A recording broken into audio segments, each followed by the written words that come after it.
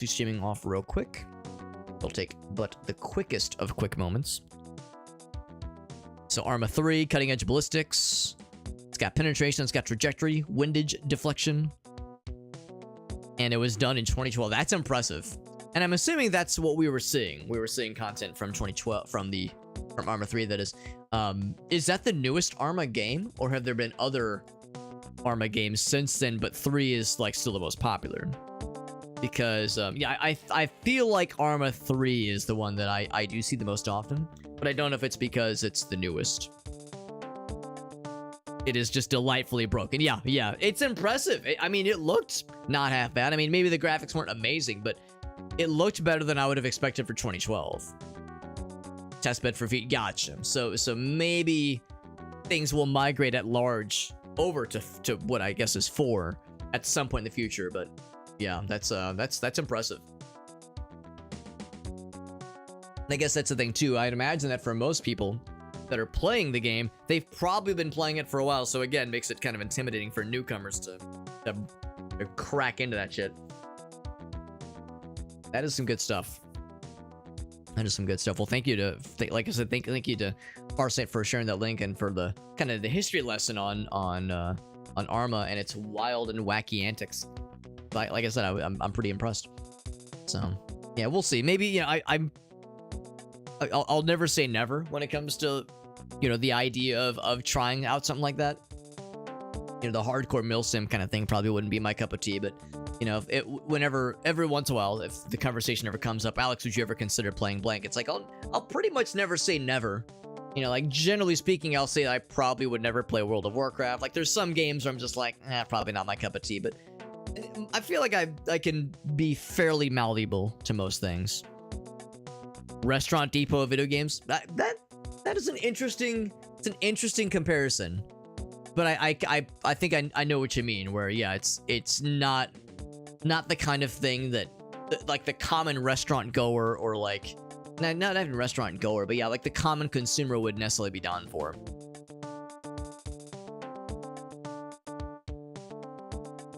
Commercial military similar to developer. Interesting, yeah. Well, yeah, there was the, what was it called? America's Army? I know there was that one. I know there was America's Army. Well, no, that's not it. I can't remember what it was called, but yeah, there was one that was, I don't know if it was like developed, I guess developed by a company commissioned by the U.S. Army, or at least the U.S. government. I don't know if it was Army specifically, but if that game is related to Arma, then that does explain, you know, the hardcore simulation aspects and the reason that there's like such a hardcore crowd for it. Also, Bonnie Dog has entered the conversation. Hello, Bonnie Dog. Being a good little doggy, right, sweet girl. Hoping she would put her pausies up on the chair and you all could see her, but she's just chilling. Just chilling at my feet here. Because Gracie's not home right now, so she's like, oh, I guess I gotta hang out with Alex instead. I mean, she you know, she likes me, of course, but she's very much a mama's girl. She's very much a mama's dog. So anyway, let's go ahead and jump back into the games. Oh, really? That'd be kind of cool. Tempted to apply? Doesn't sound half bad, honestly. I'm guessing that's the name of the developer, Bohemia. Yeah, I mean, here in St. Louis, we have there's at least a office for Riot Games. I don't think it's like the headquarters or anything, but they have some kind of office here in St. Louis for Riot. And as you can imagine, that's like, especially like 10 some odd years ago, back when League of Legends was at the height of its popularity. Yeah, that was like a, you know, a very common topic of conversation amongst, you know, software development friends. Like, oh man, what if? And personally, I could never see myself getting into game development, but in a general sense, I get the allure for the private market product. Gotcha. Okay. Well, then that actually might be kind of cool then. Yeah, versus, yeah, less on like the game dev side of it, because yeah, working in game dev, I mean, it sounds cool, but I mean, you know, high stakes and also zero job security. But also, well, yeah, there's that too. There's very much that aspect of it too. Yeah, absolutely. Yeah, so, yeah. It's like it's something that I know exactly what you're referring to, Arctic. Yeah, it is very much a thing. for the CM. Oh, like community manager. Interesting. Never did. Yeah, Farsight should have put you at the helm, bud. Get Farsight on this. He'll set him straight. Yeah, community man. Yeah, I figured like CM probably meant community manager for, I'm guessing for Arma, for the developer at least. Yeah, that sounds awesome, man. That'd have been cool.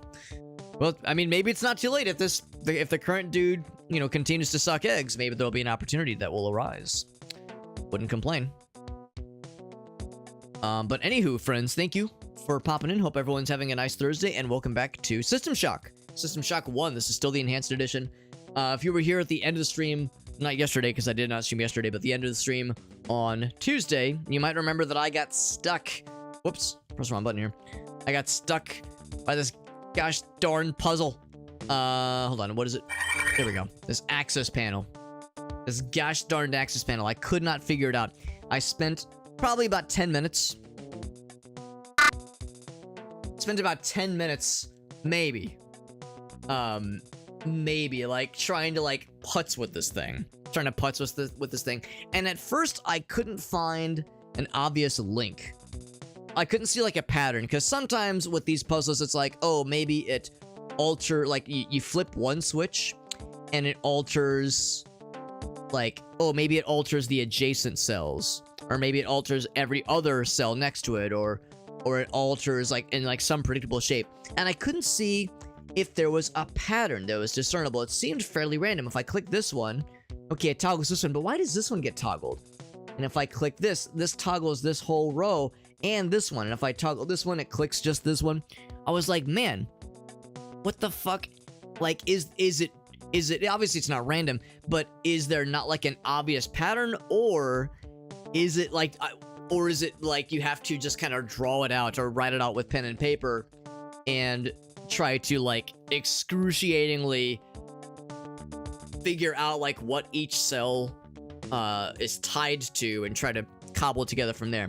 Well, I did not look up a solution, and really looking up a solution would not be helpful here anyway, because unless you leave the puzzle in its default state, there is no way to look up a solution, because any solution posted online will only have how to solve it from its default state. So even if I looked up a solution, it wouldn't tell me shit.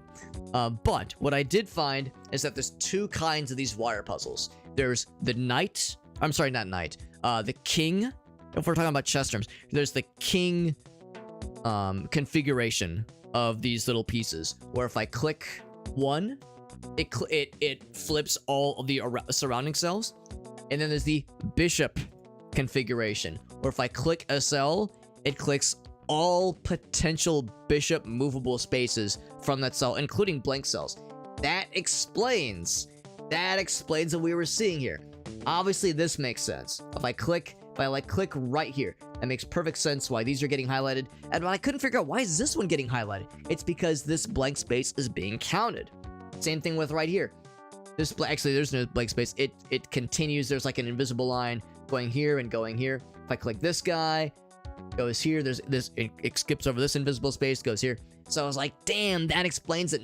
That's very fascinating. I don't know if I would have figured that out on my own had it not been mentioned. Yeah, there's like different configurations for these things.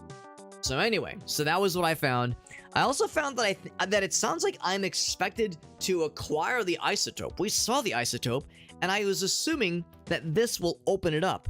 But in one of the other notes that I'd found, it said something about the isotope being acquired earlier than this. Like, I'm apparently supposed to have it on my person right now. So it makes me wonder if I missed something in that isotope room. So I'll have to go back to that at some point. But I want to solve this first, and if we can't solve it, we do have this thing. We have the logic probe, which is I forgot about this. It's a get out of jail free card. It's an instant solve any puzzle.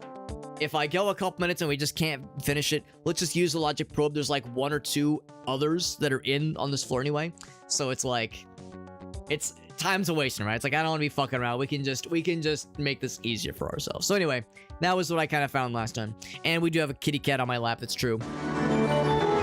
Yeah, exactly, Arctic. Yeah, like I said, it's like, I know what you're coming from, bud. And also, Mr. Adam, Disturbed One, what's up, buddy? We have a kitty cat on my lap. I have a kitty cat on my lap, and I'm drinking a caffeinated beverage, and we got Adam in the chat, and we're playing System Shock. This is original System Shock. So the original System Shock, it's old and clunky and crusty ass game, but it's that good crust that I like so much. It's that good jank. Good to see you, buddy. And it says 49 months, by the way. Good lord. Thank you for that resub, buddy. That's very generous. And also, yeah, 49 months. Holy cannoli. That's like a billion years. You know, in the internet's, or not even the internet in particular. Well, I guess, yeah, the internet in general, we always measure months as being the same thing as years. So what I'm supposed to say is, wow, that's almost 50 years. Can you imagine? Holy shit. Such a long time. Let's continue trying to, like, poke at this puzzle for a bit. Thank you to Adam, though, for that resub. We got to hang out with Adam this past Friday and Saturday. Got to hang out with him on a couple days this past weekend. And it was good getting to hang out with you and the homies. And I know that we'll be getting to see you again in a few months because a certain somebody is getting married very soon, which is exciting. We got fun stuff ahead of us, buddy. We've been gaming, yes, and that's a good point too. We've been gaming for longer than 50 years, so that means we're probably at least in our 70s at this point. So yeah, September is marriage, so it'll be here for you know, but I know we still got about 3 months to go, but still. It'll be here before we know it, because that's how these things work. That is how these things work. Trying to kind of cobble together a solution for this little grid puzzle. The sticking point that I think I'm realizing right now, since we know that when you click these little guys, when you click these little panels, or one of them rather, and it flips all bishopable spaces, which is to say all spaces that a bishop on a chessboard could reach, so all diagonal spaces. When you have these strings of them, it's one thing if you have like a onesie twosie, like this one right here isn't too bad. But when you have like a whole string of them, like there's 4 right here and 4 right here, it's hard to keep them all. It's hard to, like, you almost like need to line them up to all be the same polarity at a given time, and it's hard to do that. Like in this particular case, like I can click that guy, so there we go. So now these 4 are all positive, and I can do this one. So now this one is positive as well. So that's at least good. We have like this 4 and this 4, but then it's like, oh shit, how do I get the others though? Because yeah, once you start clicking around, like that one's pretty good. But yeah, it's impossible to highlight these individually without fucking up, you know, the rest of kind of the configuration. There's this one, or not this one, this one. Or no, actually, oh yeah, never mind, I misread it. So yeah, I think here, our best bet is just to click them there. So it's like you almost have to kind of like work your way backwards to try to find what's the least offensive way to get these things configured. It's kind of a nightmare, honestly. Yeah, like look how unfortunate that is. It's almost like you have to kind of do these things in layers. So it's like now I want to undo that so that I can click these back again. So there we go. So now we just got this one. But see, yeah, that one's out and all these other ones are good. Like it's so easy for it to just fall apart. So yeah, it's a real tricky puzzle. Real ball scratcher, as we say in the industry. And if we got another visit soon. Well, I know that, yeah, I know, of course, we had our Shadowrun, or not Shadowrun, Cyberpunk session this past Friday with Adam and the boys. And, yeah, at some point we'll get together again, which would be good, just because those sessions are always a fun time. But it's tricky for Adam, though, because he lives a couple hours away from us, so he's only really able to play with us when he's visiting, you know, visiting family, that kind of thing. And I know it's a long drive. But yeah, I don't expect to have any, like, travel things happening on my end, at least, for the next couple months, so my schedule should be pretty open. Sounds good, Farsight. Visualize a checkpoint. Yeah, that's like, that is the key. Just, like, imagining that these empty spaces, you know, it's like, they're still being considered when it comes to, like this one right here, recognizing that these 2 are intrinsically linked.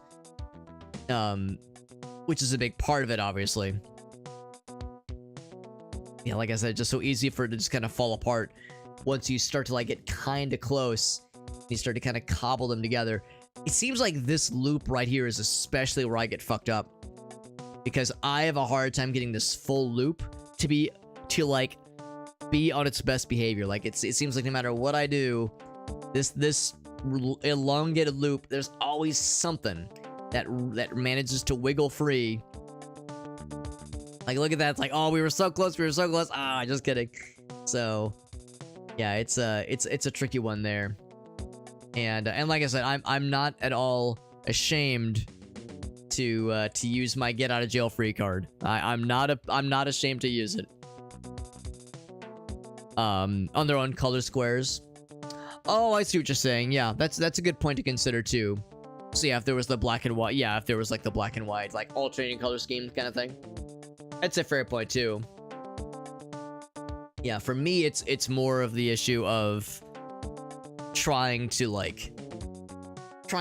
think either a few steps ahead or a few steps back in time, like trying to like reverse engineer the move that should be done to undo the fuckery that's preventing, you know, one loop from being completed. The reality, of course, is that you almost shouldn't be thinking about it from the perspective of completing one loop and then completing the other one. They both have to fall in place at the same time. So yeah, you almost just kind of have to like click around and just hope that you kind of stumble upon a configuration that lends itself, where you can kind of like, where you kind of have that like moment, that eureka moment, or me using the logic probe.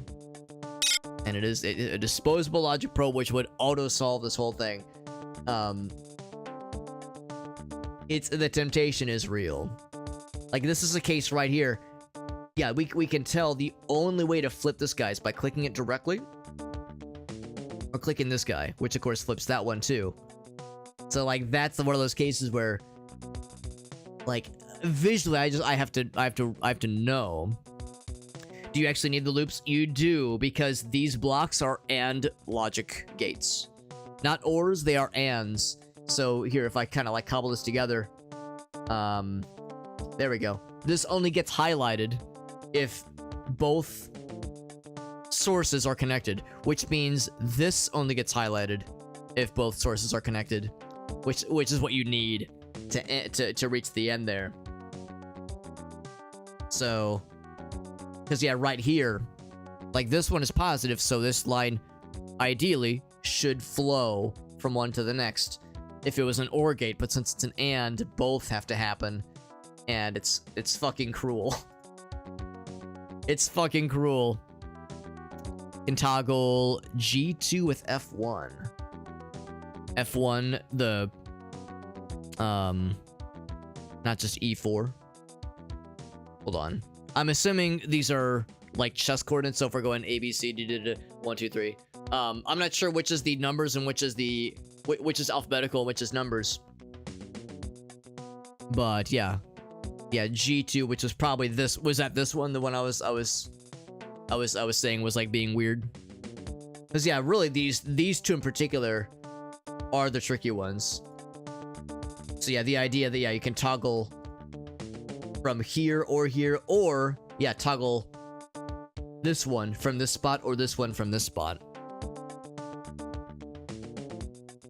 And this is a weird one too. Like, look at this kind of spot, this kind of configuration we've made for ourselves right here. This is like tantalizingly close, because this one in the middle toggles so much stuff, because it reaches so many things. It goes to the top left, top right, bottom left, bottom right, and touches so many things. Like, look at that. We're just, it's such a tease. Alpha left, right, gotcha. Yeah. You can tell I've never really like partaken in chess beyond, you know, like a few times, like every so often when I was like in middle school. It's never something I've played digitally. Yeah, so in a case like this, it's a bummer, because you can't, even if I click the middle one, it obviously it toggles it. So Yeah, and look at that too. Yeah, it throws all the other ones off too. Like this one's not bad because like look at that. It's like if I like we know there's a few fairly low damaging ways that I can resolve this diagonal without throwing too many things out of whack. I can click this one, so this one and this one are solved. But that's not great because like, what can I click that touches this one and this one? And the answer is like really nothing. Of course, that one isn't any better. I think I like this one a little bit more because at least philosophically, we can. It seems like we should be able to touch more things up here. Like that would be a thing. That would be a thing. And we've got like a nice row right here. So like that sounds nice. Hold that previous layout. So I think it was probably... Oops. Oh crap. Hold on. Let me make sure I didn't fuck it up. Yeah, I think it was... yeah, that was the state we had just arrived at when I started to kind of poke around with it. Shane, are you gonna jump down? She's like either unable or unwilling to like get comfortable. I just want to keep walking around on Alex. Cause yeah, what I was thinking is that we can get it into this state, then we can flip. Well, yeah, we don't want to flip that one. Don't want to flip that one either. So yeah, so then we're in another kind of similar situation here, where it's like we can get closer. We know with this one, it's like, yeah, with this one can flip. It's like, oh man, if I could get this guy here, I can move this guy down here, and then toggle this guy. Well, no, that wouldn't. Well, I'd have to kind of toggle it back. A2 and A4. So let's see. Is that? Let's see. Let's see if Arctic means like right now. So what was it? Alpha left to right, numeric top to bottom. So yeah, so this one. Oh, so yeah, you were just saying yeah, from where I was just now. So I think that would be there. I think that's the state it was. Yeah, yeah, with 2 on the left, right? Yeah, because we got a couple options on like how to go from there. Like this one's pretty appealing. Like this is a pretty attractive setup right here. I had another thing. Yeah, once again, if I had something else, yeah, it's easy to like kind of get into this little corner. If I had something else that could bring one of those X's like one more column over. We got Woo in the house, by the way. What's up, Woo? Good to see you, buddy. It's a real nipple twister. It's a real nipple twister, this puzzle.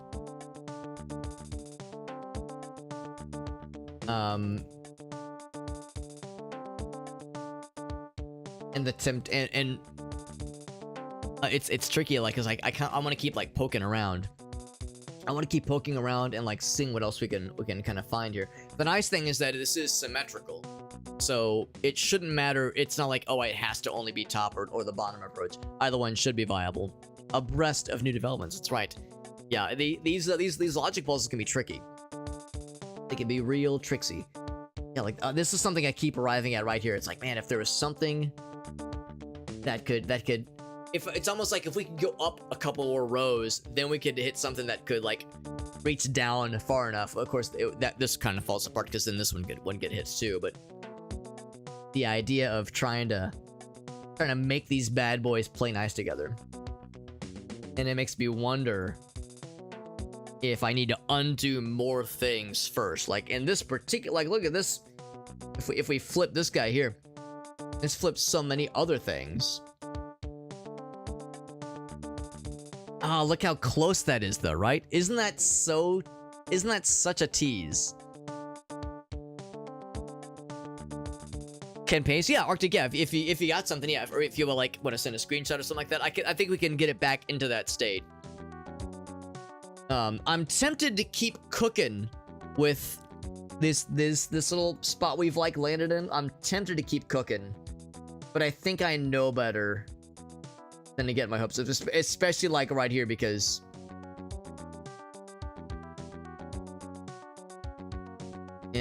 like, yeah, it's like I don't see a lot. Yes, I can do that. I can do that. Like, there's not a lot that maintains the status of the loop previously. So let's see if we can get it back in the previous state then. I think it was because I clicked this guy. And then I think it was... Crap. I'm gonna feel awfully silly if I'm unable to unfuck what was previously fucked. Was it that? And that? Uh-oh. Arctic, please don't hate me if I have unfucked what I thought was safely fuckable. I thought it was safe to fuck. How could it be? How did it end up like this? I think I fucked it. God damn it. I'll see if I can cobble it back to where it was. As the reality is, yeah, so much of it is based on trying, like, yeah, look, like we're really close here. But yeah, once again, because there's this big line that are all diagonal all together.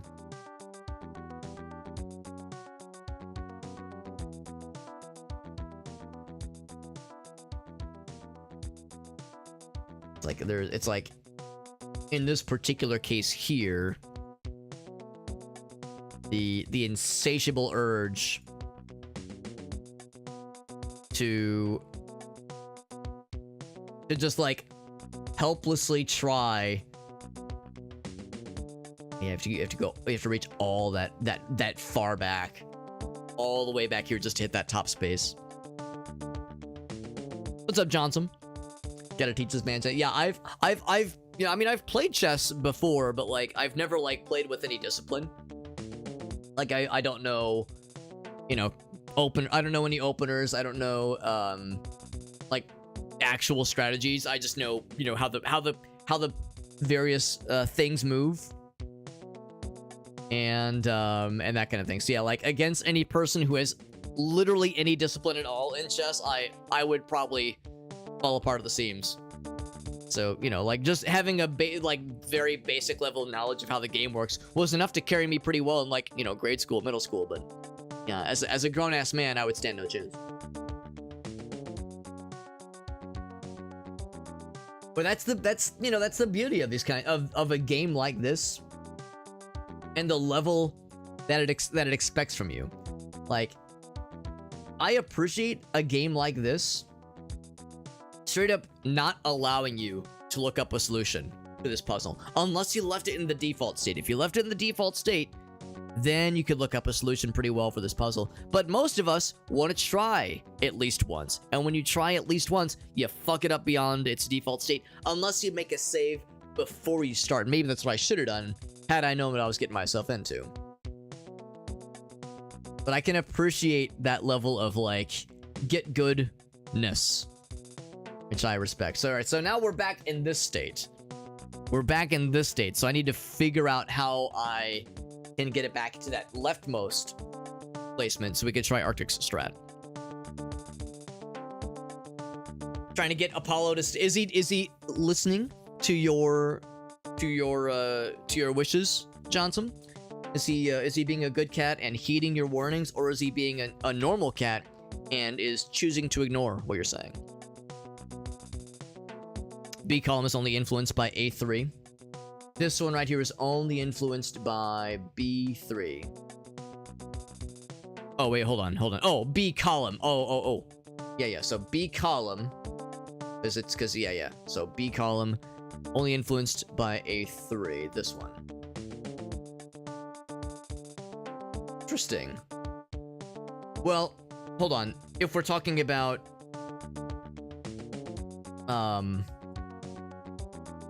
if we're talking about like just on these first two columns, because I'm assuming what you mean is like with this first little grouping, because obviously this one does affect B column.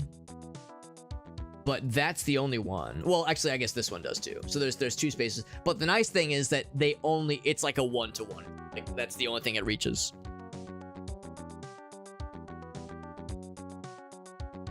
House assassin the ground. Well, there you go. Skip now to, all right, so E1. All right, so here we go. So E1, right? A, B, C, D, E1.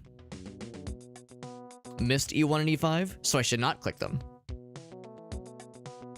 Oh, or you're saying like, yeah, those are the things that influence the B column, yeah. Which I don't think is really an issue right now. Yeah, because there's no great, right, it's tricky. It's tricky, yeah. How's about this? I'm going to set a timer.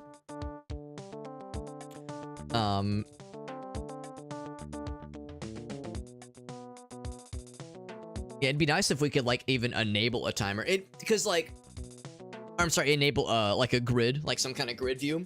Because it's like, obviously I could like take a screenshot, slap it up on MS Paint, and like, you know, we could try to work things out, you know, real old school style. But it's nice being able to click around. It's nice being able to have it be interactive and be all nice and nifty.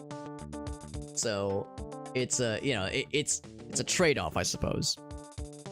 I'm gonna set a timer, and I'm going to put 5. I'm gonna say like when it gets to 5 minutes, then I'm just gonna use the get out of jail free card because I want to keep the ball rolling here and see more of this level.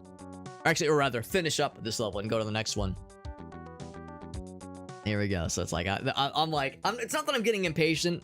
Like, I do enjoy this, but I recognize this is probably boring as fuck for a lot of people. So I'm like, all right, we gotta like keep things schmoving here.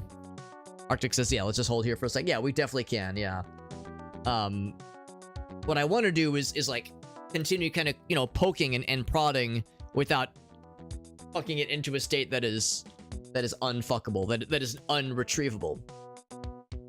What I was originally thinking is that this, like, I'd have to toggle this and then pull more fuckery. I was thinking originally that this guy was going to be the key. These are weird spaces because they're both tied to these strings of 4 diagonals all in a row. So it's hard. Like, if nothing else, I can do that, and now we're back in this state. So that's nice, at least. We're back in this state, which is kind of cool. It's like, look at that. We're like, oh man, if I could just nudge these over by a single column, then we'd be in easy town, easy place, an unfuckable state. That's right. All right, so I should probably, so Arctic is cooking. All right, hold on. I need to make sure I didn't. Oh man, look at that. What a tease that is, right? Here, let's get it back to where it was. Yeah, wasn't it that? And it keeps looking like, look how tantalizing that is. Look how just deliciously tantalizing that is. Let me get it on this configuration. How to do that? Yeah, so this is it feels like we're just on the precipice, doesn't it?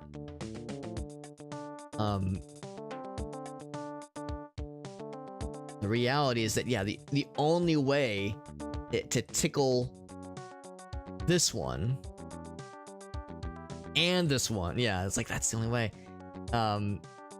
Yeah, that's so persnickety.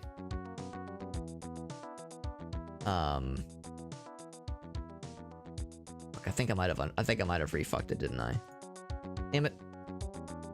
I'm trying to like get it back to get back to this state here. Poor Arctic is probably trying to like, you know, there's like a stream delay, obviously. Oh man, look how. Yeah, it's like we just it continues to be a tease.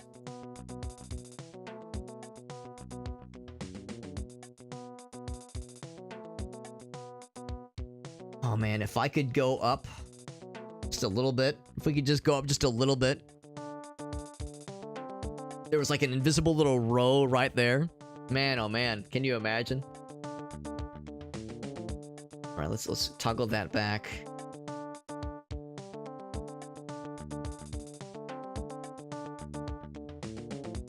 to like get it back into this state where this was happy with me. I clearly like clicked something an errant sense earlier that sent it into a not good zone. Yeah, I clearly fucked around when I shouldn't have. Yeah, that's unfortunate. There might have been something. Yeah, the aneurysm is real because clearly like I'll think to myself, what if I try this, and by the time I've done the thing 3 moves earlier, Arctic had something that we could have tried. And I keep screwing over Arctic there. What's up, Rossi? This is when I put the game down. Well, again, the reason I got the timer on screen is because we have this. We have a disposable logic probe. That is a get out of jail free card that solves it for us. And there's a finite number of them in the game, but I think we're almost expected to use it at this point. To prevent us from fucking beating our heads into the floor and into the wall, putting a hole in the fucking drywall from smacking our heads through the wall here repeatedly. Yeah, it's like I was saying earlier, it's tricky because it sometimes feels so tantalizing, like oh, we're just so close. We had a number of those moments earlier where it was like, oh man, I feel like I'm just on the precipice of brilliance, or if not brilliance, at least oh, look at that, look how just delicious that is. Look how delicious looking that is. If I could just flip that one little fella and the one little fella by himself. Although, now didn't we say earlier that I wanted these two in the middle? Didn't we say earlier that this is something that we wanted? So before I go all click happy, let's see, what would affect this guy? This guy would affect him. So that's an option. Those two would affect them. But I need something to flip those two. Making the symmetry. Right, yeah. Like, this is a pretty good symmetry here. And we know this affects this one, and this affects this one. I don't think there's anything else that affects it. But if I flip it... yeah, it's still odd. I'm gonna not click as much, because I was clicking too much, and I got myself in trouble earlier. I think there was something else.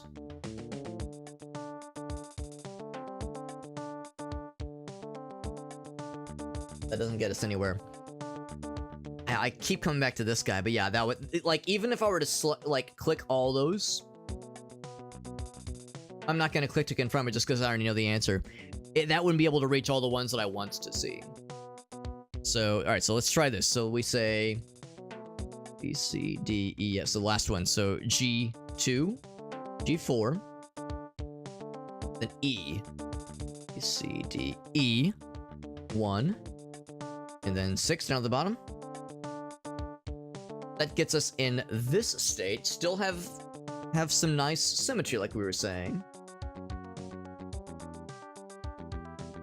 We go from there. Yeah, if I just kind of poking and stroking. Tricky one. That rate. That's a tricky one. So F1 and F6. 1 and F6.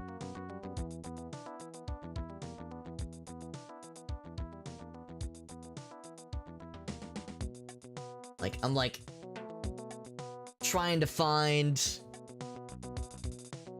if there's something I'm overlooking. But I'm also trying not to overextend and step on what Arctic is thinking. We're getting closer. I'm inclined to agree.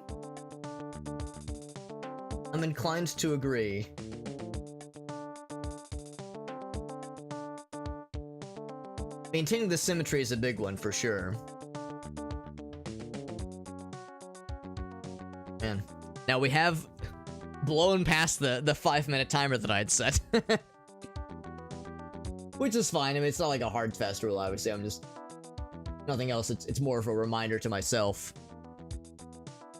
thinking D through, so probably this one, right? This one. Then F1. Oop. Then probably F6 as well, yeah. Then E1 and then E6.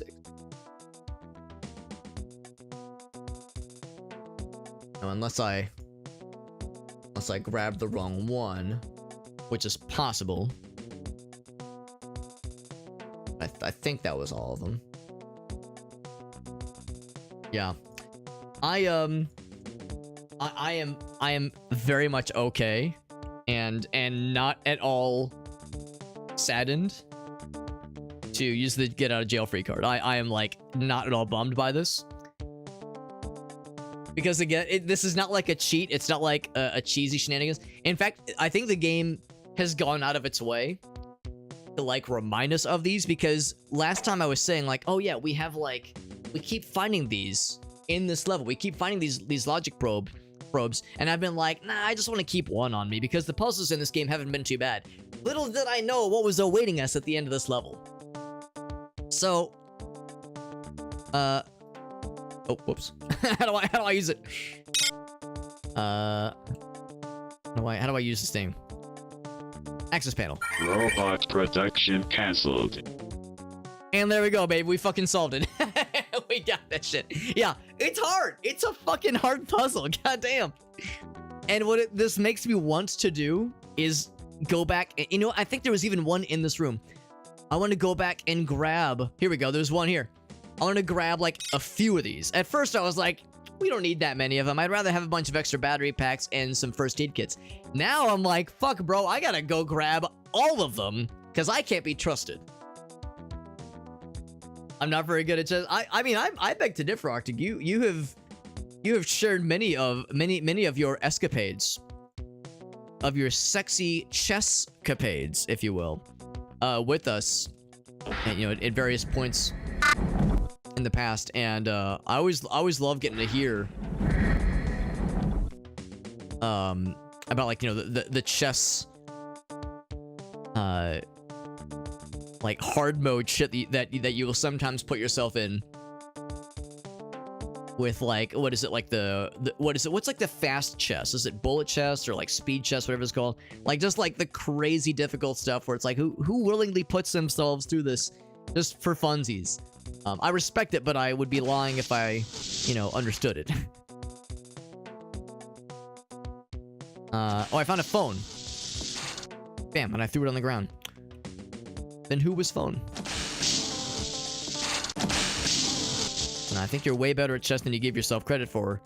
But this is like a whole different beast on its own. And like you pointed out, doing all this without being able to see like any sort of grid view makes it extra weird. Just climb up this. Bullet chess, that's what it's called, yeah. I just assume it's called bullet chess because it's so fucking stressful. It feels like taking a bullet would be less unpleasant. It sounds fucking miserable. Alright, I want to see if I can find just one more of these little fellas. Because yeah, going in with just one of them makes me nervous. I suspect we'll have more to be seen. Although maybe I should go ahead and look at this. So yeah, this is what I was thinking. Here, let's go ahead and save first to confirm we've solved the puzzle.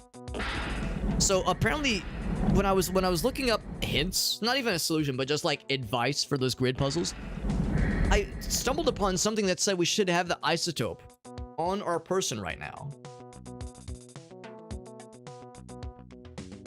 Quick content warning: the noise that is going to emit when we go into this room is going to be annoying. It's annoying and loud and stupid. I don't like it. But anyway, I was thinking that solving the puzzle would open this up for us, and it has not opened it. And I remember, like, spending a lot of time in here. I mean, look at all the shit on the walls, including the busted, including the busted fucking monitors that I broke out earlier. I was thinking, yeah, is it like a button I can press? Is there something here? Surely it's not just a matter of feeding this thing open, right? It's not gonna be that easy.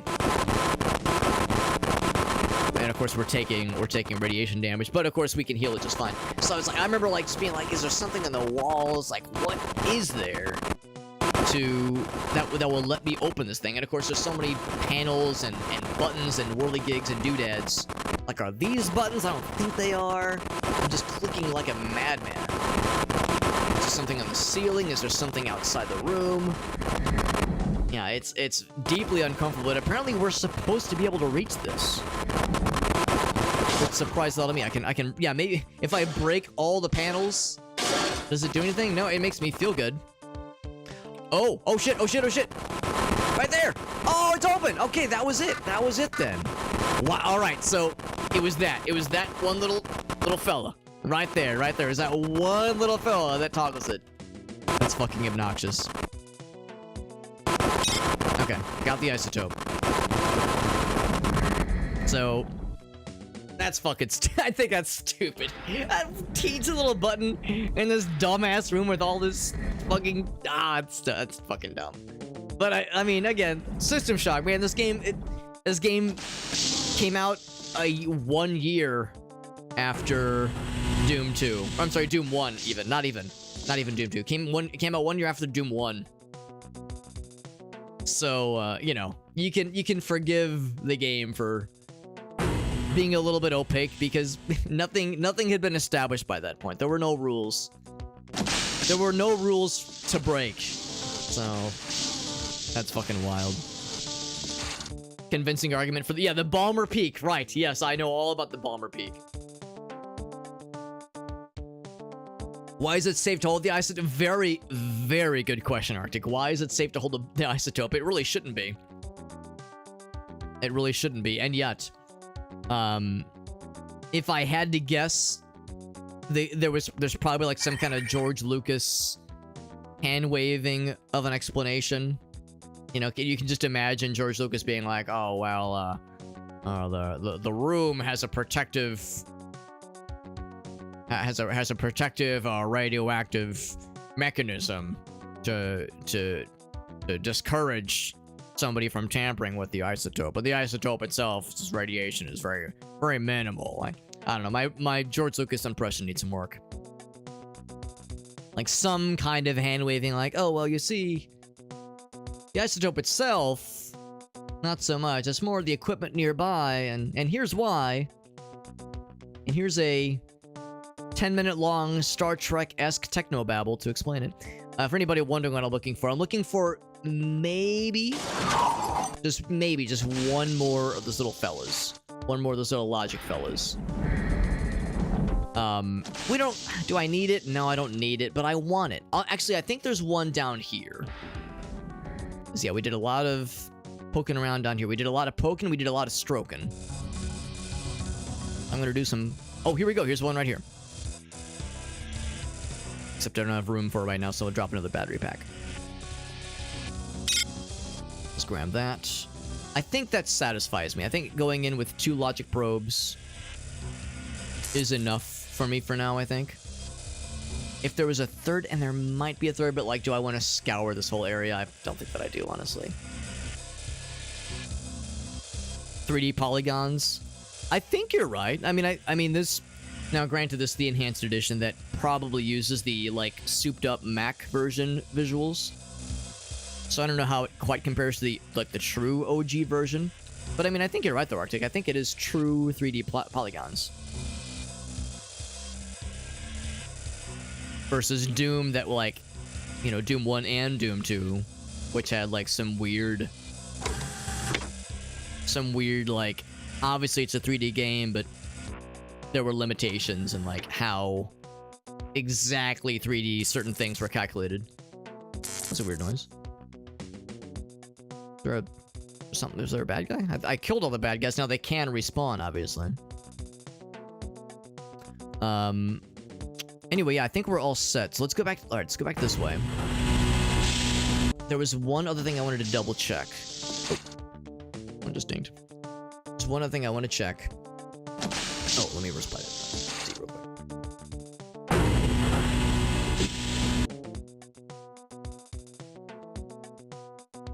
And took her for a walk. Boop, there we go. There was that room that had the zombie fellas behind yeah, this is where we got the isotope. There was a room that had the zombie fellows behind a barrier. I'm wondering if that barrier is open now. Because there was also a healing station there, and I was thinking that'd be really, really slick. If we can get... Yes, there's where we solved the puzzle, and it didn't open anything. It just completed an objective.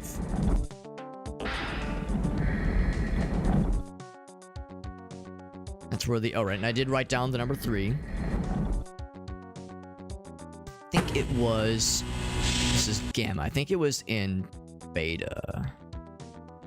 That's the central area where we'll eventually have the laser firing mechanism.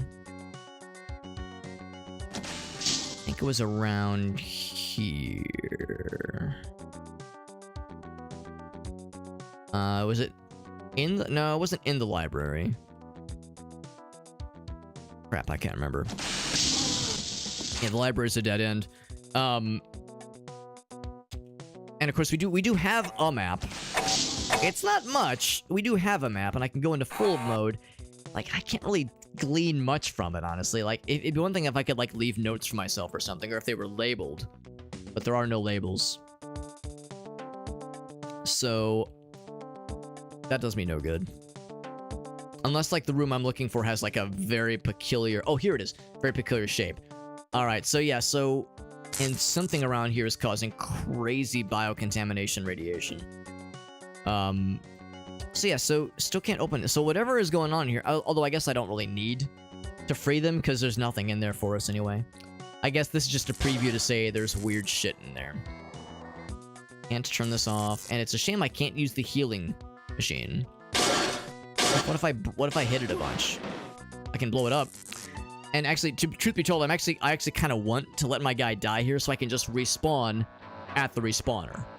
That means we get a bit of a heal before we go into the next level. So to be clear, for those who don't know what just happened, this is a station that we activated last time. These little stations, when you first enter a level, it's going to sound very silly. There is a switch somewhere on the level. Whenever you have one of these, there's a switch somewhere on the level that when you first enter is defaulted to off. And if it's defaulted to off, it means that if you die, it's a game over and you get brought here. And you get turned into a cyborg, and that's game over. However, if you flip that switch, it turns us into a healing station. So you get dragged, you die, you get dragged here, and this heals you up to about half your health, obviously. And it's basically a free respawn. A free infinite use respawn until you leave the floor, at least. So it saved all of my progress. I still have the isotope. I still have the second logic probe. We didn't lose anything. It wasn't like I died and we had to reload the save or anything. It's just a free reset, a free refill, basically. Or not refill, but a free reload. But we're about to leave this floor, so I don't get to use that again. After we leave this floor, that's a one and done. So, the elevator's right here. And then now we're back to the elevator music. So anyway, I think that does it for this floor. We took up the nodes, we got the isotope, we turned off the cyborg generation thing. So I think we're set. I'm gonna save. We're gonna enjoy this elevator music for just a moment. Actually, I'm gonna run upstairs real quick because Gracie's home now. I heard her walk in a little bit ago, so I'm gonna go check on Gracie, see how she's doing, how the rollerblading thing was, and then I will get right back into this and we'll continue with we'll begin the next floor, which I think might be the reactor floor. Although to be clear, don't get excited. It's not like we're getting close to the end of the game. I think that's just en route to the next major area. But I think we'll have to come back to the reactor floor and this floor, for that matter, after we've done other stuff. But yeah, Marathon. Yeah, of course, I've never actually played any of the Marathon games, but I know they're pretty old school when it comes to, like, you know, the OG shooters, that kind of thing. An AI voiceover, that sounds kind of fun. All right, anyway, I'll be right back.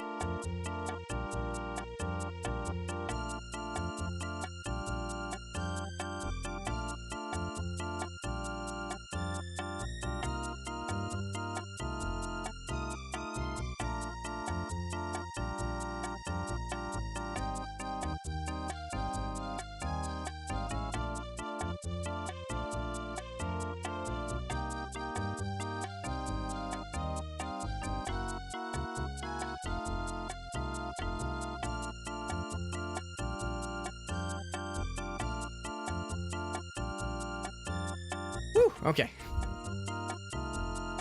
All right, let's get caught up. No, I was away for a minute. I think I was away for about 30 minutes. It took a while. That's okay though. It was good. It was good to check in with Gracie. Also had some updates to a bit of a family, nothing like scary or anything, but like a family member situation that was important to check in on.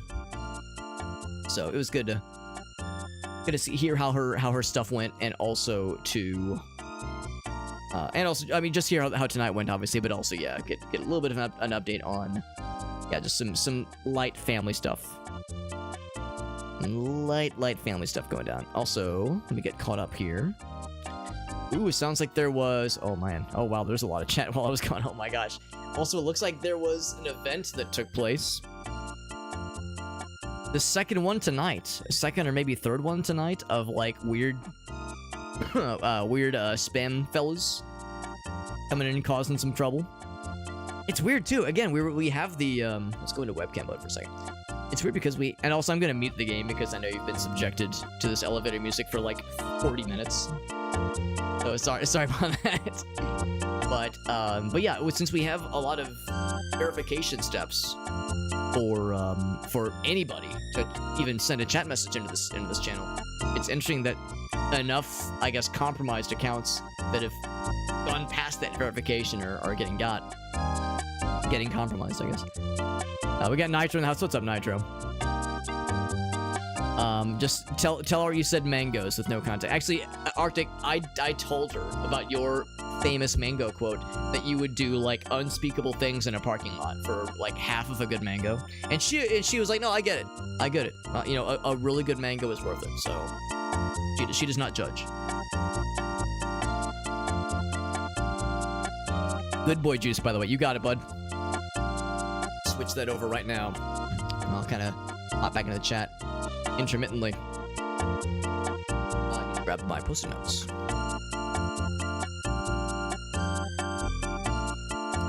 Yeah, there's like a domain. That's a good idea too. If there's a common domain being referenced by those spam bots, then way to do it. We got Ogas in the house. What's up, buddy?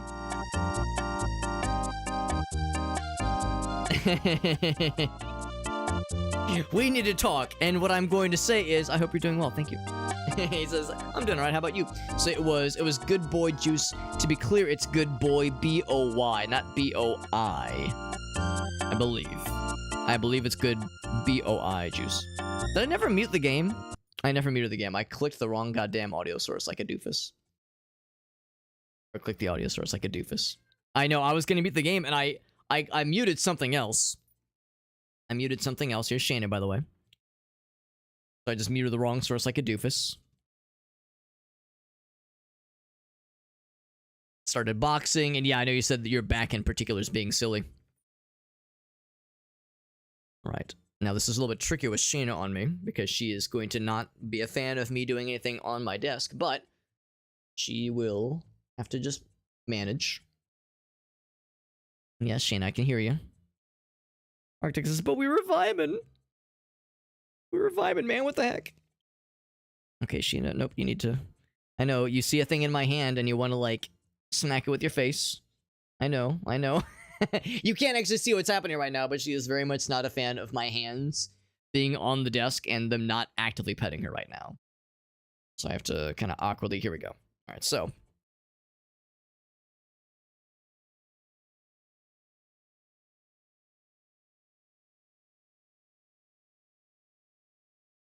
And juice. There we go. All right. The cap is going back on. Let's move this back down.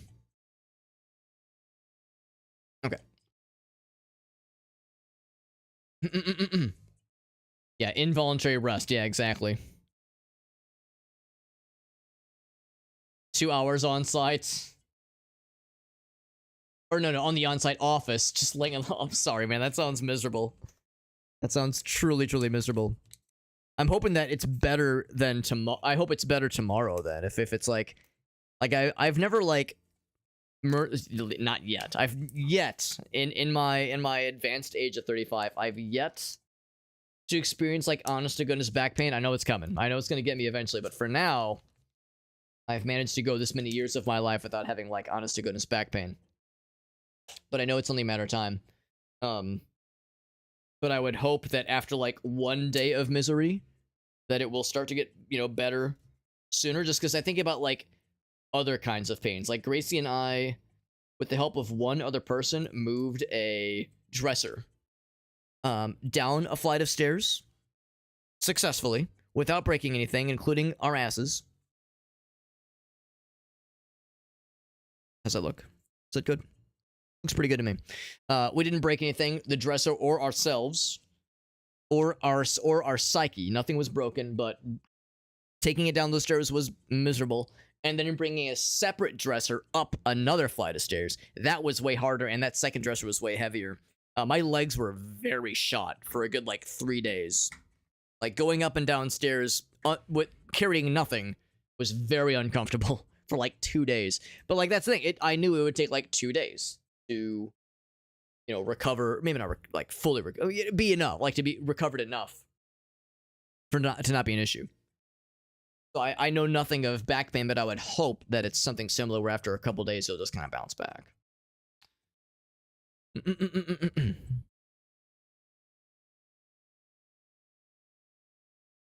August says this is Hobbit's favorite song on the soundtrack. I will not lie to you, dear viewer. The soundtrack to System Shock, the original 1994 release for System Shock, I don't love the game's soundtrack. Kind of like how I feel about the Doom soundtrack. I think it's very effective. I think Doom 1's soundtrack is effective, and I think System Shock 1's soundtrack is effective, but I'm not gonna listen to them casually the way that I listen to Bomberman Hero soundtrack or Chrono Trigger soundtrack or Donkey Kong Country, all these amazing game soundtracks. It's iconic and it's fitting, but I'm not casually gonna be yeah, let me jam out to this. But that being said, if I had to pick a favorite, this one would be my favorite, the elevator music. Because Augusta knows I have a weird affinity towards elevator yacht rock.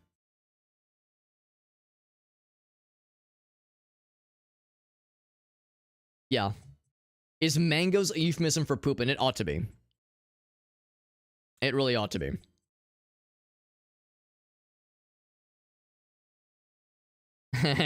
Yeah, the Joel and then Joeler is a good emote combo, honestly. I'm a big fan.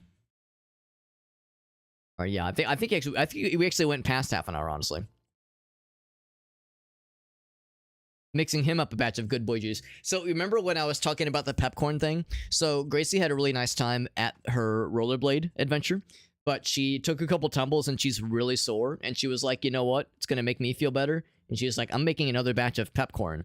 And I, in a panic, was like, oh shit, because I did dishes last night, but I didn't get a chance to clean the pepcorn dishes last night. Because I was like, oh, it's gonna be a week or two again before we make another batch of that stuff. But she was like, oh, can we make some more now? And I was like, well, I was like, all right. So I was like, I got to get back to the streams, but I will help with dishes and I'll help with getting the pepcorn thing started just because it's a bit of an involved process. So it's I don't want her to have to do all that by herself. There we go. All right. Now I have my lap back, by the way. So yeah, that was part of it was helping her with some pepcorn preparation. Prepcorn, if you will.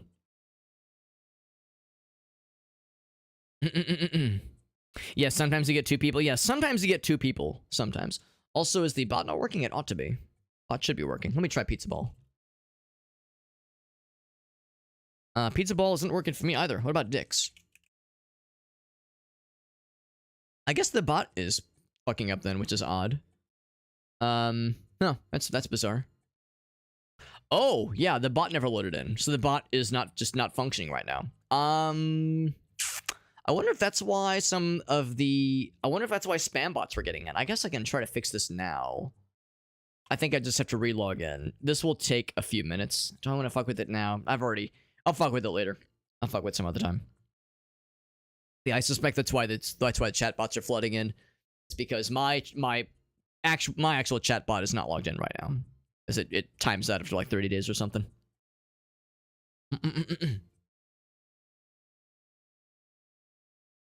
I think I'm almost caught up here.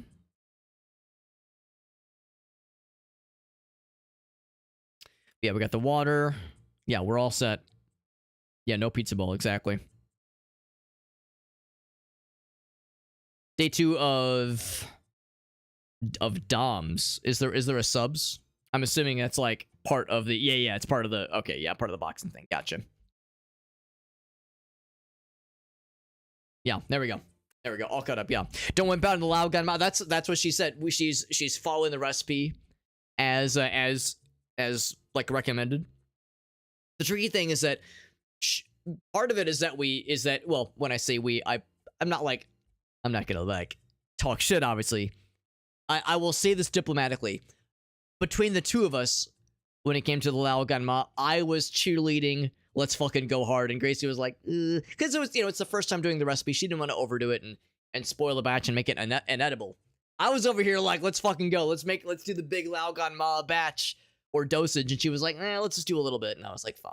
I wasn't gonna make a thing of it, obviously, but yes, we definitely agree that like the little bit of a kick was pleasant, but it needs more for sure. Definitely needs more.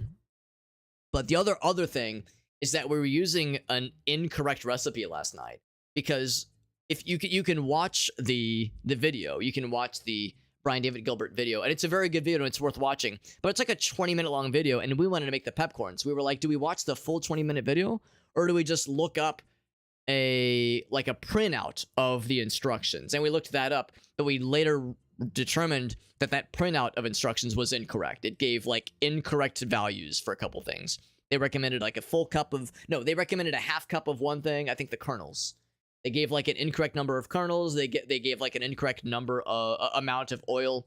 So yeah, we had to like kind of go back and cross-reference some of the values in the recipe we found, a faux pepcorn recipe with the description of his video. So yeah, that was part of it too, is that we were following an improper source. Yeah, delayed onset. Okay, that makes sense. Yeah, I know what you're referring to, because they're going back. Right. Yeah, I didn't realize there was an acronym for it. It's the good kind of pain, but it still sucks. It's because that's how like muscle. That's how like you build muscle. You're literally like breaking shit down, fiber damage. Right. Yeah. So it's right. It's that good pain, but it still hurts. So it's like part of a constructive process, but it's fucking miserable. So anyway, so my apologies. I appreciate folks' patience for while I was AFK for like 40 fucking minutes. I do appreciate that. It is what is constantly, and for anybody who is like, any of you out there who like, if you're in a long-term relationship or you're married or you're cohabitating with your partner, it's the kind of thing where like, for me at least, I'm like, I frequently feel like I'm not so much I am being pulled in multiple directions, but I'm pulling myself in multiple directions, or pushing myself in multiple directions. On the one hand, it's like, oh, I want to get back to the stream, get back to the games, get back to some of my friends. But the other hand, it's like, oh, but I want to make sure I'm helping out Gracie. She just had a long day. I haven't really had a chance, because like I got home right as she was leaving for the rollerblade thing, so I didn't really get a chance to hang out a whole lot today. And I work from home most days of the week, so we get a lot of FaceTime anyway, generally. But it's like, I want to make sure I'm not just like scurrying to my little hobbit hole, being like, nah, I'm gonna go play video games and ignore my wife. Nah. Like, I want to make sure I'm being social and helping out, because she wants to make the popcorn. And again, it was a long day. She was feeling sore, and also there was this. I don't want to get too much into it, but there's a thing about a family member of ours who, I asked her if there was an update, and there was, and we talked about it a bit. So. Not like I said, nothing like horrible and scary, but like, when there's something going down involving family, you want to keep up with these things. So it's like it's like trying to. I'm always of the mindset of, I can do it all. We can do the games, we can do the streams, we can check in with Gracie, like we can do everything. But the reality is like, it's hard to just bounce back and forth. It's hard to multitask. So anyway, do appreciate folks' patience. I'm gonna re-enable the elevator music, and then we're gonna get back into the games by clicking this magic, wacky little button right here. And there we go. And there we go. Taking short breaks. Yeah, it was a long break. It was. And we did start early. We started early. To be honest, I was actually surprised she got home earlier, as early as she did, because I knew the event started. It was like a bit of a drive, and it started at like 6, I think. And she got home like 40 minutes ago. So it actually wasn't a very long event. But she was saying like it's rollerblading, and that shit's, it's like pretty hardcore. It's like, pretty hard on the legs. So I think it's one of those things where it probably felt like an eternity in the grand scheme of things. But anywho, so let's get back into System Shock. Like I said, we just wrapped up the research floor. We do have the isotope on our person. I believe we're taking this with us into the reactor. But this is not to say that we're like almost done with the game. We've got a bunch left to go. Oh, maybe I'm wrong. Maybe we go to floor 3 because the floor R is available. Should I poke my way into R or should I go into 3? Let's double check.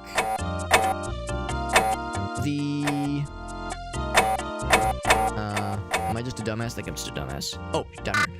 Let's double check the data reader to see if there's anything that would make mention of where to go next. We have the laser override code, right? We got that. Station storage level. I think that might be what's in floor 3. So I think if I had to guess, I think they probably want us to go, to floor R for the reactor for like proper progress. I'm gonna take a pit stop into 3 though, and just see what's here. Because if this is storage, oh Jesus! All right, we gotta go. I don't know what's shooting at us. I'm hitting something. What am I shooting? It's some kind of little blob fella. I'm hitting him. I'm doing like very little damage. Let's go to laser. Okay. Ouch. Standard gun. Man, maybe I'm not supposed to be here. Oh, I'm deflecting the shots back at him. Pipe, I guess? I don't know. What is this thing? I don't know. I'm fucking dead. Jesus. All right, maybe I shouldn't be going to floor 3. Maybe I have things that are, like, you just can't fucking kill.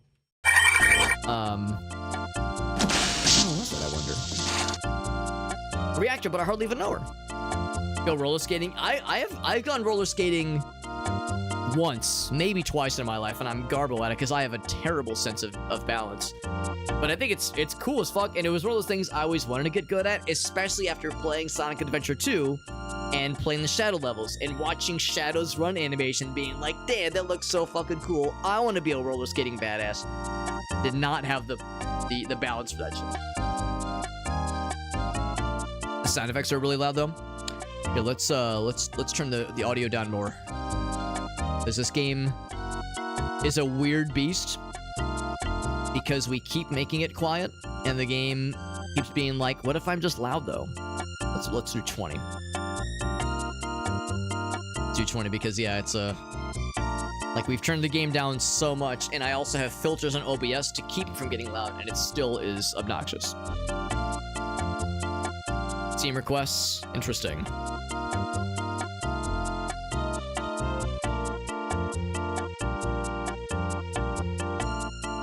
P250 wideout. Is that from Counter-Strike? Because that would explain it. If it's a Counter-Strike thing, that would definitely explain it. It looks cool until you're the one doing it. I think from a high-level perspective, it probably does look badass. Oops. But yeah, I suspect that for like newbies and for people, you know, getting their sea legs, yeah, it probably like looks ridiculous. Alright, the needle gun didn't seem to do shit. Maybe I should just try to, like, avoid. Just say, like, you know what? I don't need to fuck with this guy. Life's too short. I'll have the needle gun out still. Oh. Those guys look mean. It's gonna, like, avoid. Of course, it's very dark. Door's locked. Heard a door open on its own. Or maybe that was the elevator closing behind me.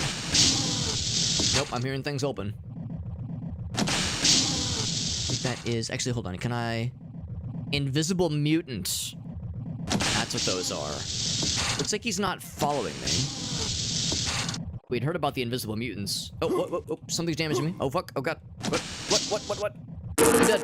I don't know what got me. Something got me. Alright. I think this might be the game's way of saying, yeah, don't go to floor 3, Alex. I'm gonna check one more thing in floor 3. I'm gonna try it one more time. I don't want to use the mag cart because we've never found any more ammo for it. Now I do have... we've got grenades. I could try that if nothing else. So we could try grenades if nothing else. But yeah, it's a Counter-Strike thing. What's up, Silverant? We try grenades.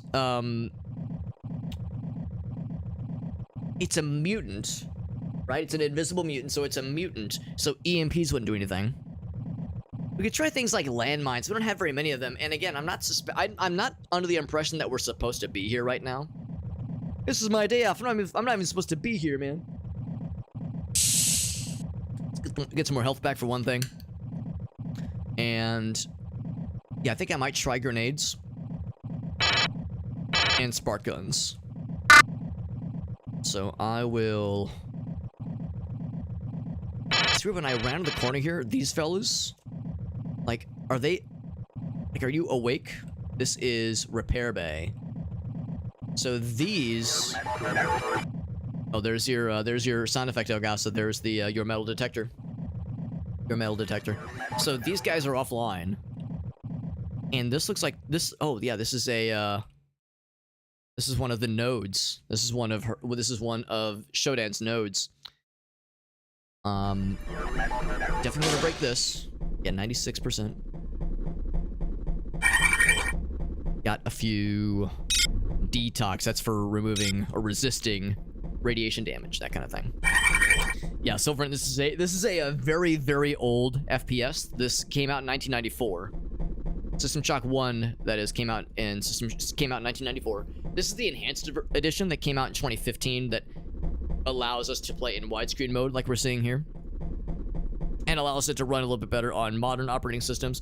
A couple of just like general nice things to like make the game just play a little bit nicer and be more require you to jump through fewer hoops to get the game running, because I think, like, yeah, back in the day, I'm gonna unload this real quick. There we go. So I got the ammo. There's really no benefit, whoops, that I can think of at least, for having for having multiple dart guns. So I'm just grabbing the ammo for it and going off to the races here.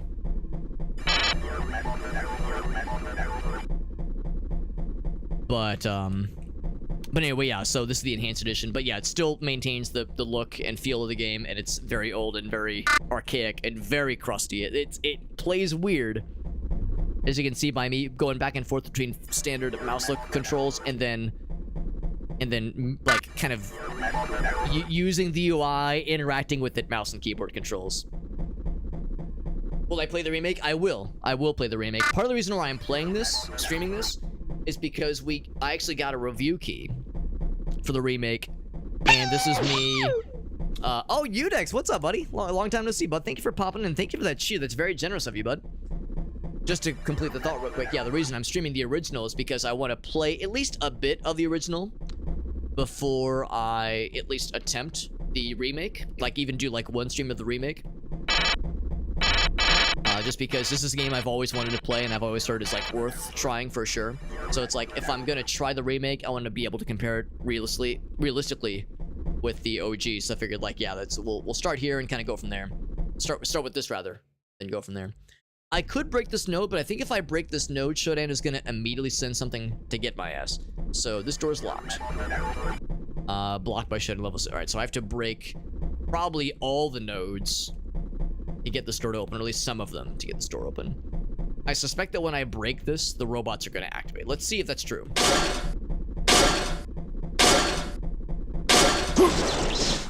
The robots have activated. I can't say I didn't see this coming. And they killed the shit out of me. Yeah, can't say I'm surprised. So, yeah, it behooves me then to not like do this too early. Now what I could do is like points them up together. Actually, what's to stop me from just beating the shit out of them? Oh, they wake up if you beat. Okay. So then from there, if I just get a grade. Oh. Well, I think I exploded myself anyway. So yeah, if I want to be fancy in the slightest bit, then whoops. Close the door. You can kind of like push them.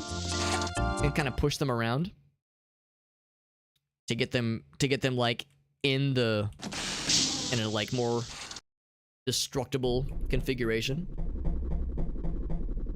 So it would be nice. Yeah, you can kind of like nudge them. So I'm going to kind of nudge them. Get closer together, then I'm going to throw a couple grenades and see if I can just blow them all up all at once. By the way, that's our buddy Udex. Good to see you, buddy. Not since our good old-fashioned Pathfinder streams from many moons ago have I got to hang out with Udex. He's a very helpful dude, very cool fella. Appreciate you popping in, but it's really nice of you. And thank you again for the cheer.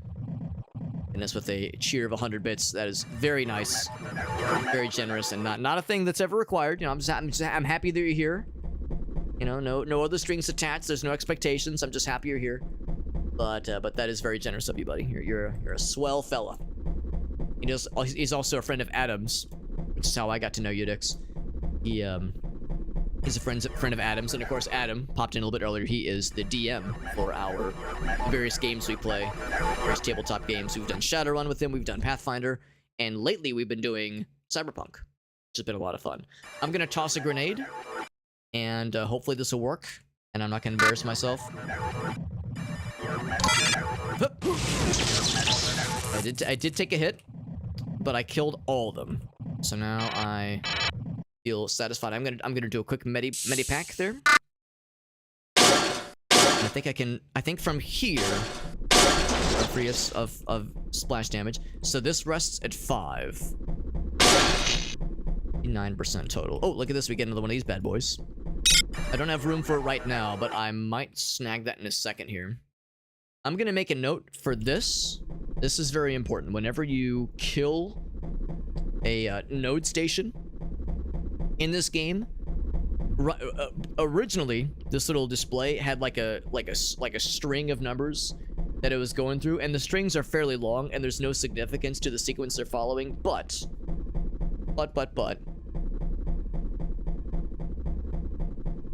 there we go. But once you break the node that it's attached to, or nodes that it's attached to, the sequence freezes on a single number, and you need to write down what that number is, because I don't know how it is impactful, but this is for some reason a thing we're gonna need later on. That was like a kind of like a best practices thing that oh, whoops. There we go. Oh fuck, I'm futzing with the controls here. That was like a best practices thing that it was like a tip, rather, a tip that I saw was mentioned as like a thing, like a recommendation for new players kind of thing. And it was spoiler free, so they did not specify why it was recommended. Just like, generally speaking, your life will be easier if you write down those numbers when you see them. And this thing that says diagnostic log, so there's nothing in here. There's a light fixture. There's a panel, obviously. Can't use words. It's like, okay, that doesn't really help. So grab these. Whoops. Okay. Still blocked by showdown security, so that doesn't get us any further then. Alright, so there's definitely another invisible mutant there. Is there any way... What if I do this? Target info. And I get like a printout of what this thing is, data. Invisible mutant gives me the range. Yeah, so there's nothing else. A target identifier. Okay, yeah, so it tells you what it is, but no information about it. It's just a shame, because like I want to know what's effective against them. So I suspect they have a fuck ton of health, and I just don't have the munitions to deal with them properly. So I got the spark gun right now. Let's go back to the map.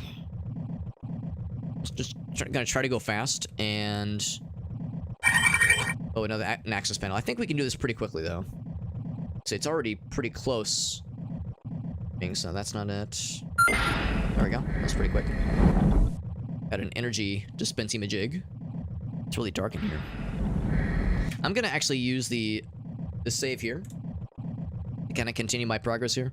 Now that we have an energy restoration fella, which is really nifty, I'm going to kind of mainline the Yeah, these two things. These, what are they called? The spark guns for a bit. I saw something moving in the dark. I'm really squinting here. It is so dark. I'm like just kind of clicking around hoping the text will tell me something that my eyeballs cannot see. Beta maintenance. So this elevator, of course, is not working right now. Well, shockingly enough, seems like there's no bad guys here. There is ammo on the floor, I think. Hornet clip. Oh, fuck. Oh, something's getting me. Show yourself.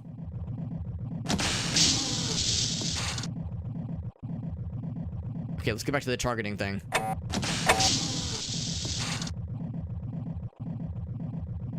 Range. There's apparently something here. Wow. Alright, so I am hurting him. Of course, my weapon's overheating. When they said they're invisible, I think the idea is that they're not literally invisible, but they're really hard to see, and they have a range stack, of course. They're just really hard to see. And when it's dark, they're even harder to see. So it makes sense for this to be more effective. There we go. I was gonna say it would make sense for yeah, nothing on him. It would make sense for beam weaponry, energy weaponry, to be more effective against those guys. Do a heal. And actually, now that we've killed one, I feel a little bit better. I'm gonna try to go kill this other one over here. Unless that was just the same one. Now that we know that they can indeed be killed and what kills them. Yeah, there's one right there. I need to be using this more often, this old targeting fella, especially when I'm in an unfamiliar zone. Because, these invisible guys are, it's almost like they're hard to see. It's almost like that's the point, right? So it's gonna start saying it's overheating pretty soon. There we go. So we'll switch the other one. Whoops. Put that down, actually. I have too much space. I wonder if they heal over time or something.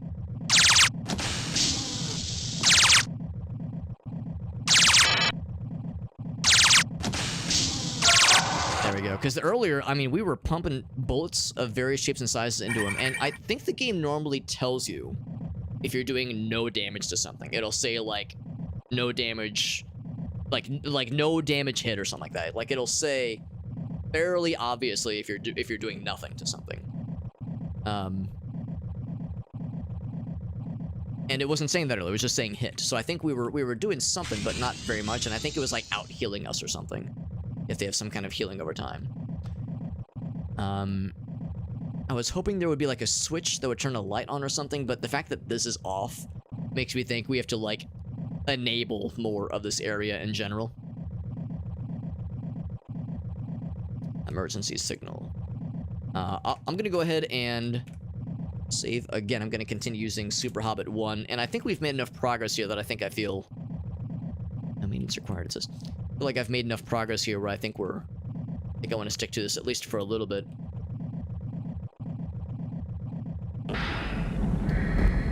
Okay, so we have a data fella right there, which is nice. Oh, I thought that was an invisible fella. What is this? This is another multi-view, but version 2 of the multi-view. Alright, so the multi-view is a rear view mirror, which makes a lot more sense when you consider the original version of this game where mouse look controls were a lot choppier. We don't really need the sense around thing with mouse and keyboard controls in this game because it's fairly easy to move around pretty well. But here's the sense around. So the original one was really choppy. Again, it's a rear view mirror. That's it. Like, you know, you can whip around pretty quickly in this game. We don't really need the rear view mirror, but it's there. It's there. It's like a very wild and fascinating, like a fascinating feature. The fact that this was like implemented in the game is one of many hilarious. There we go. One of many hilarious things, or examples rather, of the devs just throwing shit to the wall to see what would stick. Because nowadays, in the year of our Lord 2024, the idea of a rear view mirror feature, an eyes in the back of your head feature, is hilarious. Like, who in their right mind would you ever need such a thing? The answer is, of course, you would never need such a thing. In modern gaming, it takes up way too much space on the screen. Like, it's all that real estate for something that has very little benefit. What's the fucking point? But back then, again, the mouse controls, the mouse look controls were a lot clunkier. The game is a very slow-paced game, and this was before even Doom 2 had come out, so there weren't really rules about what was expected for a first-person shooter. So it kind of makes sense. But, well, it doesn't make sense, but it explains why this was just tossed in for good measure. I got together that inventory you asked for. It's all in the storage compartment near the beta maintenance closet. There's 1 navigation and mapping unit, 1 EMP grenade, 6 interface demodulators, 4 holotip 2100s, and 3 needle darts. Most of the stuff is emergency supplies. I'm keeping the demodulators there until I find a better place for them. So that confirms we're definitely on the maintenance floor. And one of the notes we saw earlier said there's not much on the maintenance floor that we need necessarily, but some nifty supplies faux show. I'm gonna go and do another quick save here. I don't know if there is a resurrection spot on this floor. I could see there being one, I could see there not being one. See a bunch of dead bodies and various dismembered body parts and some ammo. I'll take the ammo. Human corpse probably doesn't have a lot on it. There's a head. Severed head, very cool. There's a skull. Very neat. Music got quiet. I guess this is a somber moment of reflection when we realize we're literally surrounded by dead bodies. Oh, well, I'll be damned. You can actually climb onto that. That's sneaky. Is there something cool and sneaky up here? Because that seems like something we may or may not have been expected to have been able to notice, especially with, you know, not having that being placed above us and the ladder being very easy to miss. It spits us out here. Okay, so now we're back in this area. So I think I was probably supposed to jump onto that guy. So some good old-fashioned FPS platforming then. Okay, I can do it. I can do it. Put me in, coach. So this guy here. Everyone loves FPS, especially old school FPS platforming. And again, all aided by the fact that it's very dark, so it's kind of hard to see what we're doing here. What's up, Miami Hippie? Good to see you, buddy. See the maintenance level. So it sounds like you probably know this game pretty well, Miami Hippie. I am but a lowly scrub. Also, even with here, let's lean down a little bit. Yeah. Even with the not great lighting situation, it seems like there's not a very good way to land on those platforms, but I'm still going to try it. Whoop. Oh, almost, I think. Almost, I think. Can I just hoist myself up? Sometimes you can climb on surfaces that would not otherwise be climbable. Sometimes the game will surprise you. I'm thinking, like, surely that wouldn't be there if not for some other purpose. Like, they wouldn't allow us to swoosh on up there if there wasn't some other reason for it. Yeah, I'm looking up here, like, yeah, can't climb that either. There's gotta be some reason for this. Can't go that way, obviously. That just strikes me as something that is... It's got some kind of secret associated with it. But yeah, this is our first playthrough of this game. I've only played, like, the first hour or so of the game earlier, like, 10 years ago. And this has always been on my list. This is always one of those games I wanted to come back and, like, do a full playthrough of. Played it a long time ago, yeah. Yeah, if you remember this game well, you probably know exactly where I am, and maybe you even remember this part of being a little bit bamboozled. Okay, so we kind of, like, just went fast and landed here. Now I'm bumping my head kind of awkwardly on a ceiling. And again, it's very dark, so I can kind of see the floor in front of me. Maybe if I just doom, like, sprint, you still kind of fall down. I don't know, man. I don't know if there's anything that we get by climbing around on these blocks. I was thinking maybe I would see a path. But yeah, I just don't see, like, I don't see anything that is worth it, that is worthwhile. Unless, like, there's a path up here, maybe? It's just so dark. Nah, I'm thinking maybe we just keep going. Maybe it'll lead to something later on. Maybe it'll be more clear later on. Now this looks like an elevator, and it is an elevator. I think this. Oh, it says stay away on the wall there. Power So- diverted to level R. Power diverted to level R. R, you say? Okay, so I guess we can't use this elevator yet. Oh Jesus! There's the other fella. I didn't have the targeting thing activated. That's why. God. Yeah, you can see him. You squint a whole lot. Here, can I go back to? Oh fuck! Oh, I put myself in a corner. Here, back to the target thing.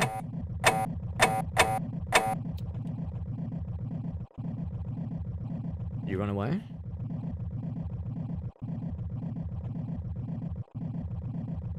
There's a little targeting indicator. Oh. Oh. Is it not? Is it just not on? No targets detected. Oh. That's weird. Maybe I turned it off by accident. Target info. Bam. Right there. Man, I wonder why the targeting thing wasn't working there. Maybe I turned it off without knowing it. Without realizing it. Will I eventually play the sequel? Yes, I would like to play the sequel and the remake, too.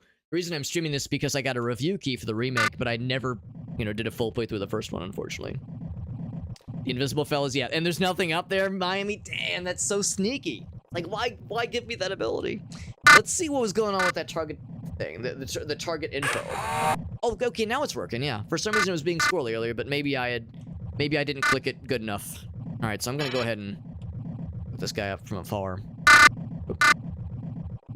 Sometimes it's tricky knowing what to double click, what to single click, what to right click. A little bit squirrely sometimes. These guys have a lot of health. And they're, as the name would imply, very hard to see. It's little blobby boys, though. Oh, there's multiple of them. Oh, now look at that. That one didn't show up at all in the targeting thing. Let's go back. Double clicked. Now, isn't that interesting? No targets detected. Maybe the idea is that some of these invisible guys just do not show up on the radar, and that's just how it is. Just gotta get good. Maybe I just gotta get good, although we've got him in like a weird loop right here.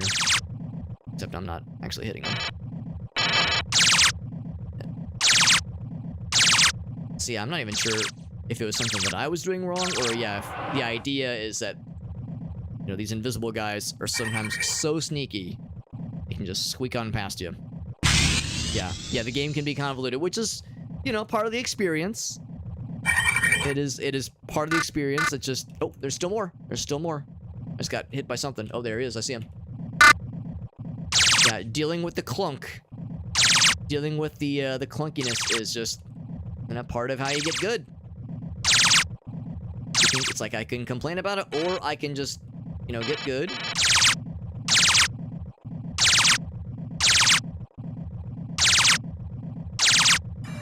I can, lean into it, appreciate the crust. Appreciate the jank, because you can't get around it. You can't not have the jank. My dad would always say, if you can't get out of it, you might as well get into it. This is one such case. It's not like I have to play the game. It's not like if I was miserable, I could, being forced to play it, but I'm choosing to stick to it. Do I have to sneeze? I think I might. I grabbed the Kleenex. I grabbed the tissue, then I put it back. I was like, no. Then I had to grab it again. And I was indecisive.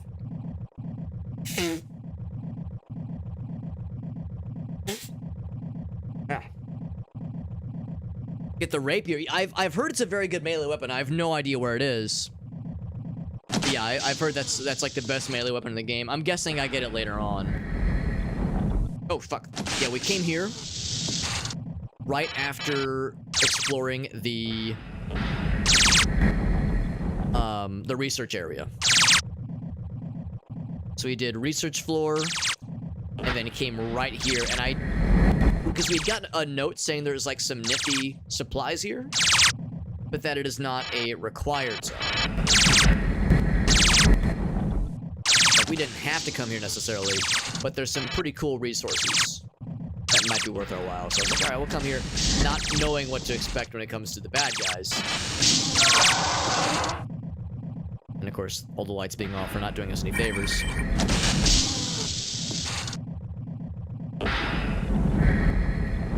Go ahead and knock myself off. Oh, wrong door. So I might as well pull this up from afar.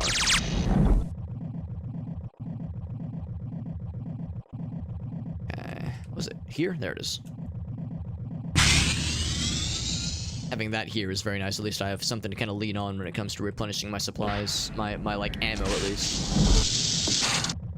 Chemical dispenser. I'm kind of surprised we're not getting biocontamination here. Another data reader entry. Harvey. It'll be over soon. Soon I'll die. This pain will end. I can't even recognize my own damn arm. Shodan's virus. I can see. Oh God, I can see through my own body. And there's another virus in the grove. God, let me die. Please. Not a good time. Not a good time. Will this turn the lights on? It did. Did turn the lights on. Yeah. I mean, the quality of the voice acting notwithstanding, yeah, it's not a good time for anybody involved. 30%. Yeah. Yeah, the way that they transform people into into cyborgs and shit sounds pretty fucked up. What's up, Doo-Doo Dad? How far am I? I suspect I'm approaching the 1/3 mark, maybe. This is floor 3 out of maybe 9, maybe? Is there, I think there is a floor like 6, like 7, 8, 9. But I don't know if there's if there is and or we have access to every single floor. So there's 9 total. Okay, so yeah, so we have quite a ways to go. Although I think this might be a fairly short floor compared to some of the other ones. Relay analyzer. I don't think I know what that is. Hearing some questionable noises.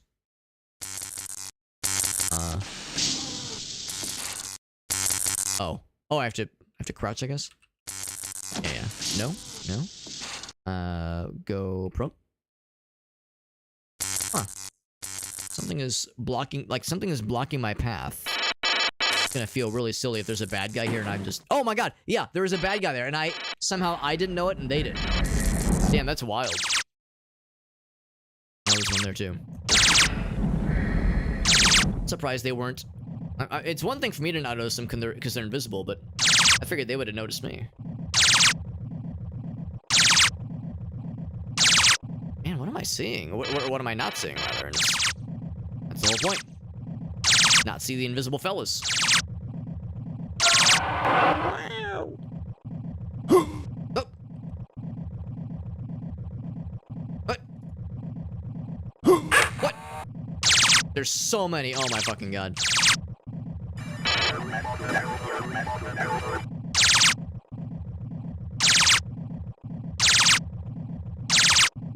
So many of them. I'm getting backed into a corner.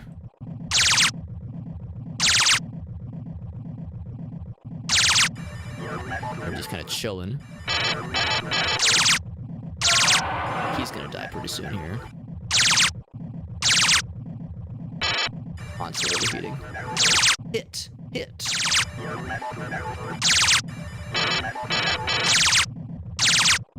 How many hits could you possibly have, bro? Enough energy. Oh, I need more juice. All right, time to... I don't have much else for... Oh, I have one of these. Yeah. Battery pack. Oh, there we go. With the menus. All right. There we go.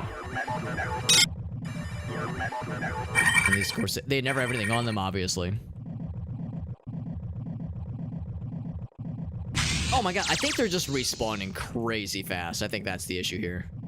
A quick heal. Was it like the little sparkly electric noise? Because that's what I was thinking. I was thinking it was gonna be like some kind of robot cyborg something or another. Oh my god, I think they're respawning like instantly. This place sucks.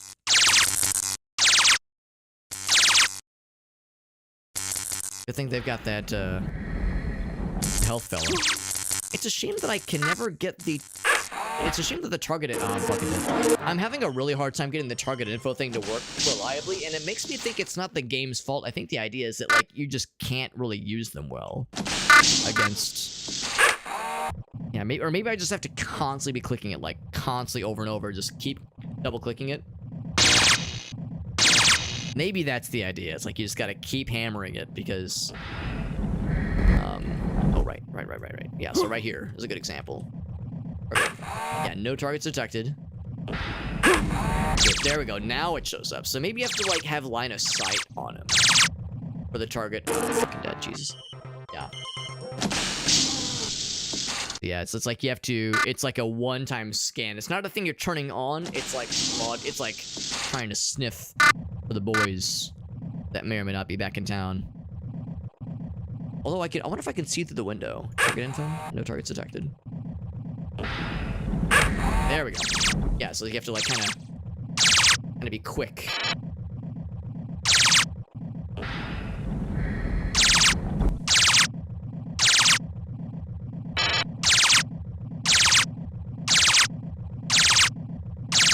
So many health points. Why do you have so many health points? Why are you so healthy?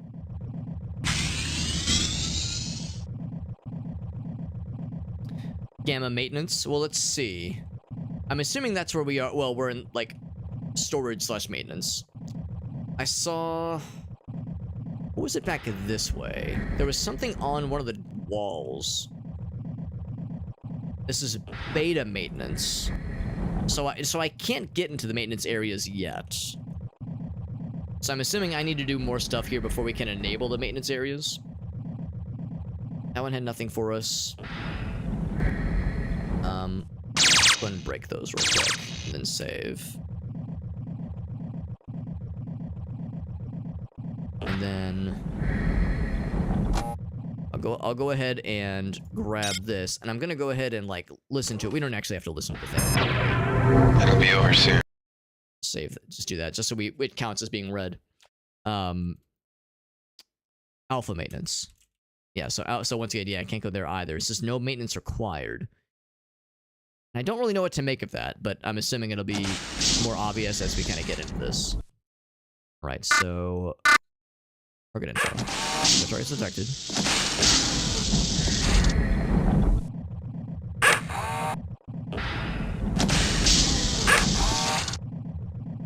So what's in here? Nothing detected, which is good. Industrial tiles. There's a ladder or something like that. Yeah, you saw the... Oh god. You saw the ladder that I was fucking with in, I guess that was beta... something. Beta maintenance. And that led me to nothing, sadly. Another elevator.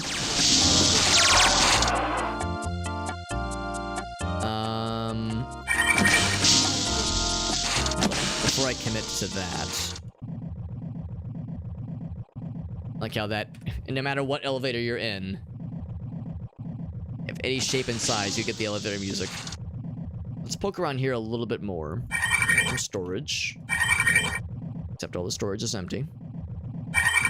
And all of it's empty, unless there's something on the floor, but it's very dark. Very dork. Any of that. Back here, and there's a... Is this a door?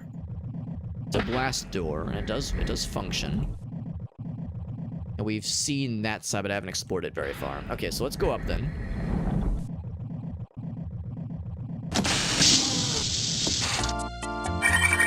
We're on 3 right now.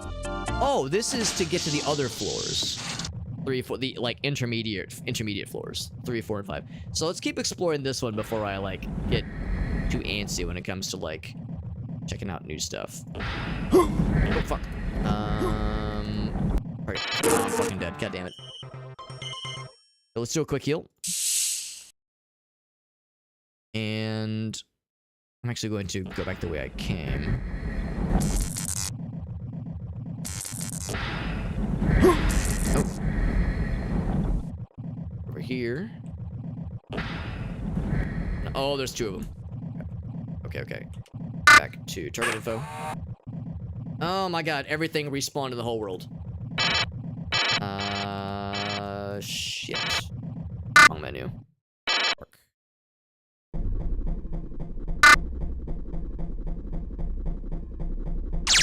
And now that's getting identified at least.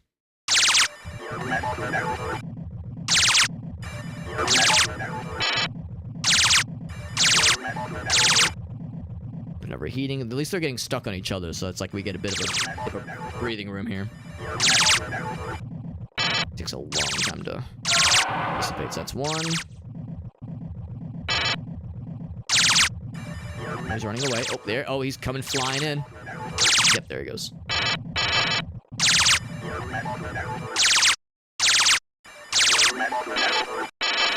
I'm impressed by how quickly they respawned.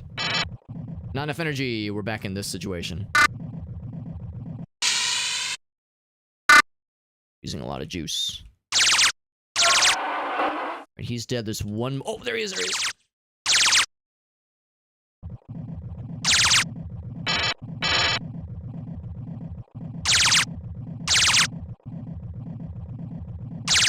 You were so hard to see. It's almost like you're invisible or something.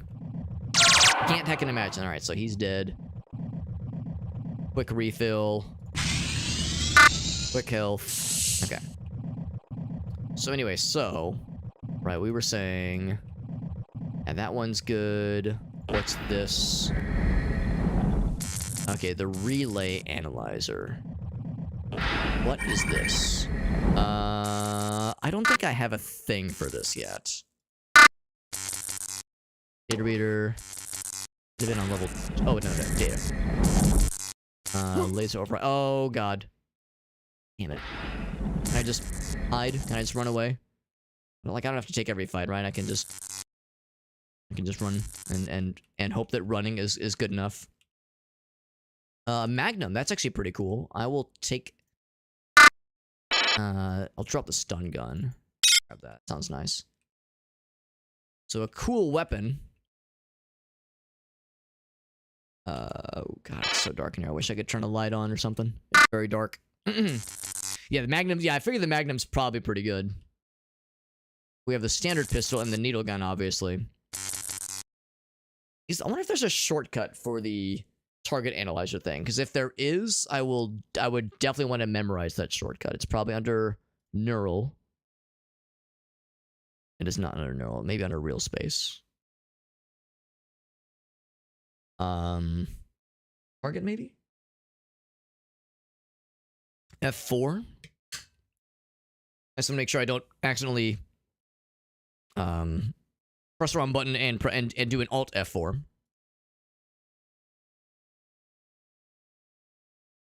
I'm assuming that's it.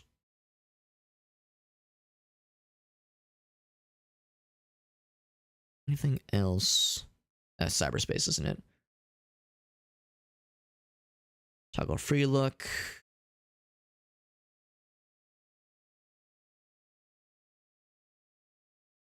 Yeah, I thought it would be something on here.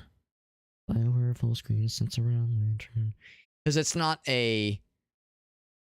Yeah, it's not one of these kinds of icons. Booster.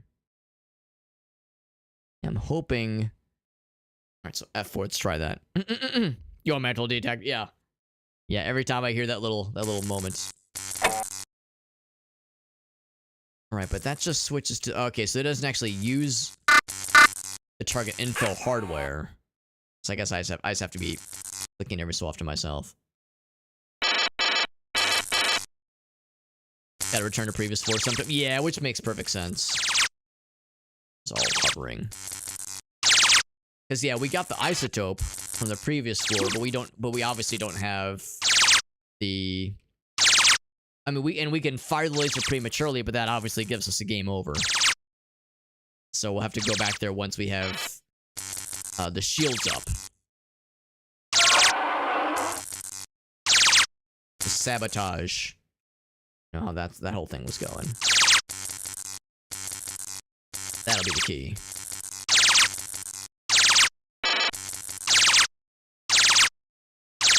She died pretty soon. Ouch. He's dead. So we got a Magnum. Yeah, relay analyzer. I don't think we have any like any info on what exactly that entails. Let's do a quick save or a quick heal.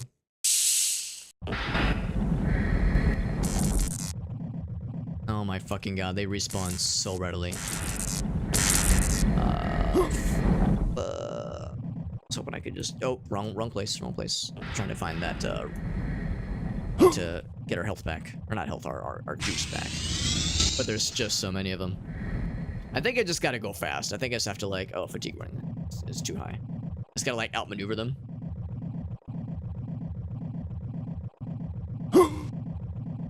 It's not even, oh my fucking god. It's not even that that they like respawn every so often. It seems like they get like fully refreshed sometimes. Like they all pop back in very suddenly. Yeah, maybe I should just leave. Maybe I just shouldn't be here. Maybe I should go to the reactor. Just gotta run this area. Okay, so yeah, so maybe I shouldn't be trying to fight. I should just be trying to just. My thinking was like, oh, if I kill one or two, like they'll be out for a bit. But it seems like there was like 4 in that big area. It seems like you just have to like know when and how to pick your battles.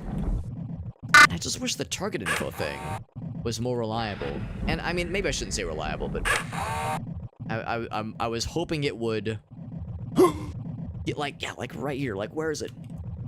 Okay, it's apparently right there. Target info. Okay, there we go. Yeah, maybe it's limited by distance too. Yeah, it's a bummer that what I thought would be kind of a lifeline is pretty darn limited. I'm fucking dead. Yeah. So you're thinking, so it's on this floor though? Maybe I should just mainline to that. You said it was the... Hold on, what was it? Gamma maintenance. Let's see if I can find that real quick. Let's do another heal.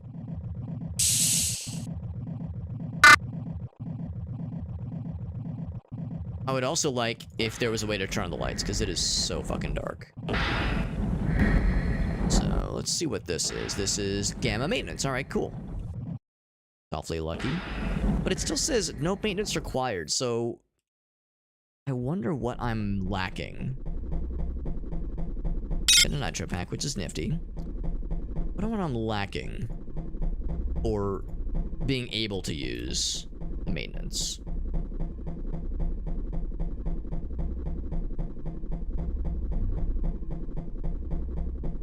It's a little area up top. There's a ladder leading up.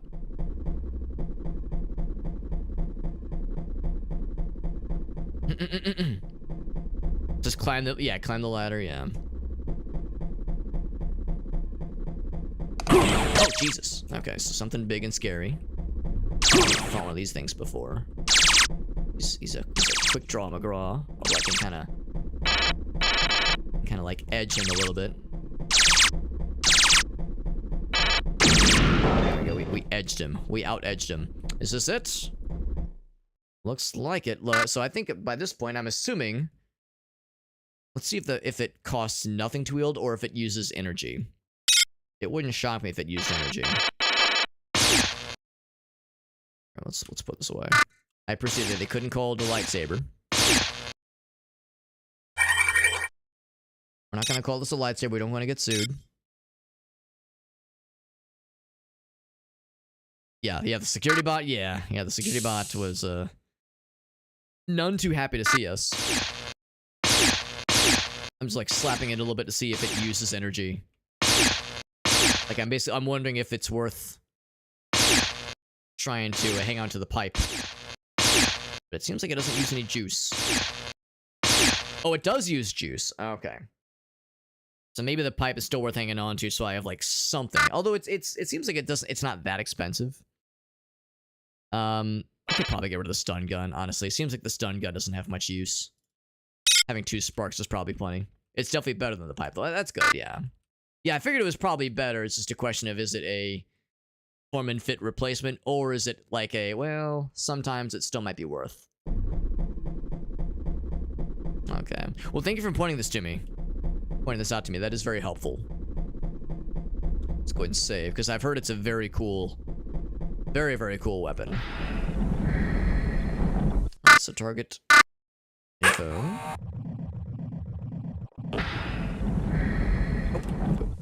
Right, so we gotta go into melee. Ooh, it seems like it one-shots, which is pretty nice. Right, so now we're back here. It's so dark. Oh.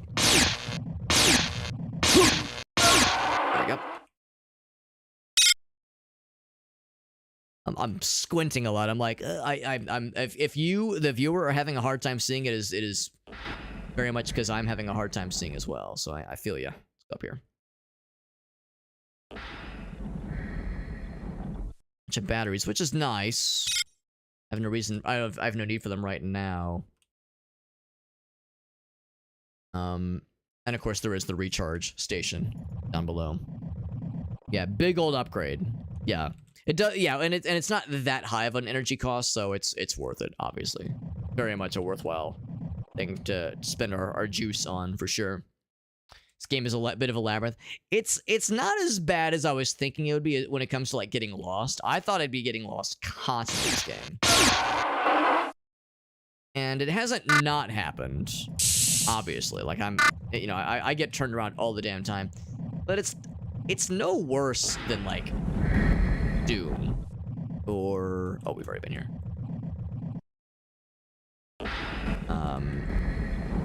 And not take that fight if I can help, but it's no worse than Doom. It's definitely not nearly as egregious as Hexen. Hexen, I would say, was the worst by far offender of being like, oh my fucking god, where do I go next? And just feeling helpless and lost and miserable. And it was still a worthwhile playthrough, you know, I'm glad we finished Hexen. But it was perhaps the hardest thing I'd ever played. It was... Oh my god, do we have a flashlight now? Oh my god. Oh my god, we have a flashlight. Of course, it uses juice. It's not, you know, unlimited use. There we go. Turn off for a second. Flashlight and a really good melee weapon. What a bountiful place. What a bountiful place this has been. So yeah, so I mean, given the circumstances, given this game's infamy, maybe not infamy, but its reputation being old and jankety, it's actually not as much of a slog as I thought it would be.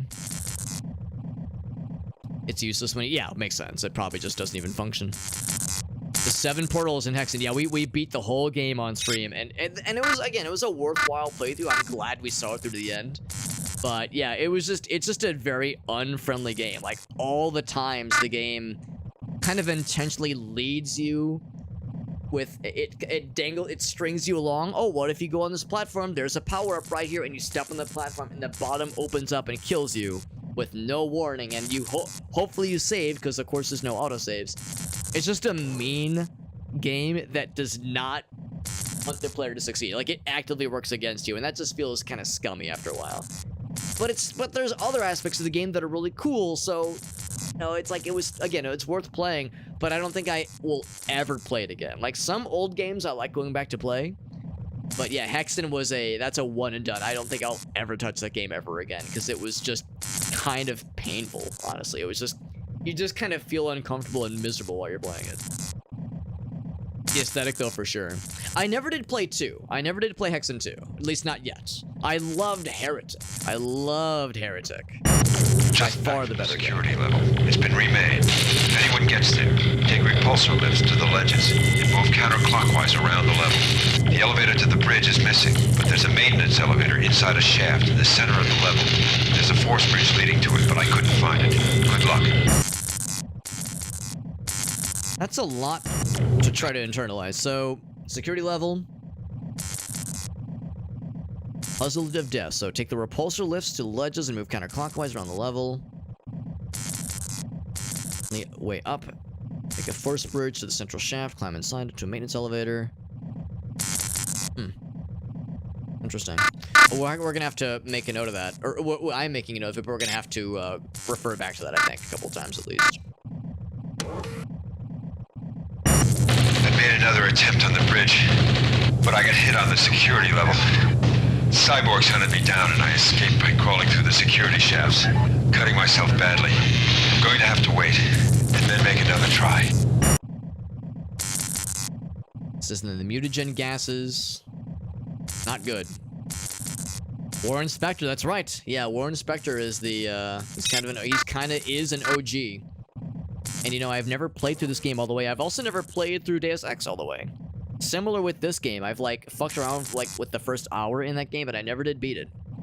And it definitely one I ought to go back for at some point. I'm the only one left from our original group. Shodan holds the bridge now. I have to get there somehow and plug into the main terminal. So far, I've been up as high as engineering, which looks like a big maze. From the central hub, you can get anywhere you need to. I guess it's up to me. Yes, I kind of read those out of sequence. That was the first one. In his little, and of course, here's the guy, obviously. Human corpse. Didn't make it far. He's smiling. Sort of smiling. Yeah, I keep hearing, like, electricity arcing. Which sounds like a bad guy would be present. Also, I need to use this sparingly because it does use our overall juice. So I can't be doing this for too long, too often. Okay. Go and save.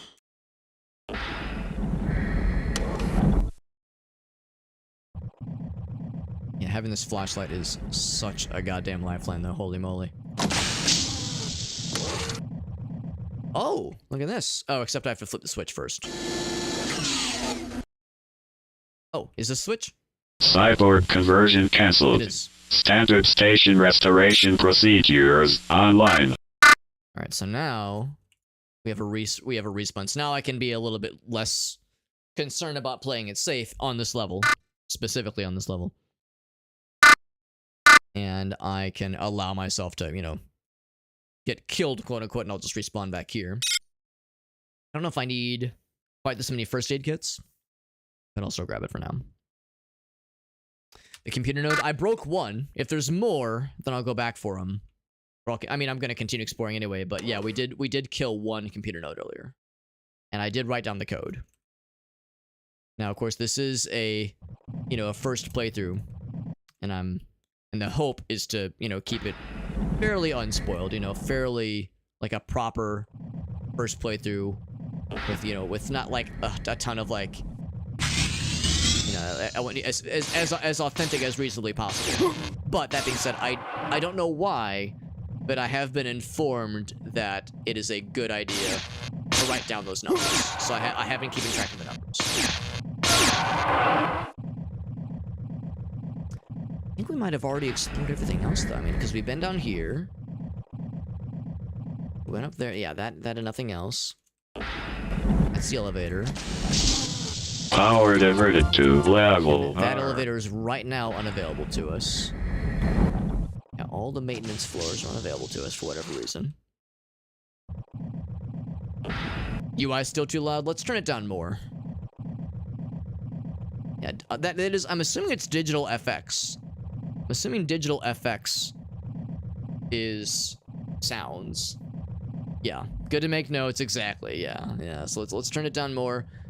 Unless it's considered, unless the audio messages, let's turn that down too, alright? And there's not a master volume. Unless some of the UI noises are like considered audio message. Like the voice we heard just now, of course, was an audio message.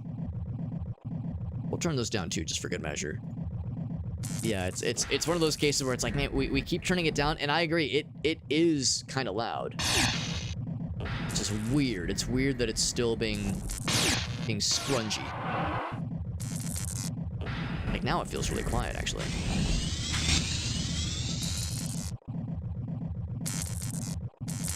Guess I haven't been in here, have I?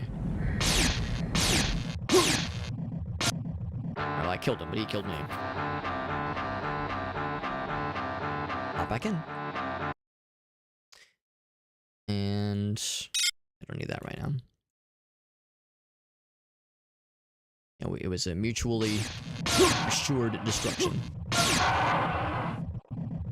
Sounds vaguely like a dinosaur. Actually, I wonder if that was enough. Because, yeah, we handled the node. Still blocked by shut-ins. There's still probably just nice supplies in here. Balance is pretty good. Okay, cool, yeah. So, yeah, I wrote down the number 5. Because, yeah, it was one of those where it's like, you know, we keep trying to kind of fine-tune it, but yeah, it seemed like it was always just a little bit off.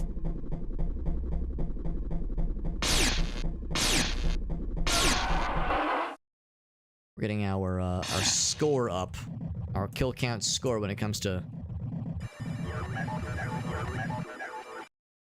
like getting all these enemy kills in for good measure. Alright, so I have this now. See if there was anything else in here. There's a button I had missed. Oh, that turns this bad boy on. Oh, nice. So this button. There were all kinds of buttons that I had never noticed earlier. And I didn't see this earlier, yeah, because it was just too dark. Too dork. Super, super nifty. Guess what, Jody? Looks like seating in the viewing room is limited. And guess who gets first dibs? Yep, the execs. I guess the maintenance crews will be getting in about 6 months or so. Viewing room, he says. I guess this was before things went to shit, right? I'm guessing.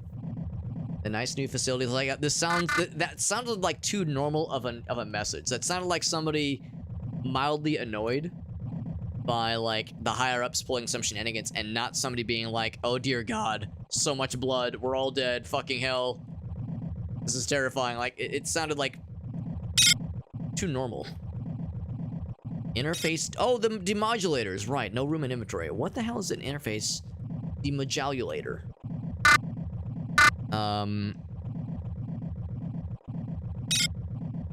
I see some deets on this thing.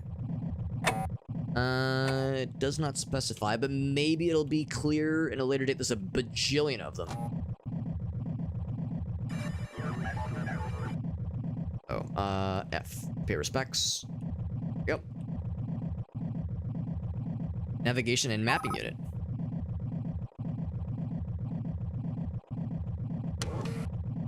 Is that just the compass?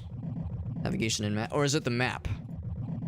Let's turn that off. I don't know if that's super necessary right now. Auto map. Does it have more? Oh yeah, it does kind of have more stuff. Look at that. Little red fellas. Maybe that's... Or I wonder if that indicates where bad guys are. Yeah. Yeah, the demodulator. Yeah, you probably figured out what I was thinking, Miami. I was like asking out loud to myself, oh, I wonder what that is. But yeah, I'm not looking for intel just yet, at least. But we'll find out in due time. There was that one note we saw earlier where the one person said like, oh yeah, we have some demodulators, but I need to find a place for them. I've stored some elsewhere for now. That to me is the game's way of saying, we'll tell you more eventually. But for now, that's like a sneak peek of what's to come. So this was a really sneaky little place. Some pretty, I'm assuming pretty important gear. So I'll hang on to one for now. Yeah, stay tuned. We'll hang on to one for now. And the map thing is actually really nice. Because it seems, at least, like, I'm assuming the little red dots are the bad guys. Let's keep that on for a little bit longer.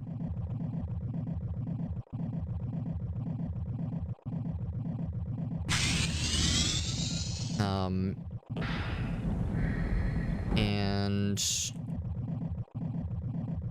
it's either bad guys or it's camera locations. I'm assuming it's bad.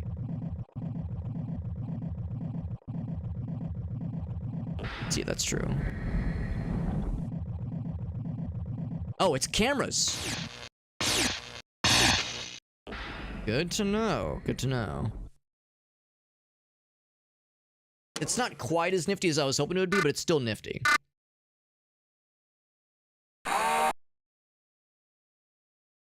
So... Oh, security. Yeah. Oh, wait, hold on. Was this always available? Messages? I wonder if that's always been available and I just didn't notice. Yeah, critters. Okay, so yeah, that definitely hasn't been usable in the past. Can I, oh, whoops. Oh, can you actually leave notes? Oh my god, you can leave notes. I had no fucking clue you could leave notes on the map. That's crazy. That's so nice. I was saying so many times, damn, I wish I could leave a sign for myself. You can leave signs for yourself. I wonder if I've always had this available and I'm just a dumbass and never thought, I guess I just didn't think to start typing, but damn.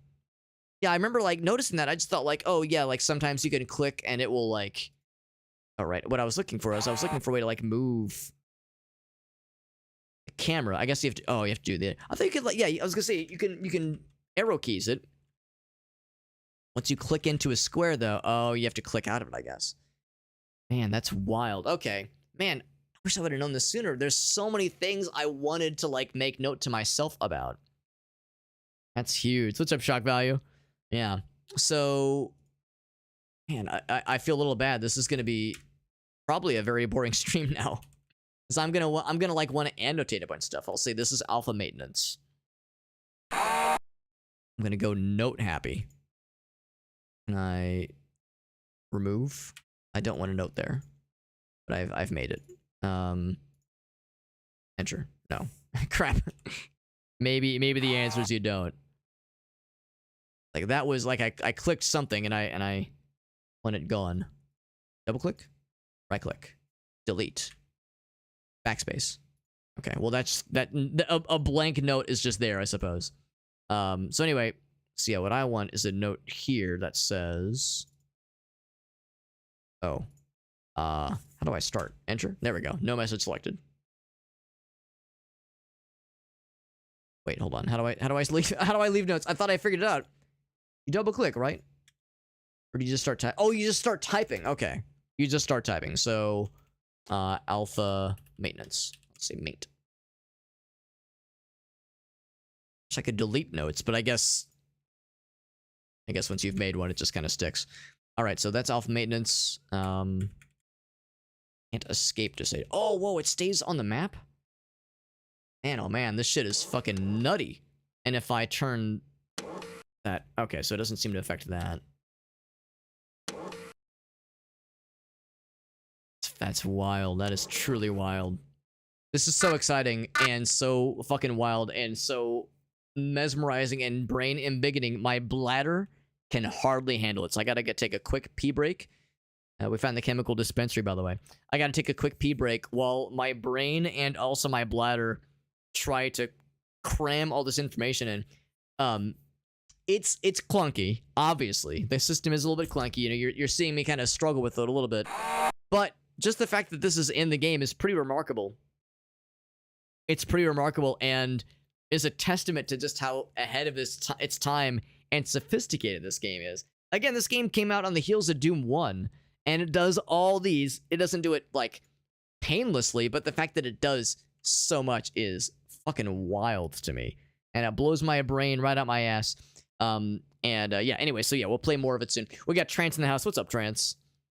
Doesn't let you. Oh, that is bizarre. Because I would expect the opposite. I would expect the remake to have more features and for the old game to have fewer. So that's pretty nutty. Am I wasting my piss? Now, you don't know what I'm pissing into, Elgaso. For all you know, I'm pissing into a toilet. I'm pissing into a pee bag. I'm pissing into my wife's mouth. Who knows? I'll leave that to you, dear viewer, to decide. But anywho, I'll be right back. If you want, you can take a piss as well, and we can pretend we're all like holding hands and pissing together. So let's all take a communal piss. And anyway, I'll be right back, friends.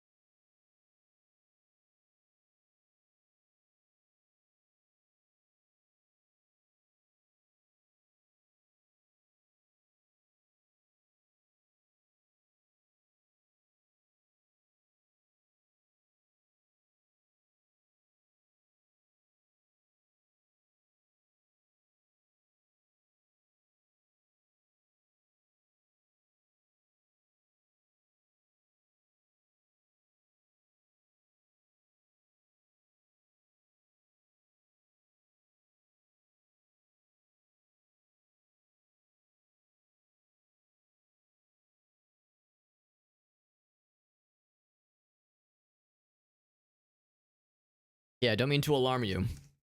I don't mean to alarm you, but I have alarming news.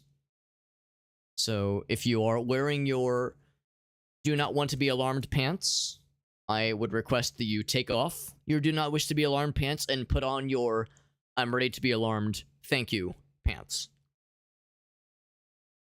So, pause for dramatic effect. I have in my hot little hand some pepcorn. If you're unfamiliar with what I'm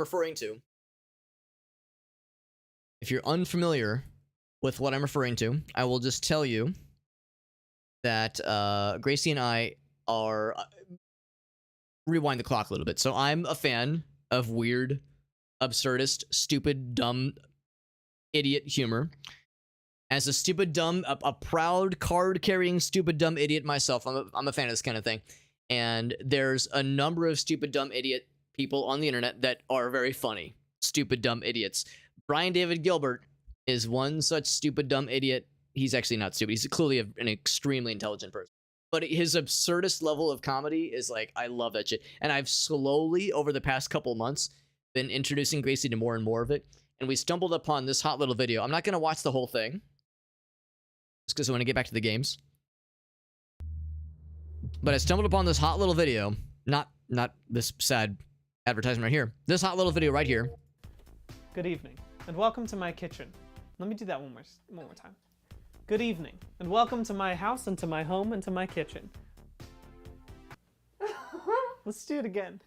Good evening, and welcome to my kitchen. Perhaps the worst lit kitchen in all of New York City. But I'm willing to let you see me in a new light, so to speak, as I teach you how to make pepcorn, which is perhaps my favorite snack of all time. I think I have finally solidified the recipe for creating a delicious, savory, a little bit spicy popcorn. Here's what I'll do. I'm gonna put the reaction shot that everyone wants to see. I'm gonna put it right now. Oh! Now you can see just how good pepcorn is. And all right, so it's a 12-minute video.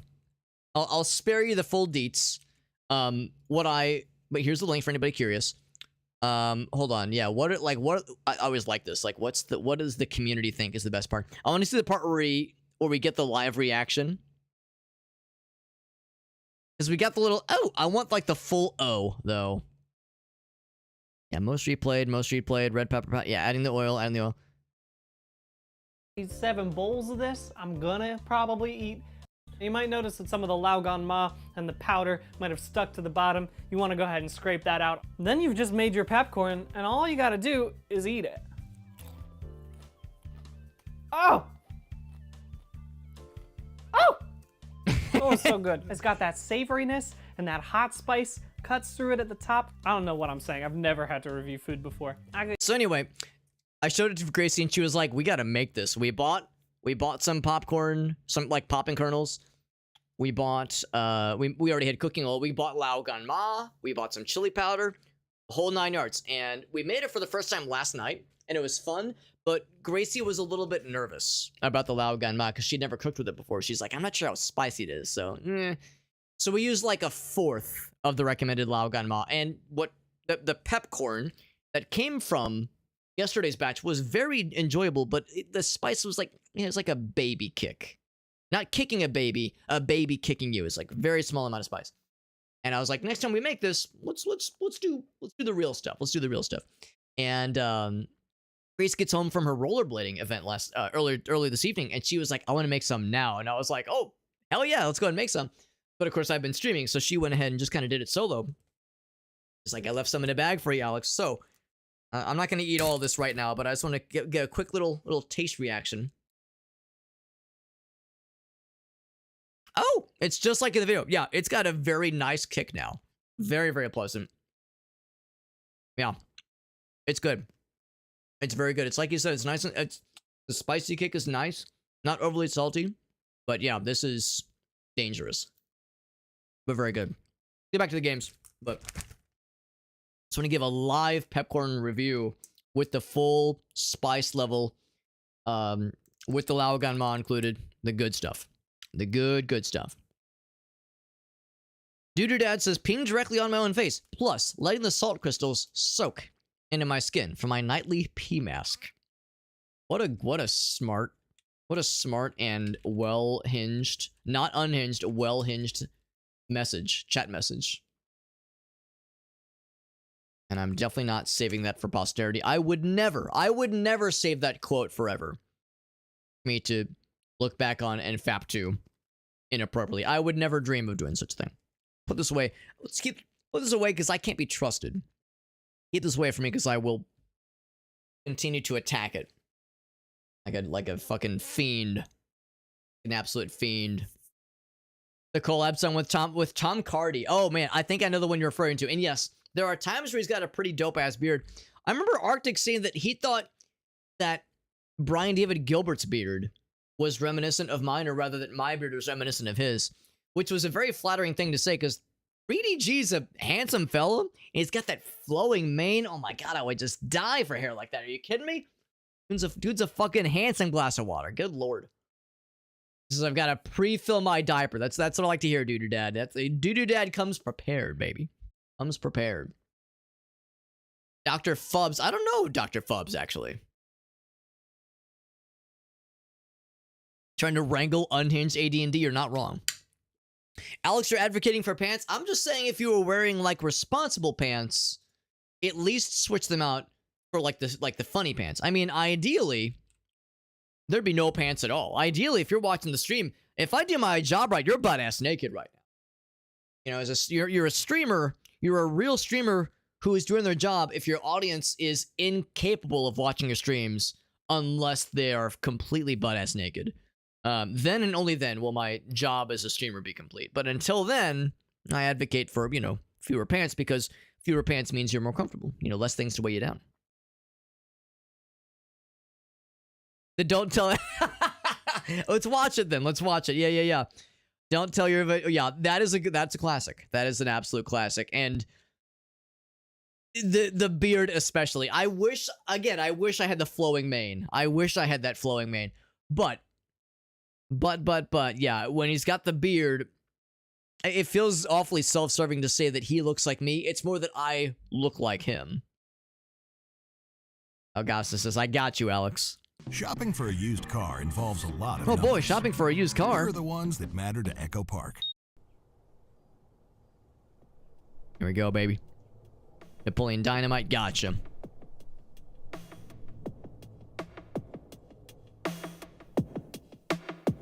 Don't tell your wife about this game. You can do anything in this game. I think what Elgaso is trying to indicate is that I need to dress like this for a stream. Wildest fantasies you can play now. This is I don't have the hair to back it up, sexiest game. but we can make something work. Times in a life that you're living in tandem, when it's best to keep some secrets. I'm gonna be watching this. untold. I gotta be enjoying this. There are games that your wife, though she won't understand Watching BDG them, so on I guess stream while you've eating gotta popcorn. play them alone. And the controls are precise, and the gameplay loop feels so nice. And you'll find you won't mind the experience grind, cause it's well defined and concise. And it'll remind get the voice of an you angel. all the games you and your wife used to play. But that time has died, cause you haven't tried in 2 years. So I start today. Don't tell your wife about this game. This music will be stuck in your head, by the way. Anything in this Let's say I didn't warn you. game. All your wildest fantasies you can play now. This is the sexiest What's your favorite fit? I like the butterfly wings. Your hero grows with all the choices you make. By the end game, you'll feel so strong. And the in-app purchases are not pay to win. And you've been taking it for granted. Relationship the butterfly disenchanted, fit haven't had a is real powerful. talk in so long. All the intact hurt just makes the love feel too thin. Because when you said I do, you didn't do it with enough follow through. And though the match has been made, the text that's displayed says you're still in the queue. Cherry Blossom, And you Blossom will Trestle, find yeah. any explanation to keep your mind from the truth. It reaffirms the dude, that's right. That you better have treated your better half better, but you're too sad. The truth that you used to laugh together when you saw a very bad mobile game ad, and you refuse to look up a guide because you think you're way too smart. And the build that you built together is falling apart. And you wanna go back to a previous save, but you're too proud to start. Don't tell your wife about this game. Don't tell your wife about this game. Don't tell your wife about this game. The video's winding down. Time to put the pepcorn away. Break her heart. I really appreciate the detail of... We didn't get a lot of just the video footage being shown to us normally. It's like being recorded off of other screens. Which is a cool detail. Good job. Good job, BDG. That was very good. And of course, I mean, it's, you know, pee pee poo poo ha ha funny. Like, it's, you know, funny ha-has, but also it's like, you know, the lyrics are kind of sad, obviously. It's a silly premise, but there's a deeper story. The fragility of one's mind. Yeah, I mean, there's lore here. Let's go into the Halo 2, or Halo wiki, rather. Yep.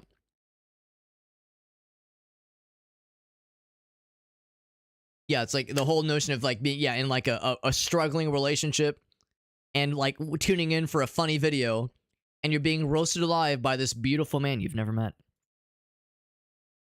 Genuinely heartbreaking song about a dying marriage with the crux being a shitty 18 plus game ads, rather. Yeah. Yeah, it's pretty remarkable. BDG makes funny, like, goofy shit, but also there's like something to it, you know? There's something. There's something there. Laptop One or Beat or Unbossed? I don't know if I've seen either of those, actually. I've seen a number of them, but there's a bunch of his, like, older ones I've definitely not watched. Andrew... How do you pronounce that last name? Hajir Abirn? I don't think I know that person. But yes, the voice of an angle for sure. No, it's a very, very pleasant voice. Very pleasant. Back to the games, my friends. Back to the games. But thank you for indulging me with some BDG funniness and for accommodating my multiple breaks as I stand up to do various stuff and to get pepcorn and for all the goods, and also for what will inevitably be kind of boring probably, because I'm gonna have to go around. I don't have to, but I would very much like to go around and make some notes for this floor. At some point, I want to make notes for other floors. But that is not quite as important, I don't think. Are you dead? Yes, you are dead. Oh, there's the elevator. I do want to make a note for the elevator. Also, these dead bodies are really piling up. Yes, I'm going to make a... Oh, I don't necessarily need to be in the elevator for this. So I'll make a note here. I think this is... So 3, what was it? It's probably 4, 5, and 6. I think that's what this is. It's 3, 4, and 5. Okay. So can I modify that in that entry then? Oops. Yeah.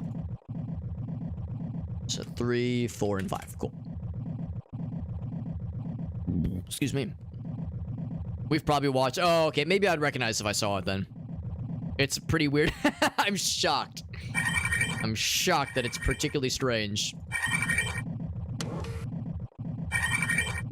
I never did grab these. These are sight vision enhancements, which are nifty. Not required, but nifty. Oh, there's something down here. Concussion bombs. Nifty little secret. Some random ass debris. So yeah, once you have that flashlight, definitely behooves you to kind of see what's around. It's pretty nifty. So I got the elevator noted. Checked all the other boxes, so we're all set. Take me to church, and also Too Sweet. Yeah, no, I don't think I recognize the songs, but I'll, maybe if I heard them, I would recognize them. Maybe it would tickle my ears. Tantalizingly. I think we're done. Actually, I will make a note for this. So this is Gamma Maintenance. Right, just start typing. Gamma Mate.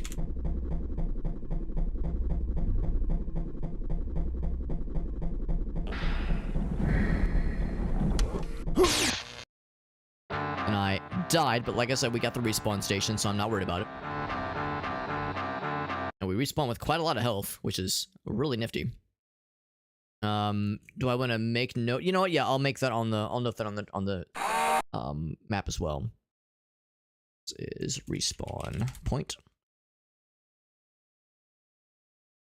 Yes, this will definitely make things easier for me in the long run when I'm trying to remember where certain things are, as I will inevitably get lost and get turned around.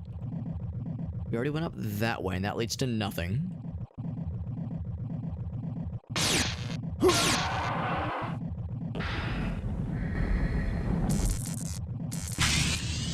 Don't get too close to those things. Oh, this guy. There we go. Kind of just aim slightly above where I expect to. I'm gonna make a note of this relay analyzer. Can I just say relay anal and I'll know what that means? I'll know what relay anal means. That's something that I'll definitely be able to internalize. Ouch. I do wish I could just fast forward through this sequence whenever I get got.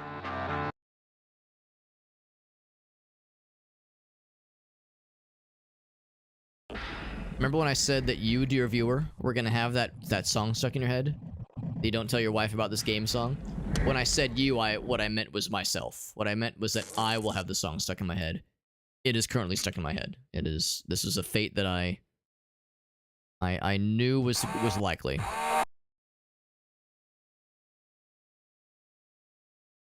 And then we said, yeah, this is Delta Mate. Okay. There's also a camera. Also, I think I wanted more. Can I go in more? More! No, no. I think that's probably a good level. Also, is there something moving on the map? Oh, maybe that's a... Hold on, that's not a critter, is it? It's definitely not... I mean, is it security? No, security are the cameras. It's not messages. Messages are what I wrote. I guess it's critters, but obviously it doesn't show all critters. Maybe only some critters appear. And for some reason, it's only showing me things, you know, past maintenance, obviously. Interesting. So it does show some things. I thought critters was the thing that just wasn't working yet because I don't have the right upgrades for it.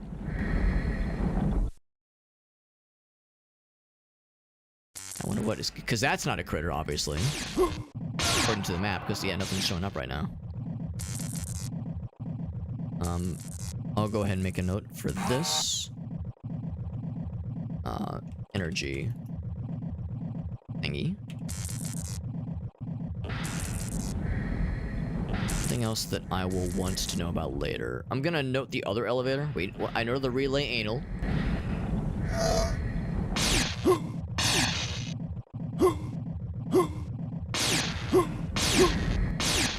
I'm getting slapped around by something. I'm like beating up corpses, I think. I'm beating up corpses before I can get to the main guy. So here's this elevator. I'll just say this is like, I'll just say other elevator. Because there's no option to fuck with this thing yet. Power It just diverted says, to can't do it right level now. R. Level R. It's the little guy's voice. Also, I apparently never got the stuff out of this room. This dart gun is unloaded anyway, so I'm gonna drop it. And corpse, I'll take that. Yeah, I think we came in here earlier, snagged a couple things, but then I died and never came back on this save. We snagged some things, and it was a little bit of ammo. Only a little bit. Got the respawn, though. There's only a few more things I want to note.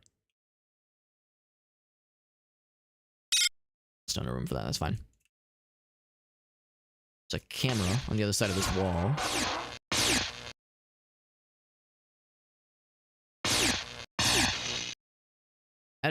That is also really nifty, because it's really easy to miss those cameras. And go check that door again, because I wonder if we've done enough. Oh yeah, here's this elevator. This is the original elevator.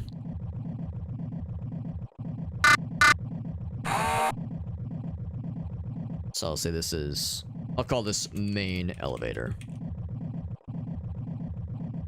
Have that. So we've destroyed a lot of cameras. We've done some damage. Still not enough, though. There's still not enough to get through to that one particular door. We got that noted. I'm gonna go ahead and make...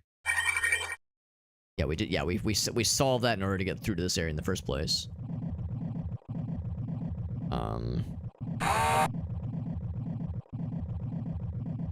Okay, and I think the maintenance... Let's leave the actually, I should grab that anyway. I've already been here with the lights on, I think. Except I guess I have not, because I missed that ammo. Except I did turn this on. It's on now. So this is is this beta? Yeah. Oh, hold on.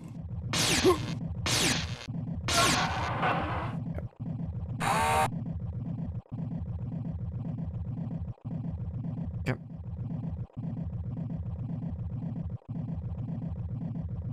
And I think this is the security door. Okay. Alright, I feel accomplished for the time being.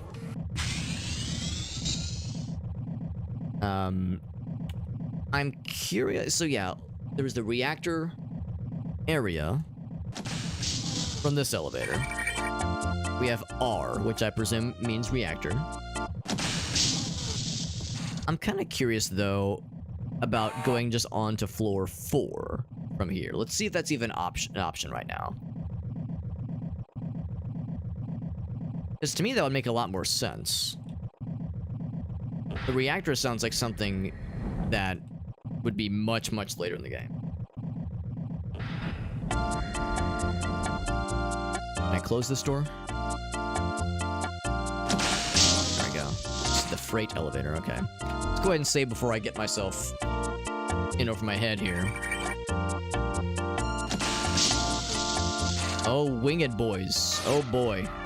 Fucking one-shot him, that's nice. Is an avian mutant. So we got flying boys now. Oh, this is storage. Oh, okay, we'd heard about storage as having not always useful stuff. So this is storage then. There's spark gun, spark beam. We've already seen those. I thought the area we were just in was storage. Maybe there's multiple storage. Someone put a skull in this crate. That's kind of fucked up. 2 skulls in that one. Bunch of heals.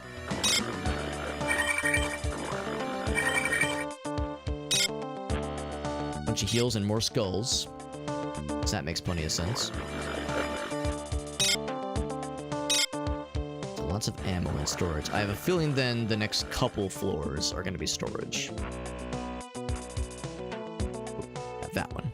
Although I've done enough of saving on this one particular. It says die. This one particular save, we can probably go back and forth fairly openly at this point. Bunch of cameras.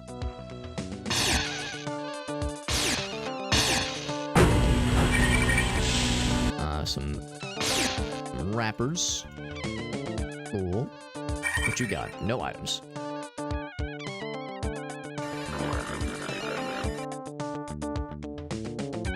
There's a bunch of cameras over on the side too. Well, all these helmets, which we can't equip or do anything with. It's just, I think they're for show basically. Alright, so right now we can see, oh, maybe critters. Maybe there's critters on the other side. There are critters, except by critters we mean robot fellas. I just go in for melee. I feel like I should maybe be smart. These guys might fuck me up. We'll try standard gun. No damage. Standard gun. Oh, he was able to shoot me through the wall, I think. Try this thing.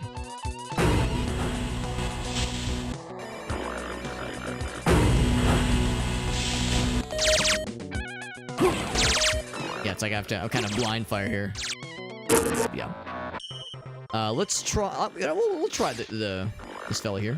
Maybe this does more damage than I think it does. Sneak attack! Oh my god, it fucking melts him in one hit. Jesus. Why would I use anything other than this weapon? Oh my god.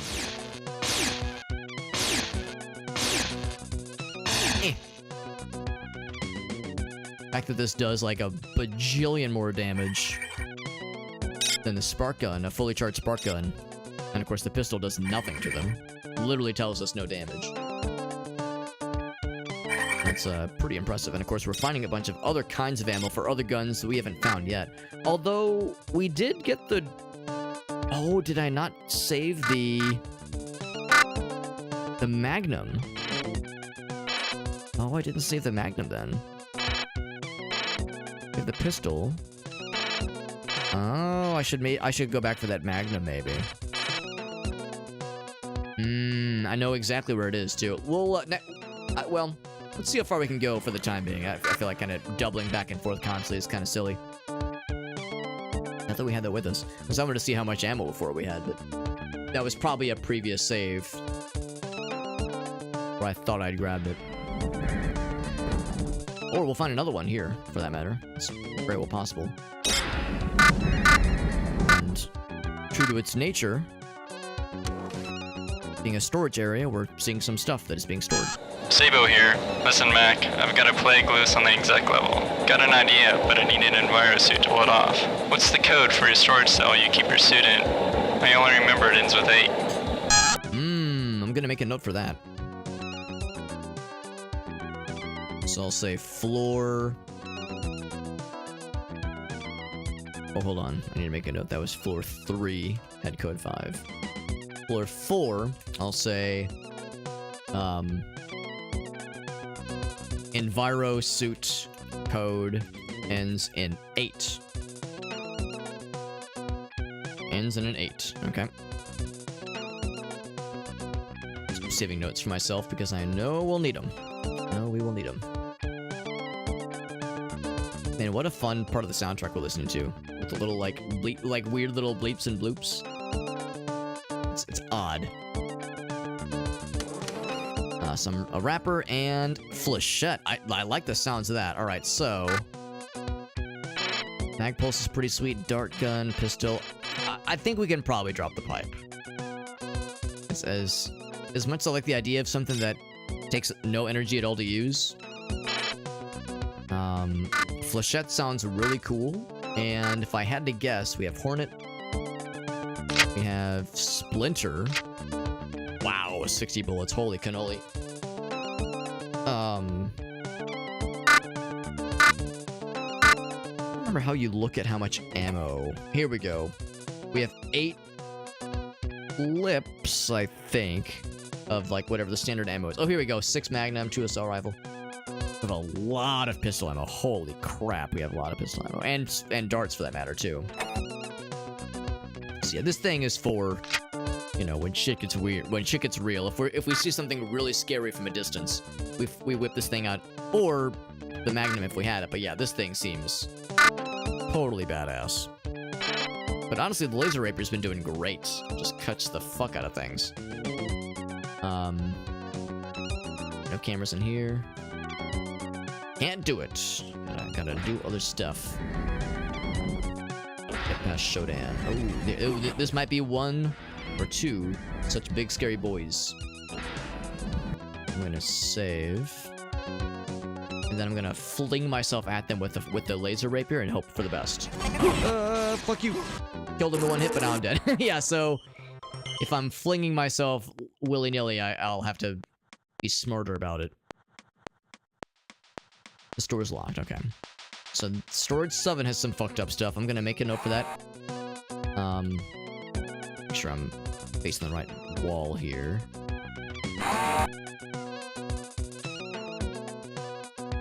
Mean robots. Actually, not even mean. Oh, that's how you delete. Cool. Angie robots. Specifically Angie.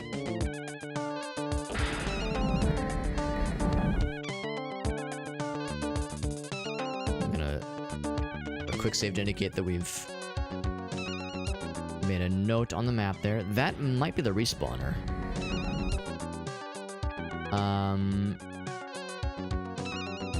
It might be the respawner. I'm going to right commit to like and just fling myself down there.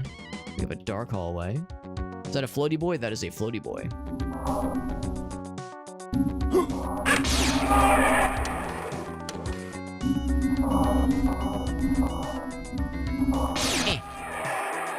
Wondering if he was gonna shoot at me because I think you can deflect projectiles. I don't think you can like whip them back at bad guys like a jet iron thing, but I think you can like delete projectiles bad guys shoot at you.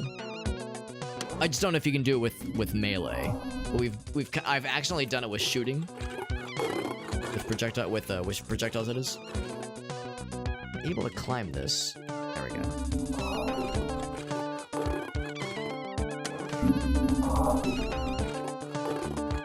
Oh, can I lean? And lean. Oh my god, that's very silly.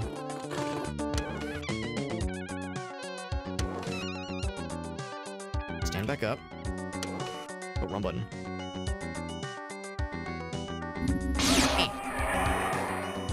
See? Slowly falls down. These guys, there's no way they would have anything worthwhile.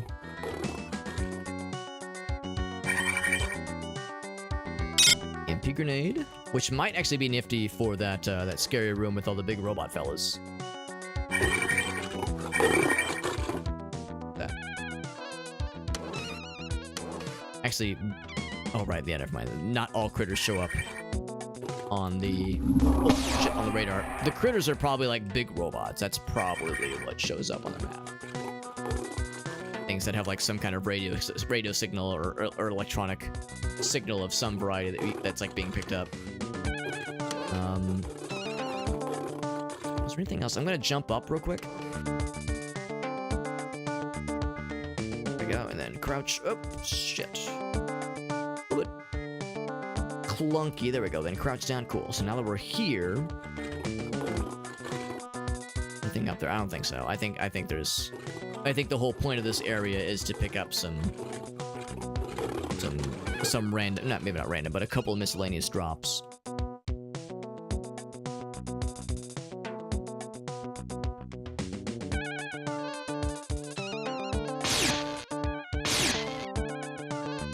Alright, this door is locked. Okay, so this is not the respawn chamber. Ooh, but that looks encouraging. So I need to turn off these ceiling panels then, so that I can ride these up, because I think the way these work is that these push us up, and if it was red, it would have no effect. So I think the fact that this is pushing us up and this is pushing down is canceling them out. I think I might be seeing what's happening here. Of course, I can't just climb up here. Yeah, I think we're gonna have to find another way up to that spot. Actually, no, didn't we see a spot though? I saw something from afar. Yeah. Here we go. I think I'm just overthinking this. So pressing that didn't do anything obvious necessarily. Oh, I didn't jump like a gamer. Oh, here we go. This activates though.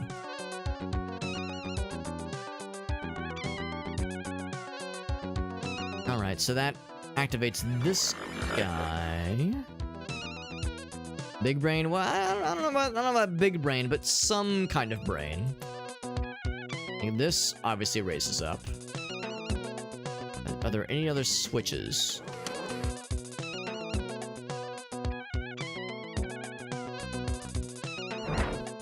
Okay, so I pulled that.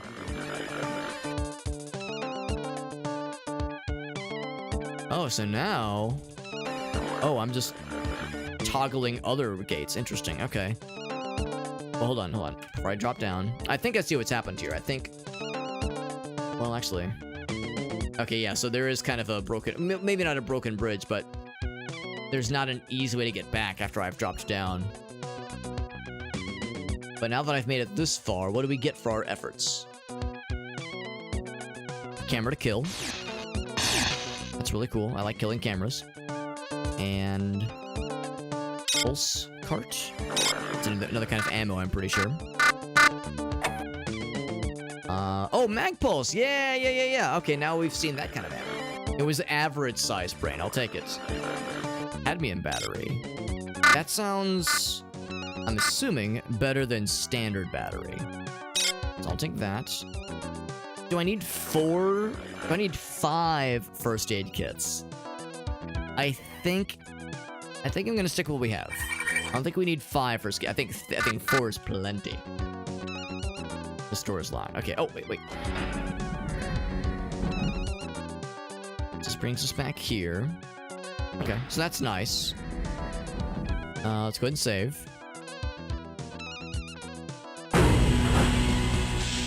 This is a happy area. I think I've already been here, though. Yeah, we've already been there. Storage 5, that all wraps around. Cool.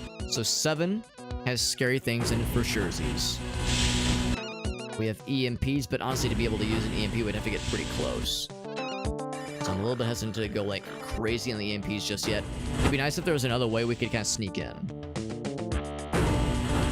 Destroying cameras while the AI laughs at you. Yeah, we are very much incentivized to kill cameras in this game because it lowers their security level. And I think if you lower the security level enough, hidden doors become available to you, and I think it might also have fewer bad guy respawns. I think, like, oh, shit. Oh, these guys. I've heard about them. These are the tigers, right? The Gore Tiger mutants. Yes, I've heard about them. First, I'm going to see them in person. So this badass lightsaber, the legally distinct lightsaber makes short work of them. Yeah, lowers it to 87. It's chump change, obviously. The best way to take off big chunks of the security level is by killing the CPU nodes.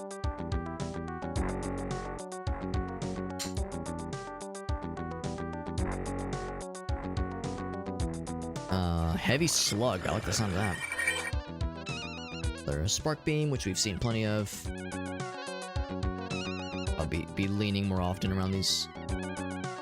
Look how I always am marveling by how close to the ground we get when you fully lean.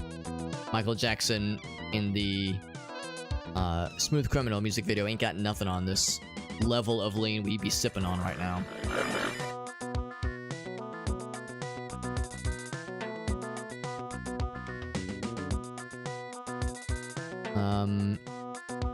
This looks like more of a skate obstacle, like a Tony Hawk Pro Skater obstacle. Some kind of ramp we would ramp down to make a sick-ass jump.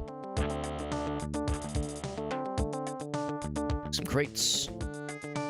This just feels like a thing I should save before I get too close to... Oh, big boys.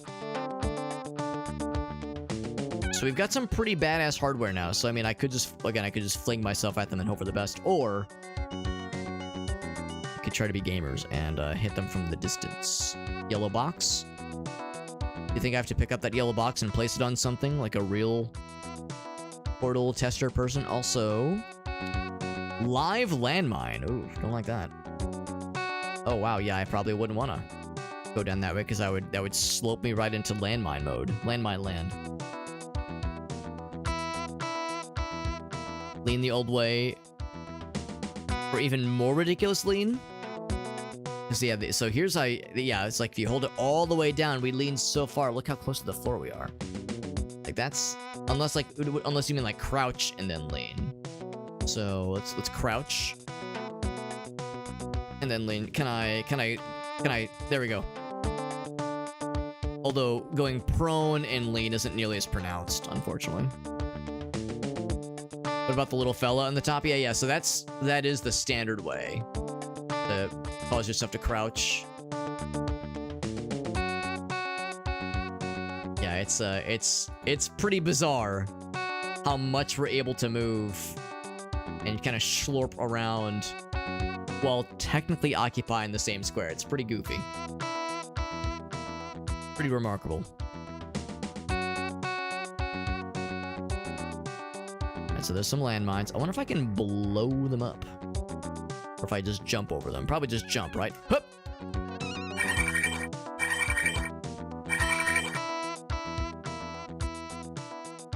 Let's have those kind of be out so I can see them in a future reference. Now, doing that jump doesn't really get me anywhere because I can't take that thing up because there's probably a switch I need to activate that will allow that lift to take me up somewhere.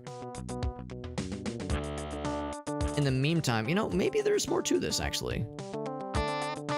Maybe if I make this jump, maybe like we'll build up speed, maybe we'll be able to do it. Actually, let's remember that I do have something ridiculous. I have the booster, which is like skating mode. The booster is horrible for sidestepping, but is great for going fast in a single direction. So the booster is like impossible to use with just standard gaming, but in a situation like this, it might just make all the sense in the world.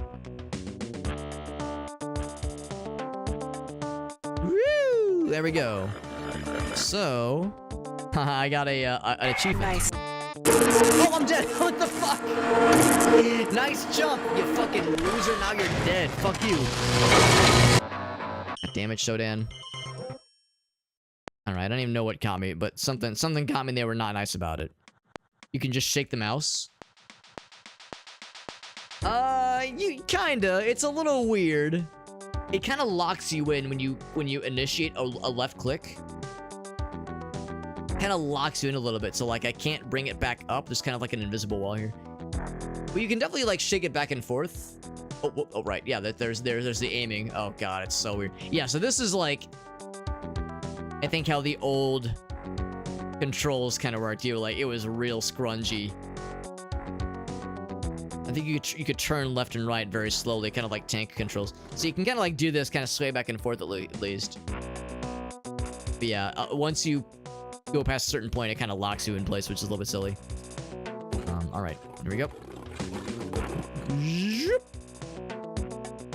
And then what's her face? Nice. And then Shodan says, "Oh, there! Oh, it's fucking right there. Yeah.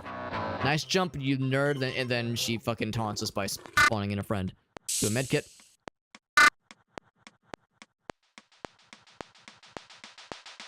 Woo! I'm ready. Nice jump, human. Oh, there's two of them. Fuck.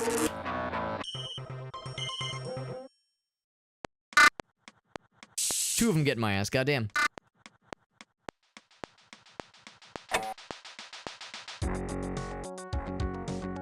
Woo! Nice jump. I keep hoping she's gonna say nice cock. Let's get one heal, and then let's also... I think if there's like a better setup for this, because there's really nowhere to hide once these guys pop in. I could just heal a second time. Now we do have things like landmines. You know, I could like place one in front of the door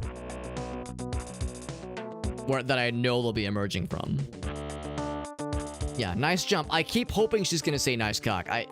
I've been corrupted by too many goofy ass internet shenanigans, like internet bullshit videos of Sonic claiming that my cock is great, and then Shadow saying my cock was never that impressive from the start. So now it's all I hope for in life.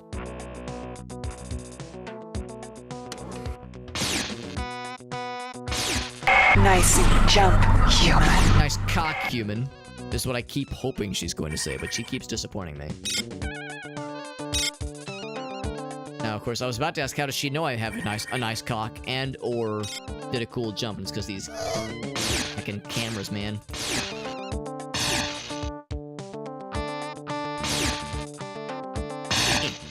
Alright, so what's in the yellow box? More batteries.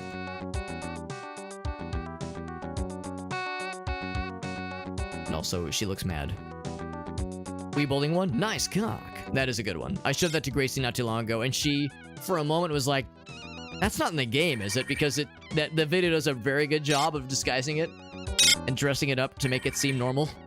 She was like, that's not in the game, is it? What the hell?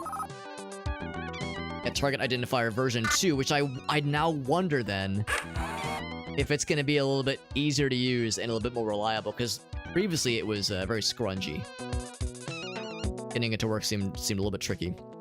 We got Aaron in the house. What's up, Aaron? Once again, quick reminder: you should all you should all be jealous because we get to hang out with Aaron. Both Gracie and I get to hang out with Aaron and his lovely wife Helen and a bunch of his other friends to help celebrate Aaron's birthday, because Aaron's birthday was yesterday. So everyone, if you didn't get a chance to wish Aaron a happy birthday yesterday, then now is your chance to redeem yourself. Or forever hold your piss. Which is to say, I will revoke your ability to pee permanently if you don't wish Aaron a happy birthday. Unless you're piss maxing. Unless you're currently practicing piss maxing, at which point I'll do the opposite and I'll revoke your ability to hold it in. So anyway, this is a multifaceted threat of wishing a happy birthday to Mr. Aaron here. Insert birthday wishes. Woo! No fall damage and also no landmines, please. My diaper is soaked in here. Always nice and moist. That's the way it should be. Hope you're doing well, buddy. We're playing more System Shock, and we are making some progress here. We got a scary boy. Actually, a few scary boys in this hallway. I'm gonna try the strat of just flinging myself down the hallway and trying to use the laser sword thingy, because it's doing a very good job so far. Because it kills things very fast, but they're big scary robot fellas, and I think they don't like me. So I suspect we're gonna have to use the guns. Oh, there's like a bajillion of them. Yeah, we're gonna have to use the guns. There's like a billion of them. There's just no way. So we have the Mag Pulse, which is a very good gun. We also have the Flechette, which seems dope AF. We have how much of the Flechette? Flechet? How do you guys pronounce this? Is it Flechet or Flechette? I always assume it's Flechette, but it feels like it should be French. Aaron, that's right, bud. It's fun too. We have another Aaron, Mr. Koala Baritone. His name is also Aaron, and it's spelled the same way. But believe it or not, two different people. Would you believe that shit? Two people with the first name that are the same, but they're actually not the exact same human individual. You know, for years I thought I was the only Alex that existed, but would you believe it? There's actually people on this green earth whose name is also Alex. Fucking wild. Really fucking wild.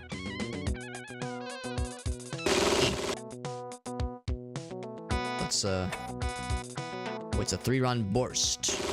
Yeah. It's an odd noise it makes. Kind of like a little piss gun. A little pee piss piss gun. Kind of like bouncing up against the wall as I shoot this thing. I think I'm stunning him. Ouch. Alright, we shredded and deaded him. We'll take it.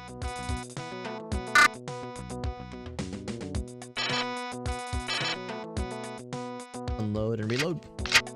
Yeah, I hope I was right that the Hornet is the more plentiful ammo to be using. I killed those fellas. I don't know what they were guarding.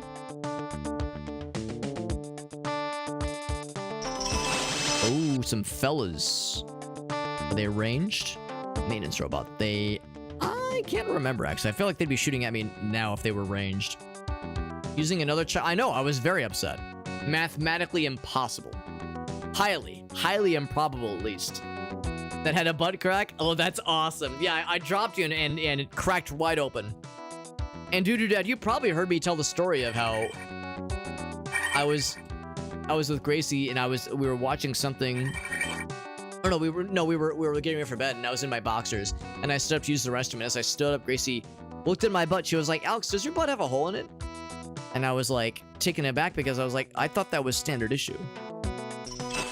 I thought that was standard issue. Are you trying to tell me that that's abnormal? She was like, no. Your boxers have a hole in them. And I was like, okay, that's much more normal. But there was just that moment where I was like, are you telling me my butt is special?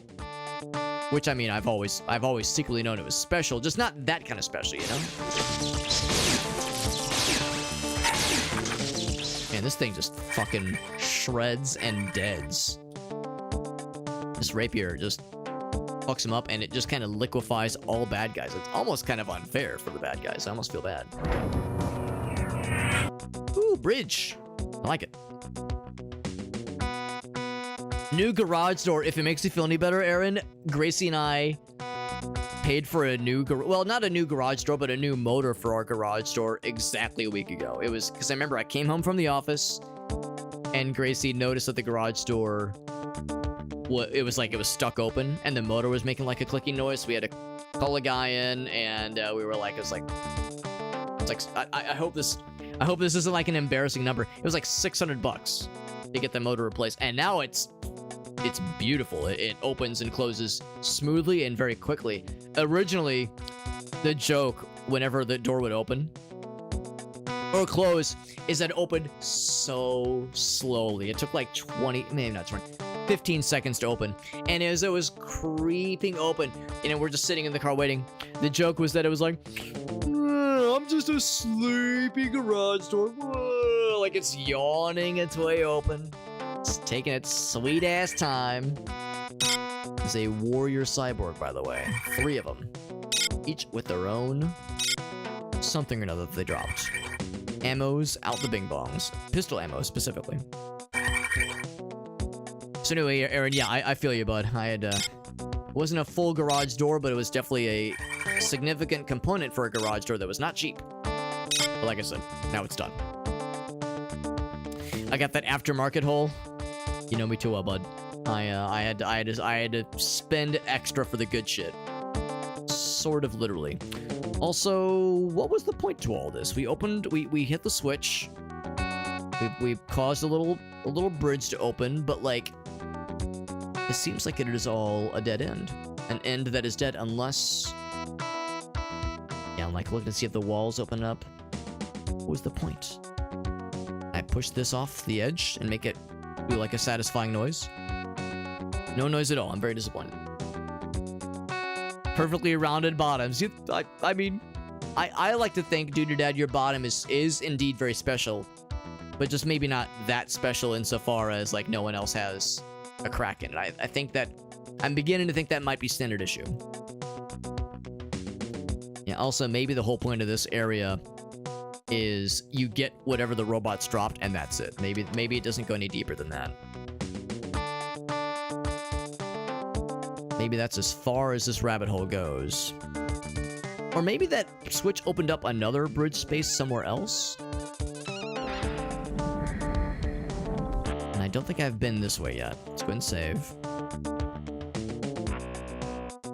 Psychological damage has stayed with me to this day. Well, if it makes you feel any better, Dad, like I said, I'm convinced that your booty is special in plenty of other ways. But the presence of a crack, is standard issue. Comes standard with every butt that is handed up by the Butt Factory. Also, I'm just gonna go ahead and...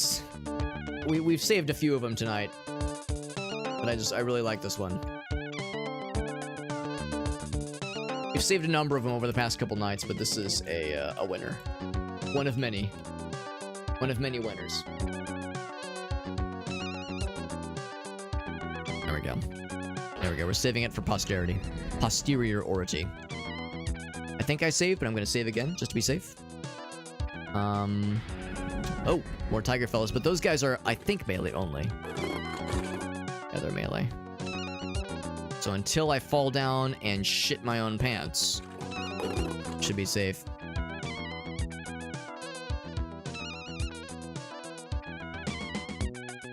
So I think I can make that jump. It's weird because I feel like I'm sliding around on here. I think we can make that jump, probably. Ooh, yeah, it's like very slippery. I feel like I feel myself slipping. I could jump to that platform probably fairly easily, and there's a camera to kill, but not much else of value that I can see. Whoop! Ooh, that fella. I'm gonna go ahead and flechette him.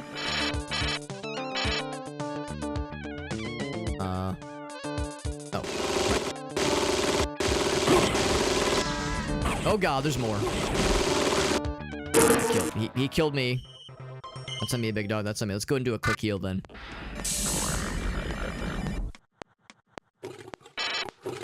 You kill one. Whoop. Oh, I fell down. Alright, now I'm down here. But the good news... Oh, fuck. So I got him. Oh, right, you guys are ranged, technically. Making some really cool noises. You like those cool noises we're hearing? Pretty cool, I'm dead. Alright, so I just have to not fall. Just don't fall down, Alex. It's that simple. Just don't be a nerd. Too late. Whoop. Oh, Jesus. Dude was ready for me. He was raring to go. Now, did that open all the little panels? Maybe not all of them, but definitely some of them. But now I've got a little hidey hole. Bitches don't know about my hidey hole.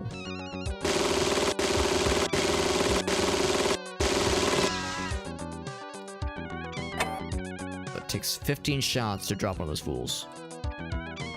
But it didn't automatically cause that other one to open up. Wonder if I have to get close. I thought it was when he died was when that other one opened up. Let's do another healsies. Or realsies. No dealsies. Also, we do have the shield. In case, like, if I know I'm about to get fucked up, I do have the shield, and I keep kind of forgetting about the shield. And so when I know I'm getting fucked up, I panic and I try to just run away and, like, get a better position. To say I know I can just fucking shred his ass here. More economical for me to kill them that way. That one's weird, though. Seems like that one doesn't open until he opens it. Like, yeah, I'm not sure I'd be able to make that jump anyway. Too far away, yeah. Up!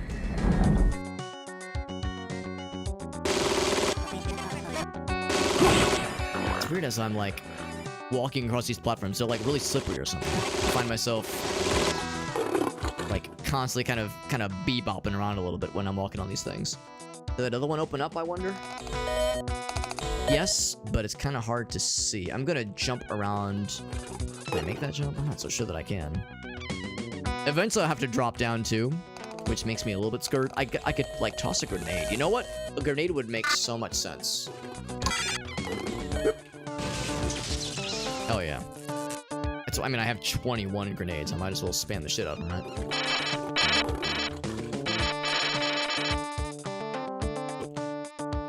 Okay, so can I make that jump? I'm not so sure. Yeah, the beep boops.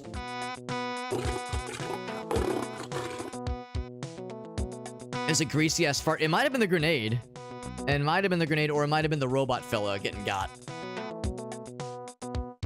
What jump am I more confident about? This jump around this corner, or this jump to land on that spot right there? I'm gonna say that jump, but it feels like a long shot. Or I could just try to rush into that into that closed door. I'm gonna try for this one. Oh, I'm gonna fall down. Oh shit. See, I know this guy's waiting for me.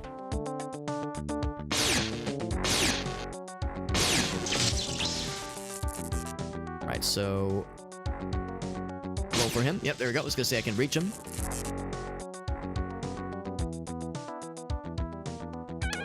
I can get kind of a sneak peek view on this guy. Oh shit, he can see me. If he can see me, I can see him. Or rather, or vice versa.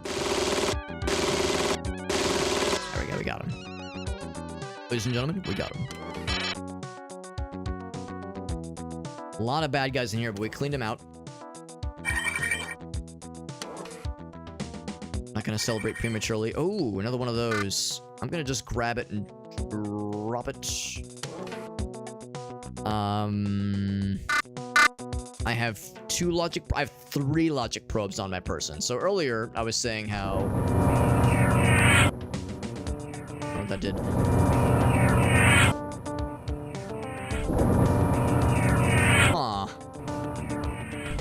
I was saying how the logic probes are more useful than I thought they were, but I don't know if I need a bajillion of them. I mean, I would carry a bajillion of them if I could, but the reality is that I just can't carry that many. So I'm gonna stick with just the 3 for now. Also, I'm gonna have that loose as well. No, it's more easy for me to see it later on in the wild if I'm scrounging for resources. So hard to be out and about. Harder to miss, I think. It's an odd noise, and I don't know if I love it. If I love the weird noises. It's better than wet, seeping farts, I suppose.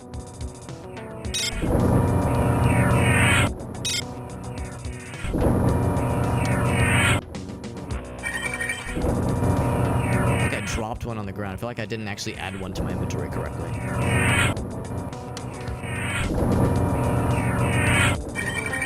And of course, the mutant fella didn't have one.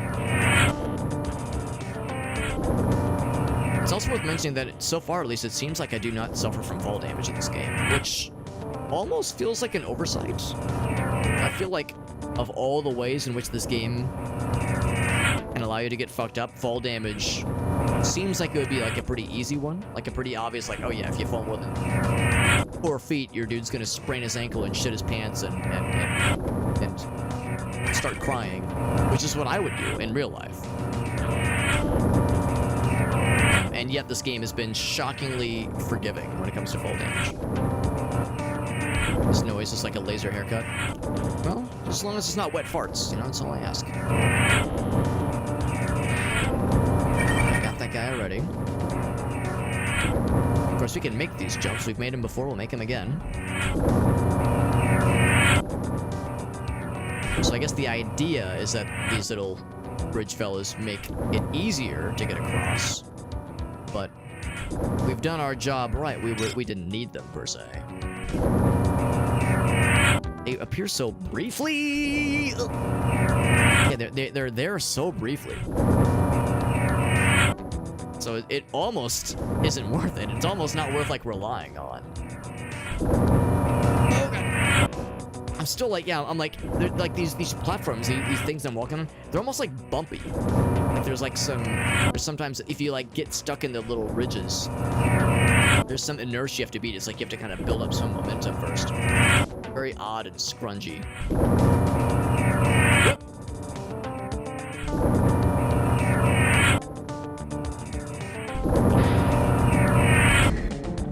So I never did get whatever this is. Okay, that sounds very, very much relevant.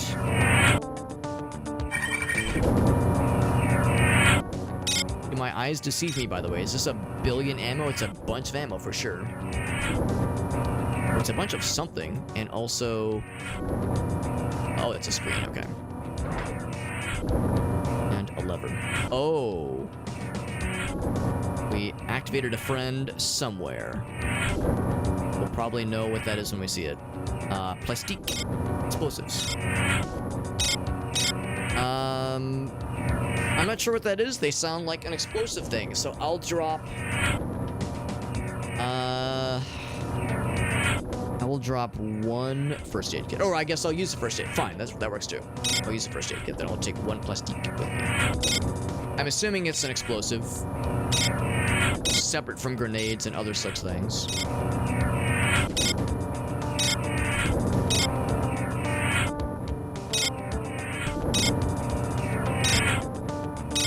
So lots of nifty resources here. Surveillance, you don't say.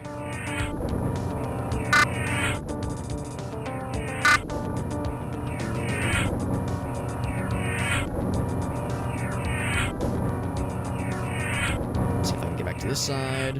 Whoop.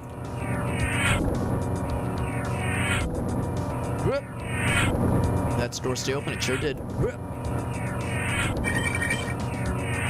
ammo for me? Yes, please.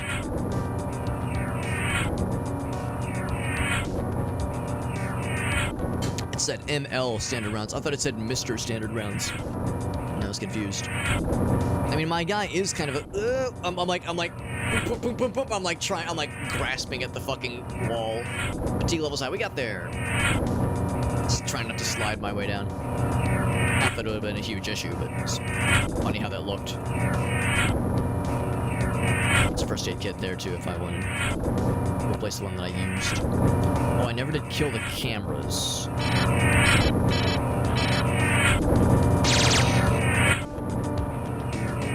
Actually, I haven't really been making notes for things, but I don't know if it's really been necessary. Just yet, at least.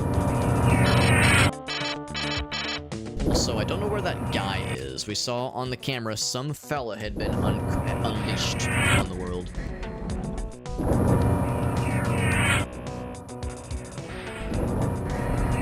I think this door was locked. Storage question mark. This door is locked. Oh, storage 2. I thought it said storage question mark. Like storage? I don't fucking know. I'll make a note. I want to call it storage question mark. I'll say storage 2. As funny as storage question mark is. Yeah, map note. That's right. It says on the overlay. It's so neat. So neat and nifty. So there was one other area we saw earlier that had some fellas from the distance that I didn't want to fuck with. Now we have much better weaponry with which to fuck them. I think it was over here in storage 7. So here I'm going to have this one unloaded. And to be clear, yeah, it's still the Hornet rounds are the ones to go for. They're very plentiful. We're kind of a walking armory. Look how much ammo we have on us. We have so much ammo, so many clips of ammo, and so many grenades, and a lot of patch, like healing patches, that kind of thing. And yet we're still so easy to kill. Like, we're still so fragile.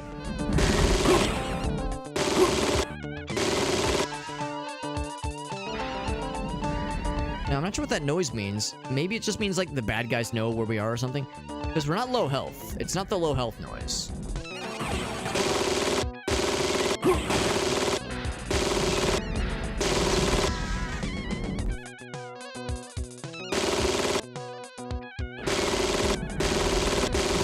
See, we kind of stun locked him. There might be more. Now, I know that that little electrifying thing is a indicator of, I think, radioactive damage. Oh, I can remove the note about the Angie robots. We have de-Angiefied them. For now. We've pacified them for now. Supplies are pretty rare. I mean, I'm playing on just standard difficulty. I didn't, like, pick hard mode. I just picked real boring-ass normal mode. Normie mode, even. So, hopefully that's enough. Or maybe the Enhanced Edition is just a little bit nicer, because the Enhanced Edition is notably separate from the original. I know they did change and fix a number of things. Also, Yuki, what's up, buddy? Do a quick shout out for Yuki. Shazam! Oh, sorry, I'm not on TV, on VT. Oh, that's not it. Fuck. Apparently, Yuki, I don't know how to screen. Oh, Oni. Derp derp. Third time's the charm. There we go. There we go. There's that handsome devil. There's that Lies of P gamer. There we go. It only took me 3 tries. You are on the TV, and you are also a VTuber. So on the VT, it doesn't really...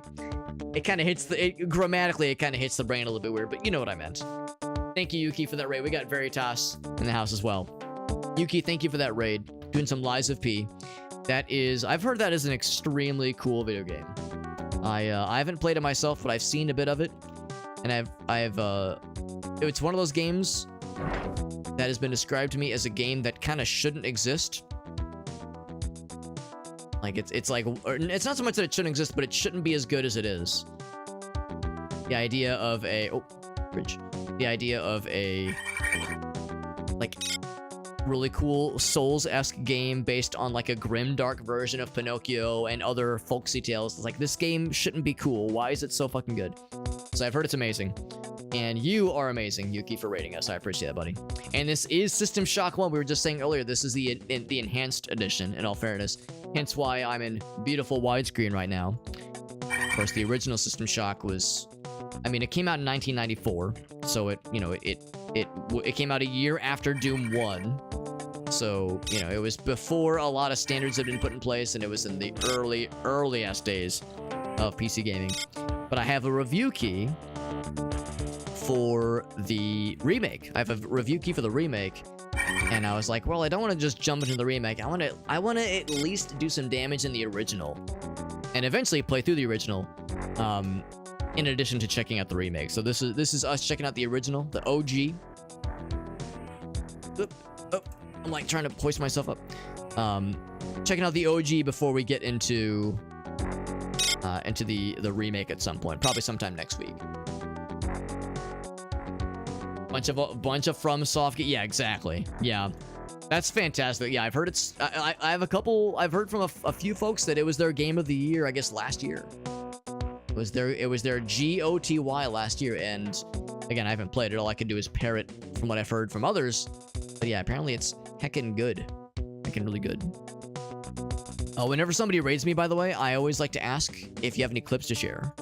Because so Yuki, if you have any clips you want to share, anything at all, come on, we had this earlier. It's like I'm trying to like, I'm like trying to keep from falling down, but I can't quite make it. Oh, come on. I guess if nothing else, let's see if I land on this thing. I took a bit of radiation poisoning as a treat. Now I do have things to help detox. Nukes a bunch of the radiation poisoning, so not quite as scary. Ooh, scary boys. Okay, I'm gonna save real quick. There's robot fellas floating around here. Yeah, if you have any clips you want to share, here's my clip. Now, the last time I requested a clip from Yuki, because, like I said, I always say whenever somebody raids me, I always like to ask for, like, yeah, is there anything of yours that we can, like, watch together to see, like, a little preview of what your content is like? Because the least, like, you know, you've done me a solid by rating me and showing and, like, sharing your community with me. The least I can do is to say, yo, let's give this person a shout out. Give this person a spotlight to see what their content is like. And last time I requested a clip, Yuki was like, here's a clip, Alex. Smug emoji, and it was... You know what? I'm not going to say what it was, because I'm going to click this link, and we're going to see what it is together. And the beauty of it, too, is that I apparently have not agreed to FrankerFaceZ's YouTube Terms of Service plugin, because I can't even do a mouse over to see what this is. So I'm going to blindly click this, and we're all going to watch together. Just kidding, it's a Jimmy John's ad. And they are spicy. Oh, Jimmy it's the John's with five Folgers commercial. Ever felt trapped by It's endless the ads while Folgers watching commercial. your favorite videos? One click on But privacyadblocker.com. the extended director's cut. So, quick warning if you don't know what this is. The title is a little bit much, but if you don't know what this is, we'll just say there was a perfectly innocent seeming commercial that had some odd quirks about it. And the people that made the commercial swear up and down they did not mean for any illicit implications, but all of us watched this commercial back in the day and went, oh. So anyway, here's the extended cut. I don't know what this means. Let's find out. I'm a little scared. I must have the wrong house. Sister? Oh, I missed you so much. They waited up all night for you, you know. It's a long way from West Africa. Oh, coffee. He's here. I brought you something from far away. Really? Oh.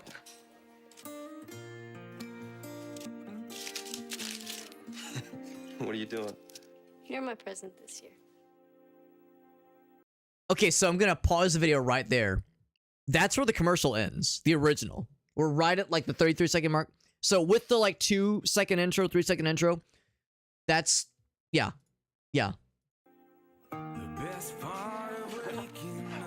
So that's where the commercial ends, normally. So I want you to consider, like, some of the body language and some of, like, the looks. I mean, it's cute, but it's also, like, oh, they're brother and sister, but, like, there's this weird energy. There's the, like, it's that kind of energy where, like, if I was a person in that room, I'd be like, oh, I'm interrupting something. I'd be like, I would find an excuse to leave the room because it's like, oh, no, I don't want to be getting in the way of this. Unless I knew they were brother and sister, and I would say, no, I want to be in the way of this. I want to, like, me, wee woo. I'm the one wanting to, you know, be a bit of a wet blanket. Yeah, some tension. So let's see what the director's cut has for us. If it ain't got that stank, then I don't want it. No, so let's see what the rest of this has in store for us. See?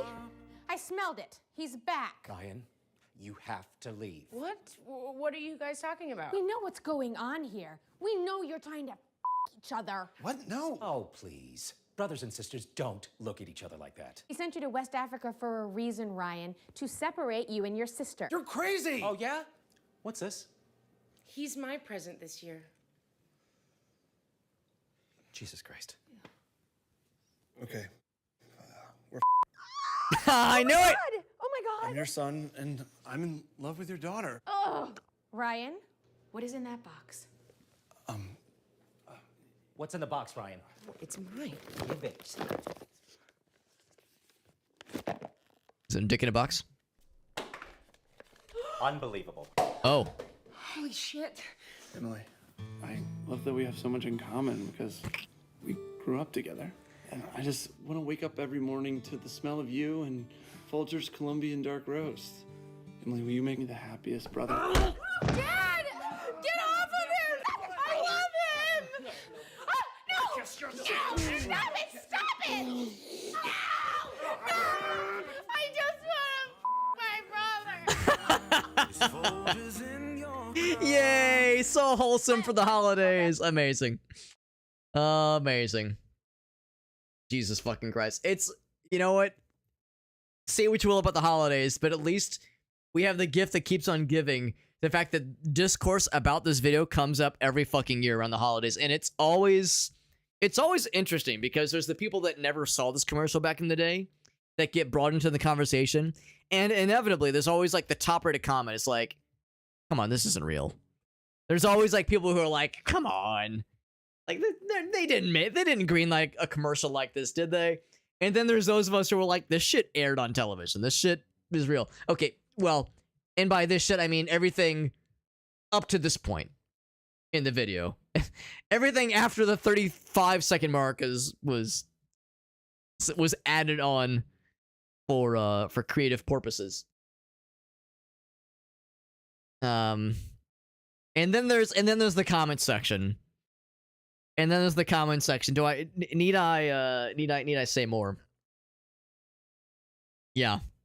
Silhouettes in the beginning? Yeah, exactly. Yeah, it's something. The other fun thing about the original is he was like, oh yeah, it's a long way from West Africa. And then he smells the Folgers fucking $1 for like a bucket from Walmart. Folgers ass coffee. And he's like, oh, finally, real coffee. It's like, bro, you were in Africa where some of the best coffee in the world is, and you're smelling Folgers like it's ambrosia sent from heaven above. Get the fuck out of here. It's like, this is the cheap shit. Come on, bro. Like, at least lie to me and be like, oh yeah, I love that Starbucks French roast or some shit. It's like, fucking Folgers, man. Get over yourself. Jesus fucking Christ. But, yeah, it's so fucking stupid. Attention to detail. Yeah, they did a pretty good job. They did a pretty good job for this director's cut. We have so much in common, like our DNA. Oh my god.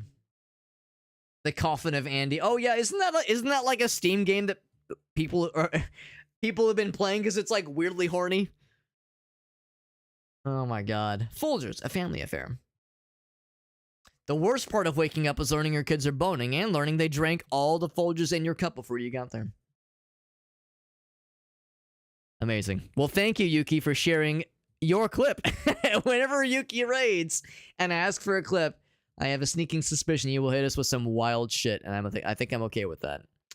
Oh no, my stream has been restricted on TikTok because of sexually suggestive content. I mean, all right, fair. I mean, it was suggested that there was things happening. We didn't see anything, but the suggestions happened. Sure, fair. West Africa, like it's a country. Yeah, that's a fair point too. I just assume they maybe they were like me and they're not good at geography, so they just didn't want to say a country, so they just vaguely said somewhere in Western Africa, somewhere maybe. I blame Game of Thrones. Game of Thrones does love its incest, don't they? They're pretty big fans. But I think you're right though, Yuki. I think this was before, or maybe in the early bits, like the early seasons, maybe. Family getting in the way of love. There you go. There you go, man. That's how it is. That's just all there is to it, baby. Let's unmute the game. South Africa. yeah. Where's a place that like feels vaguely more authentic? It was a decade. Wow, I didn't realize it was that early. I thought it was like early 2010s, because like Game of Thrones started in like 2011, I think. Unless I might have my timeline completely wrong there, but I thought it was not quite that early. Yeah, maybe I got my wires all crossed. Was it a little bit later? Because yeah, I thought it was like sometime into the 2010s before we got subjected to that shit. What? Turn around, that guy just fucking melts my ass. What the hell? That's what I get for not paying attention. Too cheap to pay attention. 2009 makes more sense. Yeah. Smack his ass down because he knew we were there, and I know he was there. I bet there's more, although there's nothing on the radar right now. Oh, fuck. Fuck you. Didn't have to be on the radar. I will take a healing patch. Medi.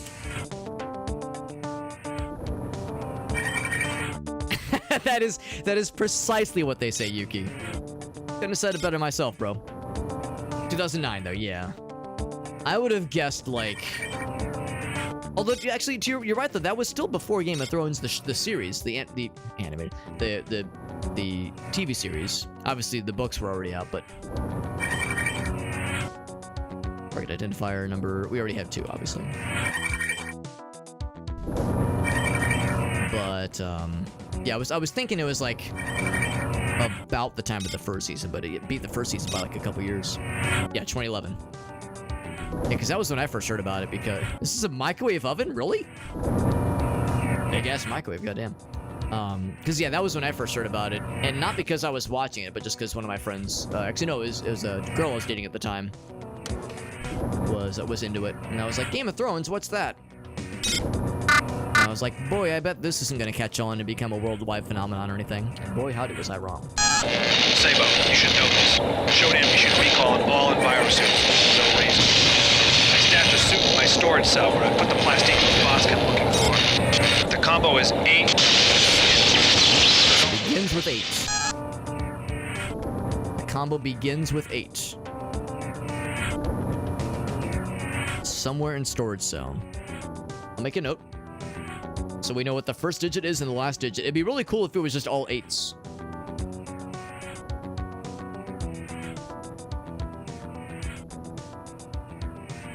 Okay, so I'm making a note. Making a note here, huge success.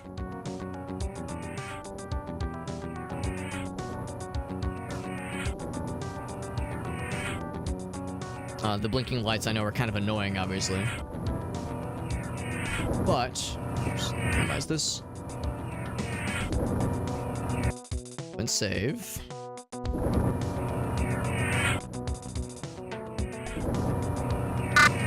Okay. And of course, then there's the guy's dead body, obviously, so it didn't work out very well for him. He just stun gun. No wonder he got, because these things are not really terribly useful. Store is locked. Can I break the microwave? I mean, I can, but what did it do for me other than just give me the feeling of destroying something without bringing anything new to the table? It's kind of a shame because this was the last area that I could think of, like, lead me to something new. Oh, here we go. There's a switch. Alright, so we've seen storage 2. I'm gonna go ahead and remove the note about storage 2. Now that we've seen it. And opened it, even.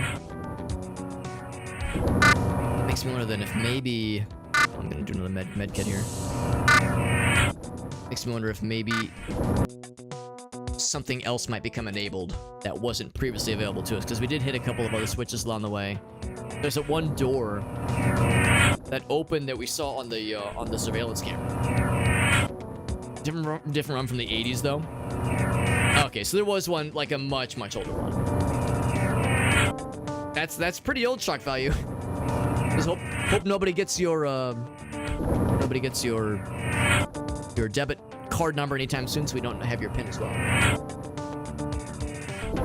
Also, is anybody noticing the top left corner of the screen? See the fella up top there? He's got that oompa loompa doompity doo going on there. What the hell's going on there? I think at some point I started crouching and I never fully stood back up. It's not my guys just bebopping. That's the System Shock bebop right there. That's what we call that. So I'm gonna ruin it by standing up, but apparently this whole time I was crouched down like a dumbass. I feel so tall and slow. We've already been here. Yes, that was storage room 1. That's old news. Old news. Have we seen everything else? Surely there's more I've not done yet, though, right? Surely this is not the end-all, be-all. I don't know if I actually went down this way yet. Oh, I did not. Yeah, I never went down this way. So this clearly is the key for additional progress. I'm just gonna fucking fling myself at this guy and go crazy-ass fucking just bananas up the butt, just all kinds of crazy melee on this guy. So here we go. And like scream the whole time too. He did shoot me once, but I slapped him once. It all worked out. And unfortunately, nothing got to go inside of any butts. I'm kind of disappointed about it, but it worked out. That guy was just ready for me too. What this? Diagnostic module, but it is inactive. Well, I'm very sad about that because it looks very golden, shiny, and fancy. I could lower this down if I wanted to. It's kind of dark in here, but I'm trying to be preservative towards keeping the juice. So I'm gonna keep that one on. I'm gonna turn that one back on. Keep my energy use minimal because I'm relying on this a lot for the rapier, for the melee weapon. Daughter of the daughter of Jeffrey Combs? No wonder. Or I shouldn't. I know I said no wonder. No, what I meant to say was no way. That's wild.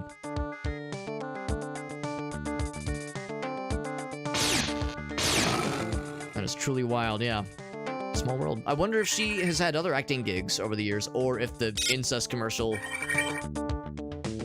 had like an unpleasant effect on her career. Also, storage room door. Is this the 888 door? Ooh, blocked by Showdown. All right, we gotta come back here. I'm gonna make a note for this. There's apparently a camera somewhere. It's probably like on the inside of this door then. Showdown door. Actually, I am going to more specifically put it on the spot just in front. That way it shows up like a little triangle, so like it's very obvious in the overlay what's going on here. Doesn't mean we can't get to it ever, it just means we can't get to it right now with the current security system. Oh, turn the lights on, that's much nicer.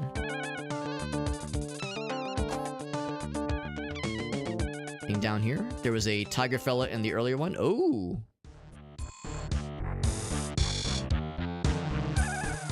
Cyborg conversion cancelled. Standard station restoration procedures online. Since I'm so... Actually, I'm not that low in health. Do I want to do a medikit or do I want to use a... Whatchamacallit? A first aid kit. I kind of want to use a first aid kit just because we've seen a few others. It's a first aid kit. Activate automatically, so I think we're set. So now I don't have to worry about babysitting my health nearly as much because we have this free respawn station, which is really nifty.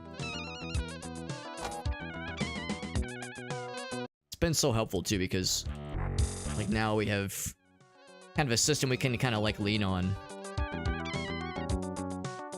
when it comes to like having like well, it's a combination of a couple things. We have like pretty good damage, like pretty good weapons, and now we have this system that allows us to respawn under certain circumstances at least. So like this game is not quite as like unkind as I was expecting it to be when it comes to resource management, that kind of thing. Something over here. I'm pretty sure those guys are pretty heavy duty. The fact that we can just kill them in one hit with this lightsaber weapon is really dope. So it's not quite as brutal as I was expecting it to be. It's still tough, obviously. Sabo, Aubrey again. Why are these bots rebuilding the storage rooms? And why so many repulsor limbs? Has McLeod authorized all this? You said Shodan was acting a little strange lately. Someone should definitely check it out. Check it out, you say? Sabo, you've got to be kidding me. Is this work schedule some kind of joke? 2 6-hour shifts a day with a 45-minute break in between? Might as well just take the lifter bots offline so I can do it all by hand. Who Sabo is? Well, it's a higher-up person. She does still act from time to time. That's good. I mean, I hope it would. I legitimately wouldn't want it to, like, ruin her career. And the reality is that, like, if the vibes were weird, then the director of the commercial should have caught it. And it's like, you can't like hold it against the, you know, the individual. At least I would say, I wouldn't hold it against the individual actors, at least for the weird energy that no one else seemed to notice until it aired. Bunch of skulls, just crates full of skulls. Oh boy, oh boy. Actually, what am I running away for? Shred their asses. I'm fearless. Shodan.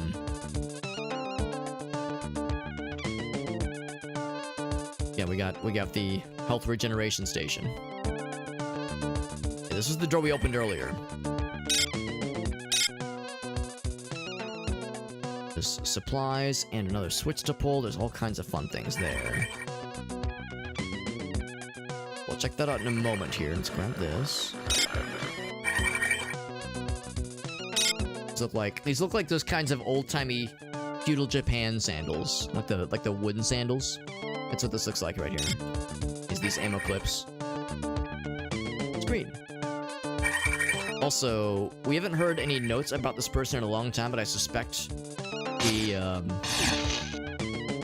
screens we keep seeing every once in a while with like a random person on it. I'm assuming that's the Diego person we heard about at the start of the screen, at the start of the game rather. So I think the in-game lore is that he's like one of the higher ups in the company. If his name or if his face is being plastered into places, or rather, it would make sense for his name to be plastered into places. He's a fancy fella. Rubber slugs. Is this a new weapon? This is a riot gun. A blood message that says die. A riot gun, you see? That sounds dope. I wonder if okay, this is our first time seeing the riot gun. I guess we're getting to the point where I probably don't need multiple sparks either. I mean, I don't even know if we need these at all, the sparks. Now, granted, there are some enemies that definitely at least appear to only take damage from, like, energy weaponry. So maybe there could come a point where, like, we only can attack somebody with a ranged attack with energy weaponry only. So I keep the other one, but yeah, it seems like they've probably outlasted their usefulness, at least partially. We got one here as well. So, pretty cool looking though. Let's go ahead and save. Yeah, the fact that we got the respawn point makes me feel very confident. Perhaps unnecessarily so. Maybe it's gonna lull me into a false sense of security and it's gonna slap my ass when I least expect it. The data pack here, data reader. Entry. This is great. The CPUs are spewing random numbers into systems authorization memory, which would all be fine if we wanted to prevent ourselves from accessing executive functions. Now, if we go to the source code... Wait, what the hell is this?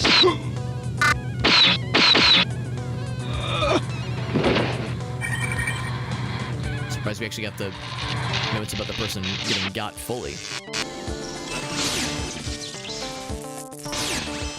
Because there's the number sequences like they were saying. Here's the guy that presumably got killed. Because yeah, that was the thing that I had noticed a while back, where I was like, man, what is this like number sequence? Is it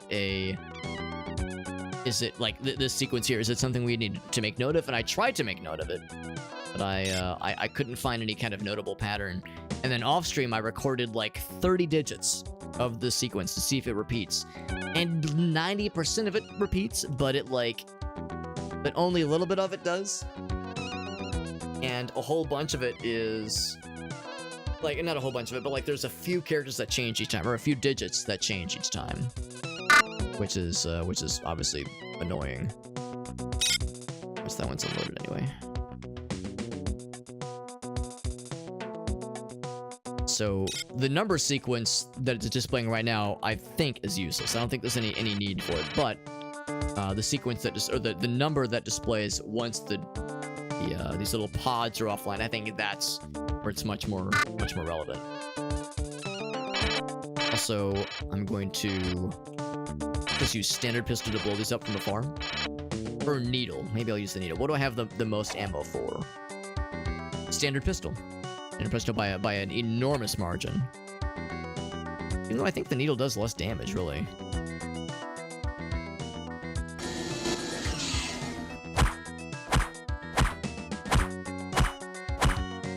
Looks like it doesn't even work against this thing there. Okay, well. Just my answer. Recharging station access granted. Recharging station. That sounds nice. I definitely need a recharging station. So anyway, so now that we've taken out the pods, or the cores rather, we have Teflon coated rounds and then standard rounds. Teflon coated rounds, didn't we say those are like, those penetrate, I guess, mechanical stuff better? And I guess standard is better for fleshy things, like these super mutants and whatnot. I'm gonna make a note. We're on floor 4. This is code 9. So we definitely need to save whatever code, whatever number rests after we break the CPU cores, because that part's very important. Oh, and the Shodan door. Oh, no, never mind. It's right here. I was gonna say the Shodan door. I wonder if that is what they were referring to. The door that was locked earlier. Well, it's like I wondered if that was the one where the energy station was, but no, that actually works out very well, because I was just running low on the juice, the laser rapier, and for other things too, because we use that energy meter for lots of things. Reader, McCloud, there it is. Wasn't sure about the boss. I tried to make a move from the plastique. He came after me. Barely escaped. Catwalks are screwed up now. Wong's body is lying below them. Parabots all over it. Things gashed up my stomach. I'm not feeling so good. I was hoping he would give us the last digit for the last digit for the other for that part of the door, the door that has the contamination suits. But maybe it's presumed that we do have, or that we can guess the code at least, now that Shodan's security level's been dropped.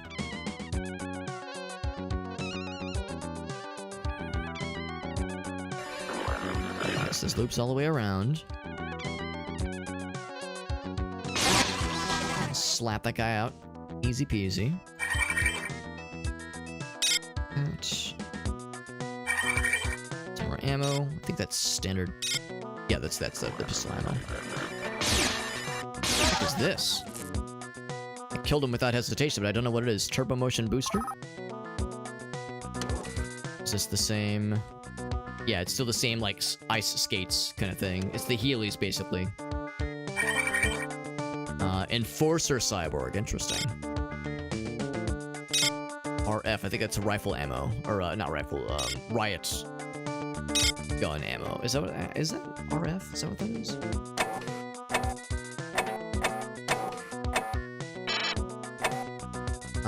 Oh, Scorpion. Oh, wow.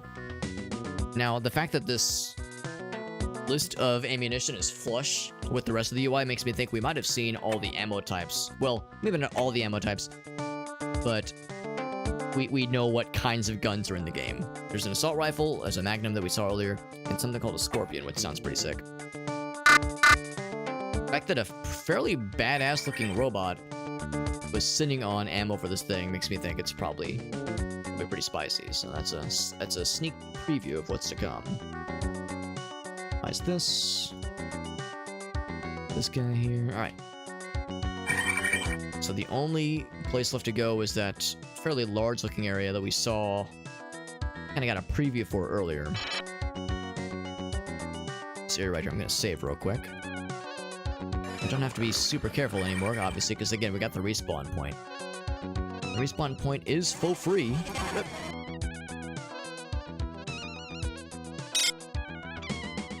This is a resource that we're gathering for later.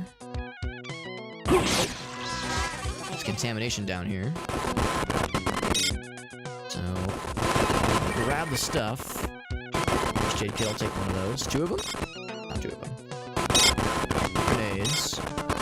Can I break these things? Seems like a really smart idea to just break them. Now, I wonder if that makes the radiation go away. It does not appear to make the radiation go away. It's still slapping me around very good.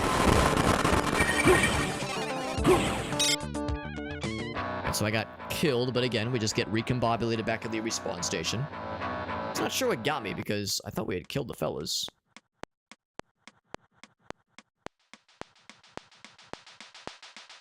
Clearly something decided to stick around.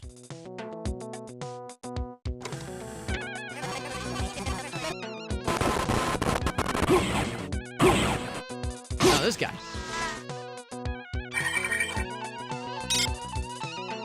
I got the ammo. Just switch there.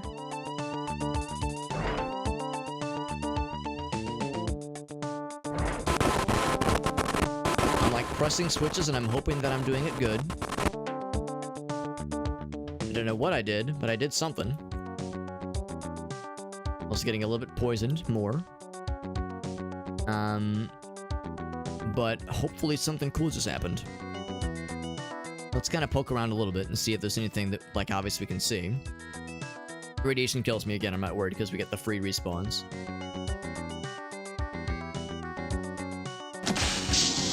Now that takes us back to the floor 3 elevator. Let's look at the map. There was the Shodan door, which is probably maybe open now. There's a few doors. Yeah, we clearly haven't, like, fully been to yet. Oh, right, radiation probably got me. That's fine.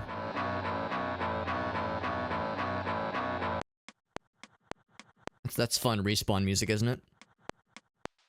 It's a really cool respawn noise.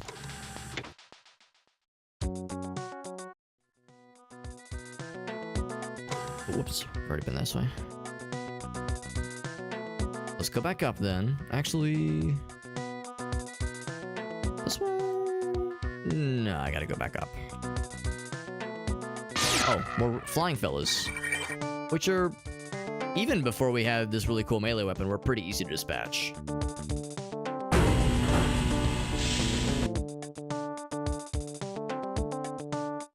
Actually, I'm gonna... actually, no, that's pretty obvious on the map what that is. Yeah, let's kind of see what some of these...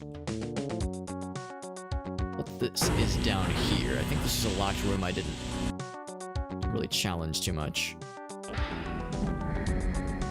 Yeah, this one was locked earlier.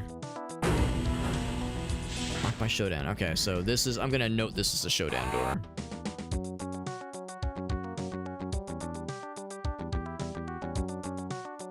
What is the security level at, for that matter?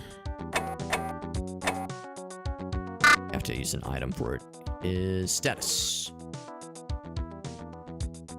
1%? Oh, we're so close, man. But the good news is we have a thing that helps us determine, or not even determine, locate the cameras.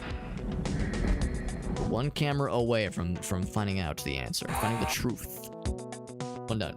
Down here too. Not much else. Not much else is unavailable. Let's go towards the store and keep an eye on the map. The off chance that there is a camera that I just missed earlier.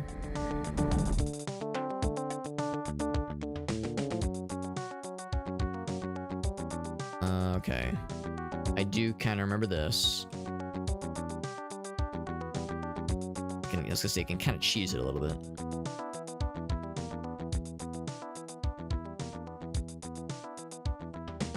Actually, I think I can. Actually, can I ride this up? Here we go.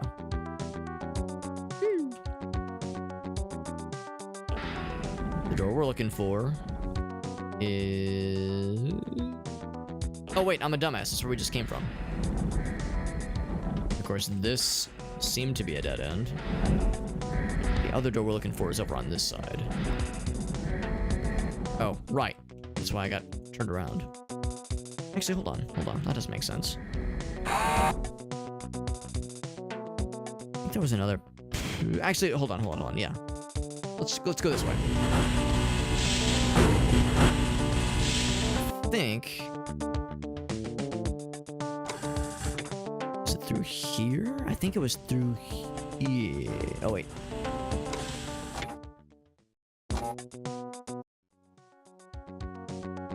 Here we go. So this is the one where we're like, okay, I have the path. Right, or I have the ability to attempt this. So, I guess process of elimination. Just brute force. We know the first digit. If this is the panel that I think it is, the first and last digit is 8. There was 838. All right. It's very dark. Turn the light on. There we go. They said there were going to be plastic explosives. That much is true. I was working as a waitress in a cocktail bar. That much is true. This is... Oh, we got our Magnum. There we go. Again, I'm like hesitant to drop really any of these things, but if I'm forced to drop something, I'm thinking either drop the dart gun or the standard pistol. I don't want to drop the standard pistol just because it seems... I mean, for one thing, we have so much ammo for it, and also it seems like it's legitimately useful, whereas the dart gun only, I think, at least, seems to be useful against, mutants, rather. Maybe some cyborgs.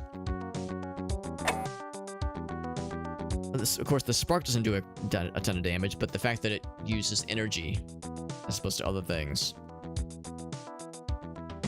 Yeah, I don't know. If I'm forced to get rid of one thing, I'm thinking probably the dart gun. I'll unload it, at least. And the nice thing is that dart guns are very plentiful. Got the protection suit, by the way. And it's just on our person now, which is really nice. We got the Magnum. There we go. So if I change my mind at some point and we go, oh man, I really miss having a dart gun, they're so plentiful I could probably find another one pretty easily. We got our environmental suit. I don't know if that protects us fully from contamination and that kind of thing, but it'll at least help it. So it's enough to keep my intestines from melting. I'll fucking take it. Sheena says hi, by the way. Hello, Sheena. What went wrong with the bots? Suddenly they love plastique. They're everywhere. I saved one charge, but the rest is in the raised platforms across the north catwalks. We can get it if we need it, but for now, just leave it alone. Okay, yeah, so we already know about those. We kind of did this a little bit out of order, but that's fine. Plastic explosives, which are, I'm assuming, probably pretty cool, but I'm just hanging on to one for now, and if there's a situation that requires us use them, then we'll cross the bridge when we get there. Security down to 0, which now means that the other security doors should be open season. Go ahead and click this. Should endure note. Bloop. Now there could be other bad guys that spawn, but I think we're pretty much in the clear for this floor. I think it is further to the left. In fact, is it this way? No.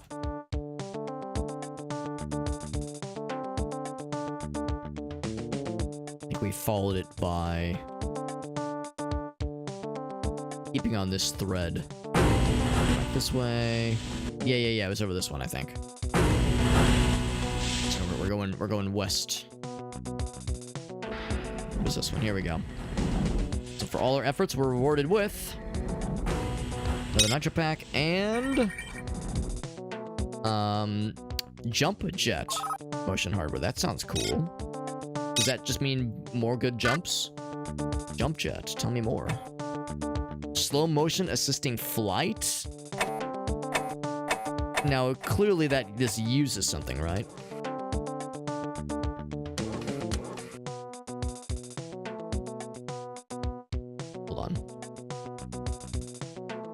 Oh, it uses a lot of juice. Yeah. So that's the kind of thing that you use only if you absolutely need to get around, either to get around or to get back to some kind of important area. But it's still a cool find. But yeah, that's something that I'm not going to be using casually, obviously, just because it slurps a lot of juice. What I should have done is I should have saved a note where the energy was. This floor is clear. I think we've completely cleared this floor out.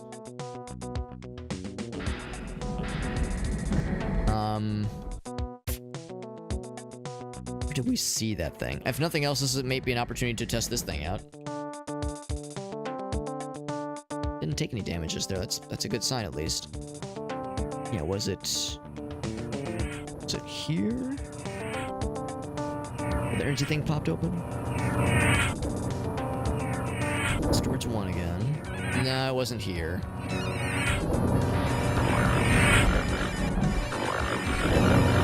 I honestly can't remember.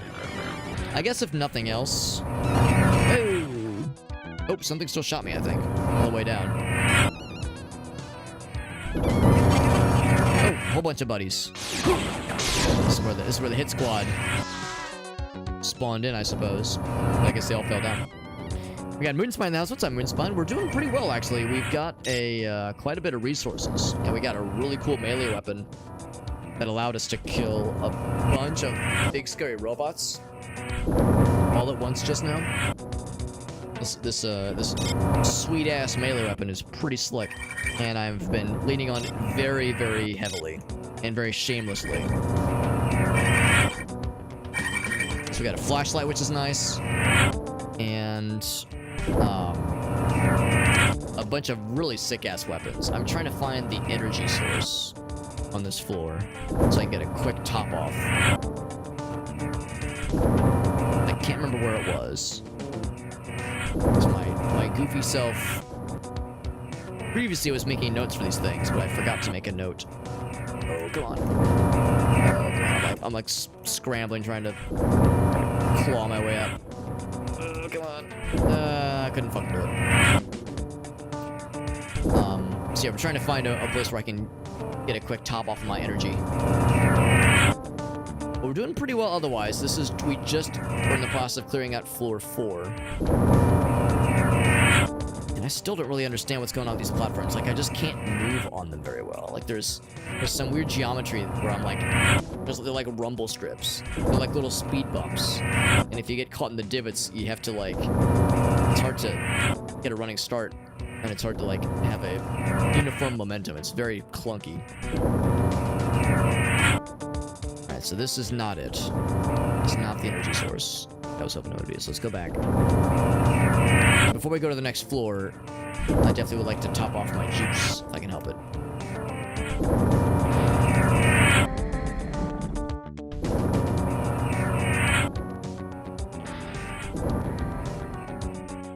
I was doing such a good job of noting where certain things were. Was it on this guy? I don't think it was on this one. That was a dead end. Maybe it was this way. No, this was a dead end as well. Yeah, no, I remember those areas pretty well. Because that's the thing, I earlier tonight, I discovered for the first time, you actually can leave notes on the map, and I was trying to, like, once I discovered it, man, I feel like such a dumbass. I wish I would have noticed it a lot sooner. Because, man, it would have made those first couple levels so much easier if I could just leave signposts for myself. But better late than never. And now that I have this magical ability, I've been trying to utilize it, but every so often I get excited, I'll discover something, and then I'll just... I'll fuck right off and forget to actually, like, you know, save a note for something. There. Isn't there either? Fuck. I mean, I guess it's not the end of the world. It's just, you know, we're relying so much on this laser weapon. I feel like it behooves me to keep proper track of it.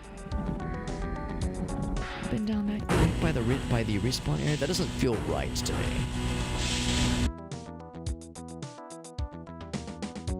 Maybe it was around here. This is near the respawns. I don't think that's it. Yeah.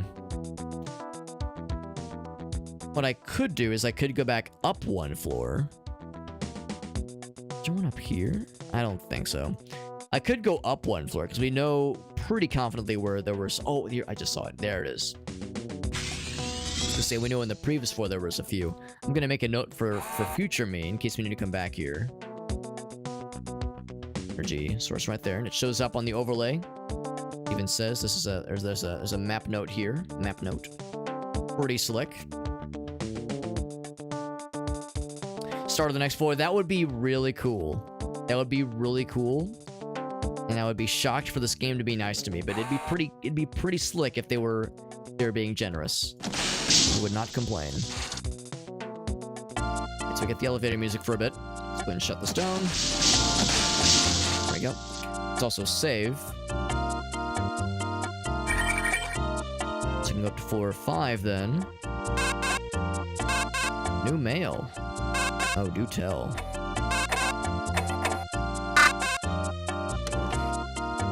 Brovsky. Hello?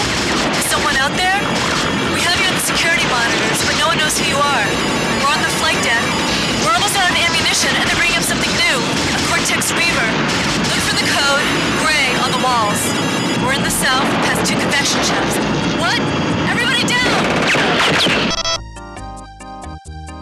Something called a Cortex Reaver. That doesn't sound very good. She says it's wounded, but we're low on ammo. Well, we've got a shocking amount of ammo.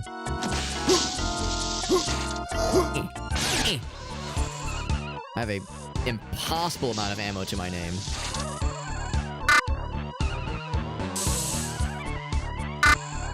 So hopefully that'll be enough to offset whatever fuckery they're dealing with. For a better future. How'd that go? Voice volume's too high? We'll lower it a bit then. Down to 30. How little... Yeah, it is weird how... I'll lower a little bit more. How, yeah, the text and voice... Usually they convey the same basic stuff, but yeah, they rarely match up fully. Like, the same basic information is being conveyed, but it's a little bit... It's kind of weird and spotty, isn't it? When it comes to, like, the details. But not a ton of cameras on this floor.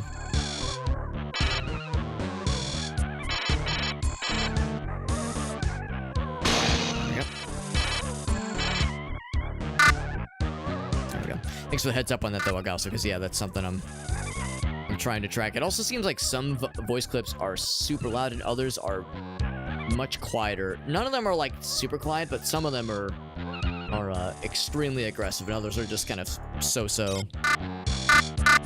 Like this one, for instance. Let's see how this one sounds. Al, we need to replace the first aid kits in the life pods for Flight Bs 2 and 3.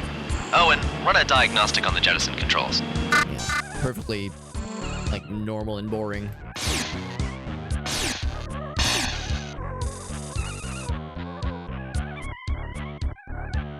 Right, so we're back up here. We did kill that guy.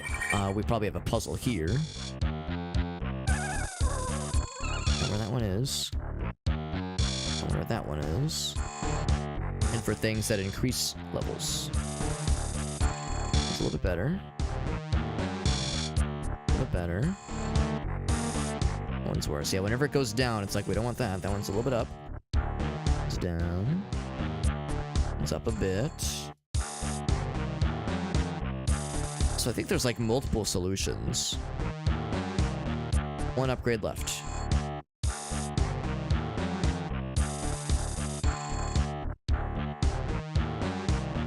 That's definitely worth it. Like, that one is set in stone for sure. So close. There we go. The gunshots. Yeah, that's a good point too. Let's continue lowering it until it's like not just obnoxious and stupid. Just lower the music too. It's an Among Us puzzle.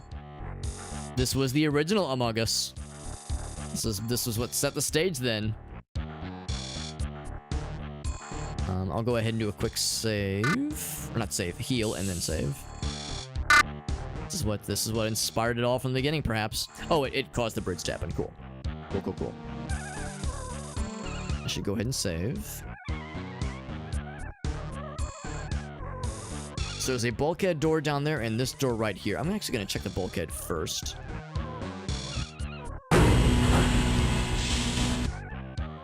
Because that door is probably the correct direction.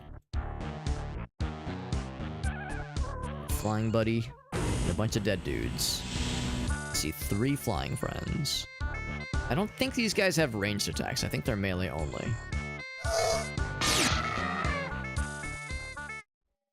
Pretty easily one-shot them with this really sick weapon we have. And for some reason, they never noticed me. They just let me jump up and fuck their shit up completely.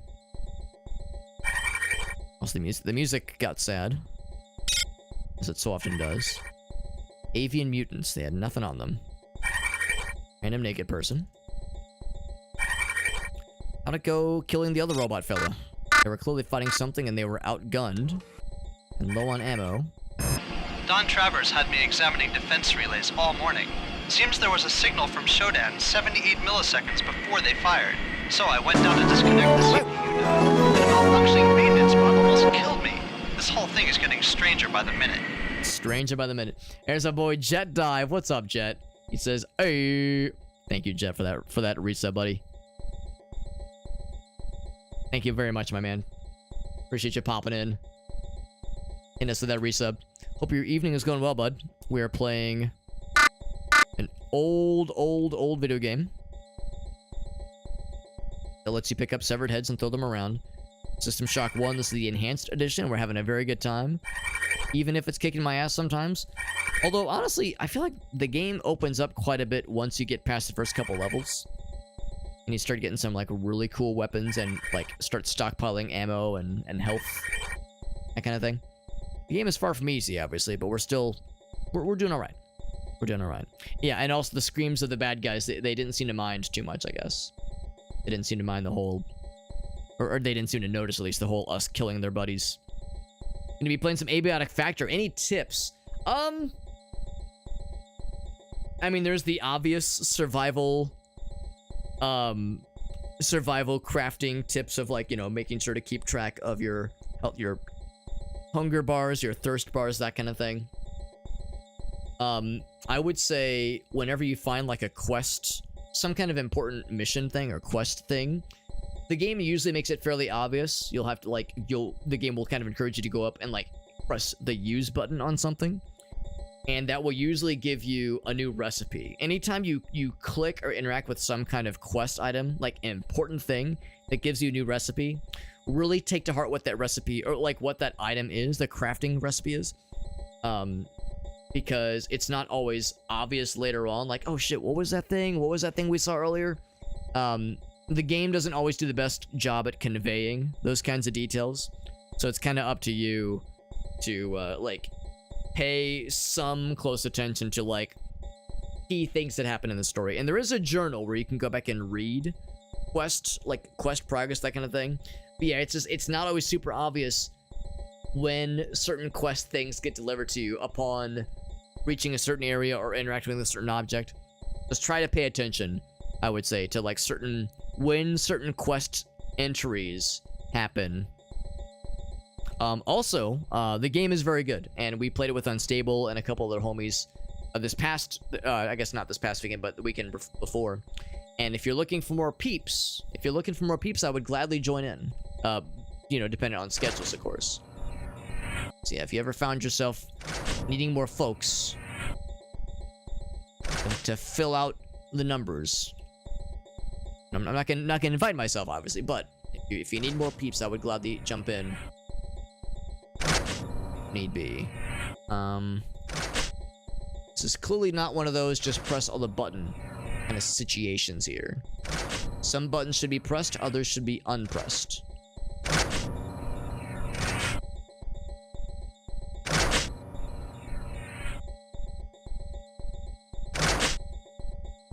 That's not it.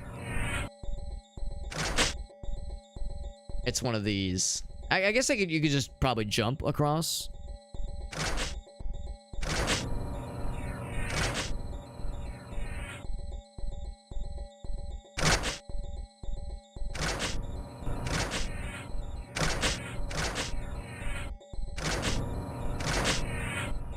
Like, you could probably just jump across and be fine with it, honestly. Let's see if we can even get up to that point anyway, to begin with.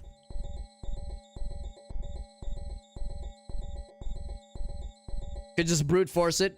So we could. It's like, we could probably make that jump, right? The series of jumps. How hard could it be? It's not like it's gonna be slippery and weird once you get up there. That never happens in video games like this. It would take a bit, yeah.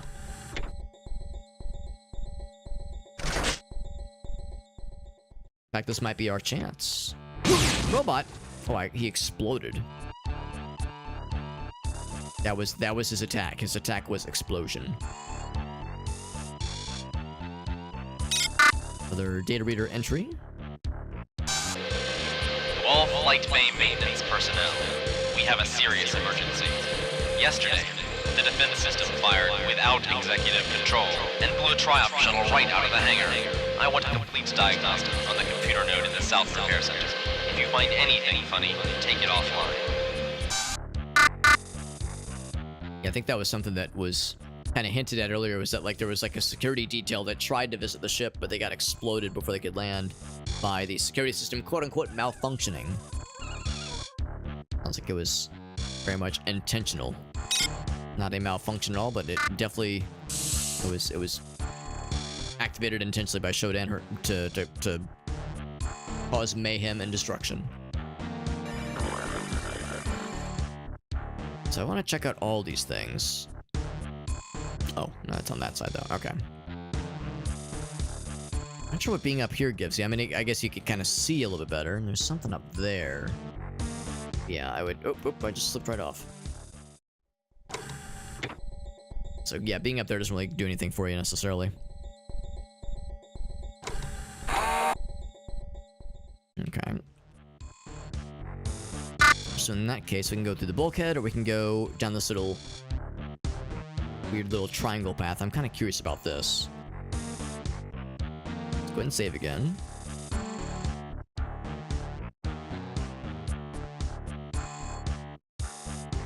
Whoa! It's very jumpy. Very wimbly-bimbly. If there is fall damage, this game is doing a very generous job of not forcing it on us just yet. That is a blaster. New weapon. Wake up, babe. New weapon just dropped.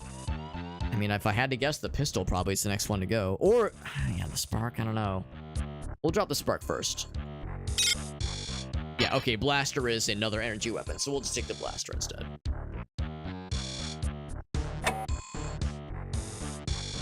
And of course, we'll set it to high, obviously.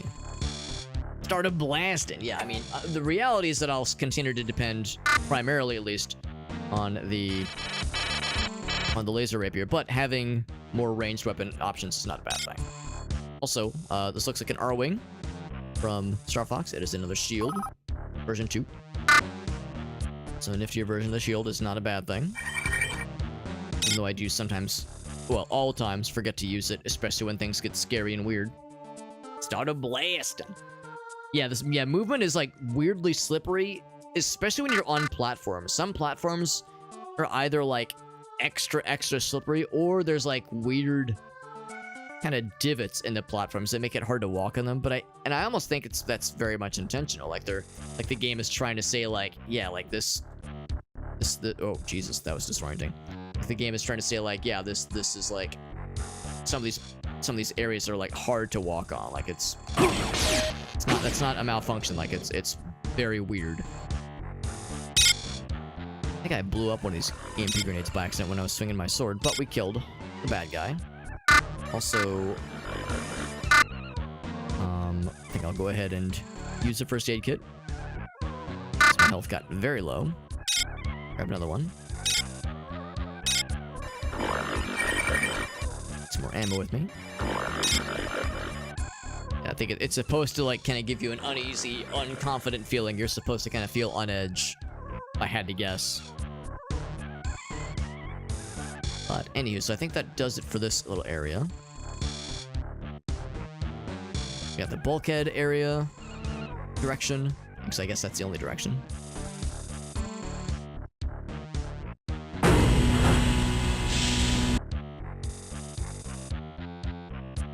The dead body, of course, one of many.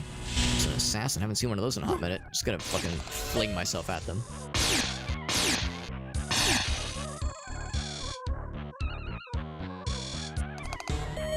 I'm trying to be sneaky. Can I do the target info? The target's detected. Cool. Same thing as so. Just fling myself and go melee and hope for the best. Oh. Is that a biblically accurate chandelier? What the hell is that? Be not afraid.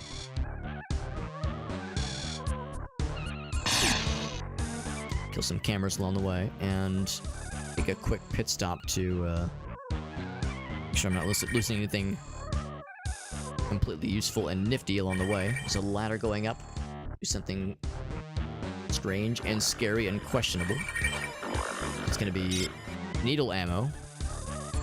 Dart gun ammo, that is. McDan. We're all still reeling from the disaster 2 days ago. I checked out the defense system, but there's not a thing wrong with it. Well, unless you count that it fired on our own shuttle. Mild detail. Offline today.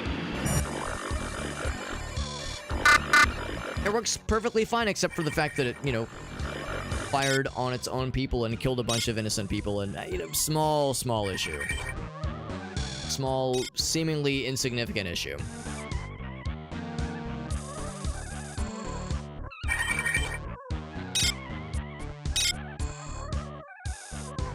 So I think those are just light fixtures. I got scared thinking they were something scary. I think I have nothing to fear except fear itself. Turbo motion, which I think we already have anyway, so that is obsolete. Can't have duplicates. Also, weird music shift suddenly.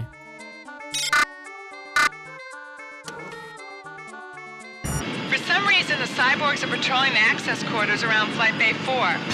What are they guarding there, anyhow? Flight Bay 4, that's where we are.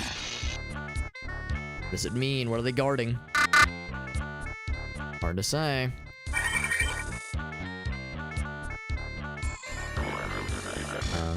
Some big bulkhead door there.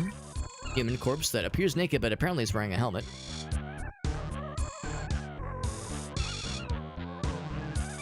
So this is going to lead to 2 and 3. Alright, so we've seen a number of things. A number of things that I want to, and I want to explore all of them, but let's kind of do one at a time here. Secret door? Hidden door, look at that.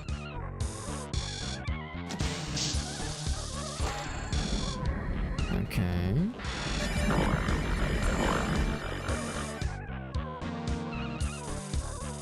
Does this stay open?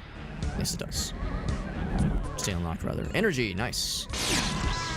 Kill the shit out of that guy. Take some stuff. More healing. Empty soda can. Concussion grenade. Concussion bomb, that is. Genius mind enhancer. As if I need that. As if. If it's, yeah, are you even a real security system unless you've committed a small friendly fire incident that resulted in the death of at least a dozen innocent people?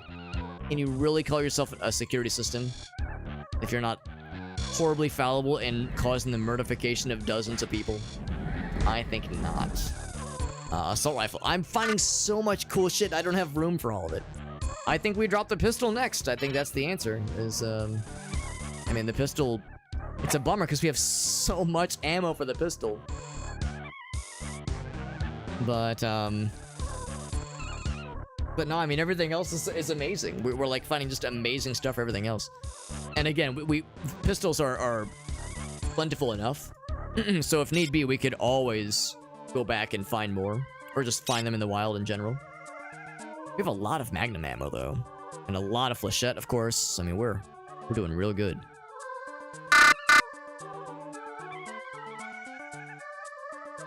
Oh, I can't use the energy charging station because Shodan is fucking breaking my balls. But you're really busting my ass here. I'll note that there's an energy source here, but that it is currently unavailable. Because Shodan is being a big meanie. And I'm beginning to think that she doesn't like me. I'm call it gamer intuition, but I'm starting to pick up on the small, subtle details. She might not be a big fan. Not unlike how I was talking with Grace the other day, I was complimenting myself. I was doing a rare and very humble self-compliment where I had the, I intuited, I was able to observe correctly and very subtly that she was tired when she yawned and said, "Wow, I'm really tired." It's like, man, I'm so smart and so observant and so humble. So any fellas out there who think, man, women are so hard to understand, let me tell you. Sometimes they use words. Sometimes those words can, like, enter your brain and they can, like, tell you a message. Like, that was a hard one. I spent a good 3 or 4 hours thinking on it, but, you know, I had to send some info to the boys in the lab. Had some connections at NASA, had to, you know, to whir some details up, but we managed to get there. It is a chandelier. That's weird. It's a chandelier. This must be like executive level shit right here. Fancy boys and dead fellas.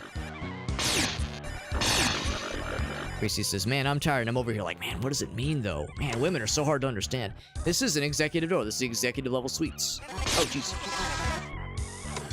It's pretty sweet, all right. Oh, Jesus, that's kind of brutal. Wake up, babe. New fucking dead NPC sprite detected. It's weird to see a random cyborg assassin. Those were only present in the first level, but we haven't seen them since. Oh, I love that song. Yeah, Gregorian Chant. Yo, I love Enya.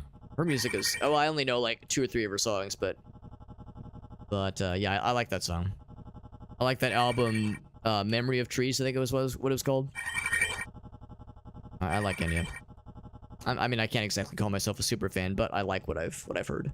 Also, I was secretly hoping I would just fucking careen off the edge. Into the edge of space like a doofus dingus dongus. Or can I dribble this head out into space? No, I cannot.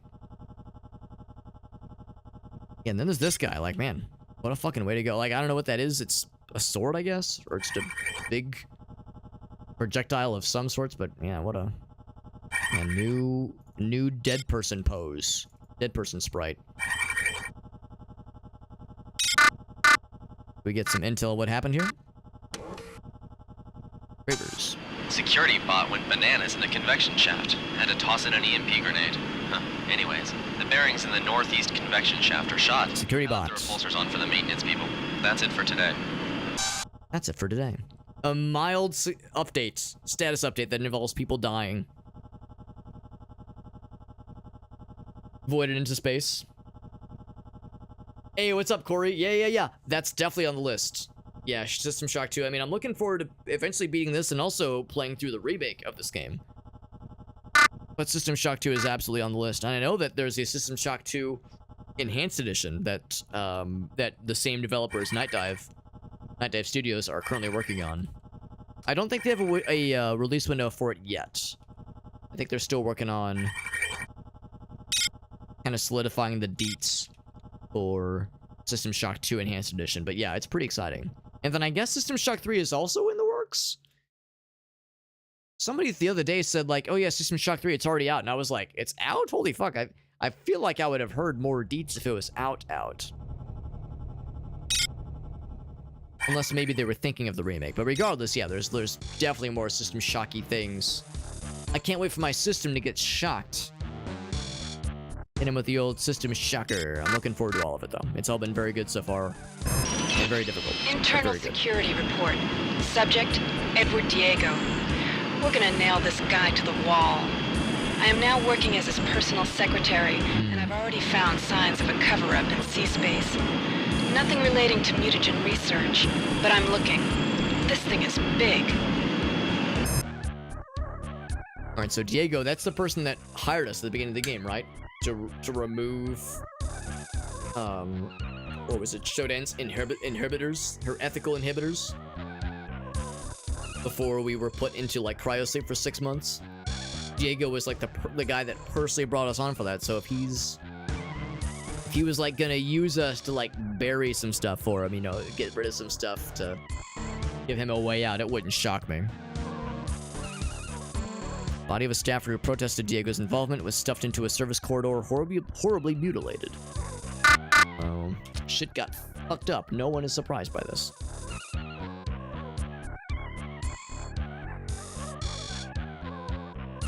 Me enjoying Enya? Elgaso is shocked. Yeah, I would imagine you probably were not surprised. I'm shocked. Shocked. Well, not that shocked.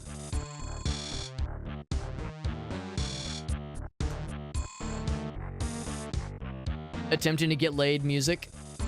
And mostly failing, but occasionally not. I truthfully cannot think of a time in my life where a music selection has aided me romantically. I think, I mean, without, like, you know, a lady never asks and a gentleman never tells, or vice versa, maybe. You know, like, there's details, of course, I would never divulge, but just in a general sense, yeah, I'm trying to think if there was, like, ever any instances. I mean, there were instances where, like, yeah, maybe I would, like, bond with someone over, like, a shared enjoyment of a certain band. I mean, for one thing, Gracie and I are both big fans of, like, Peter Gabriel and Steely Dan and Sting and a lot of the goofy-ass stuff that I listen to. So I like to think that yes, Gracie knew I was the one immediately once she recognized that I have such an exquisite taste in music. Or that you know, it's all subjective and it's all bullshit anyway. And that none of this matters. It don't matter. None of this matters. All right, so executive elevator. I'm gonna make a note for that.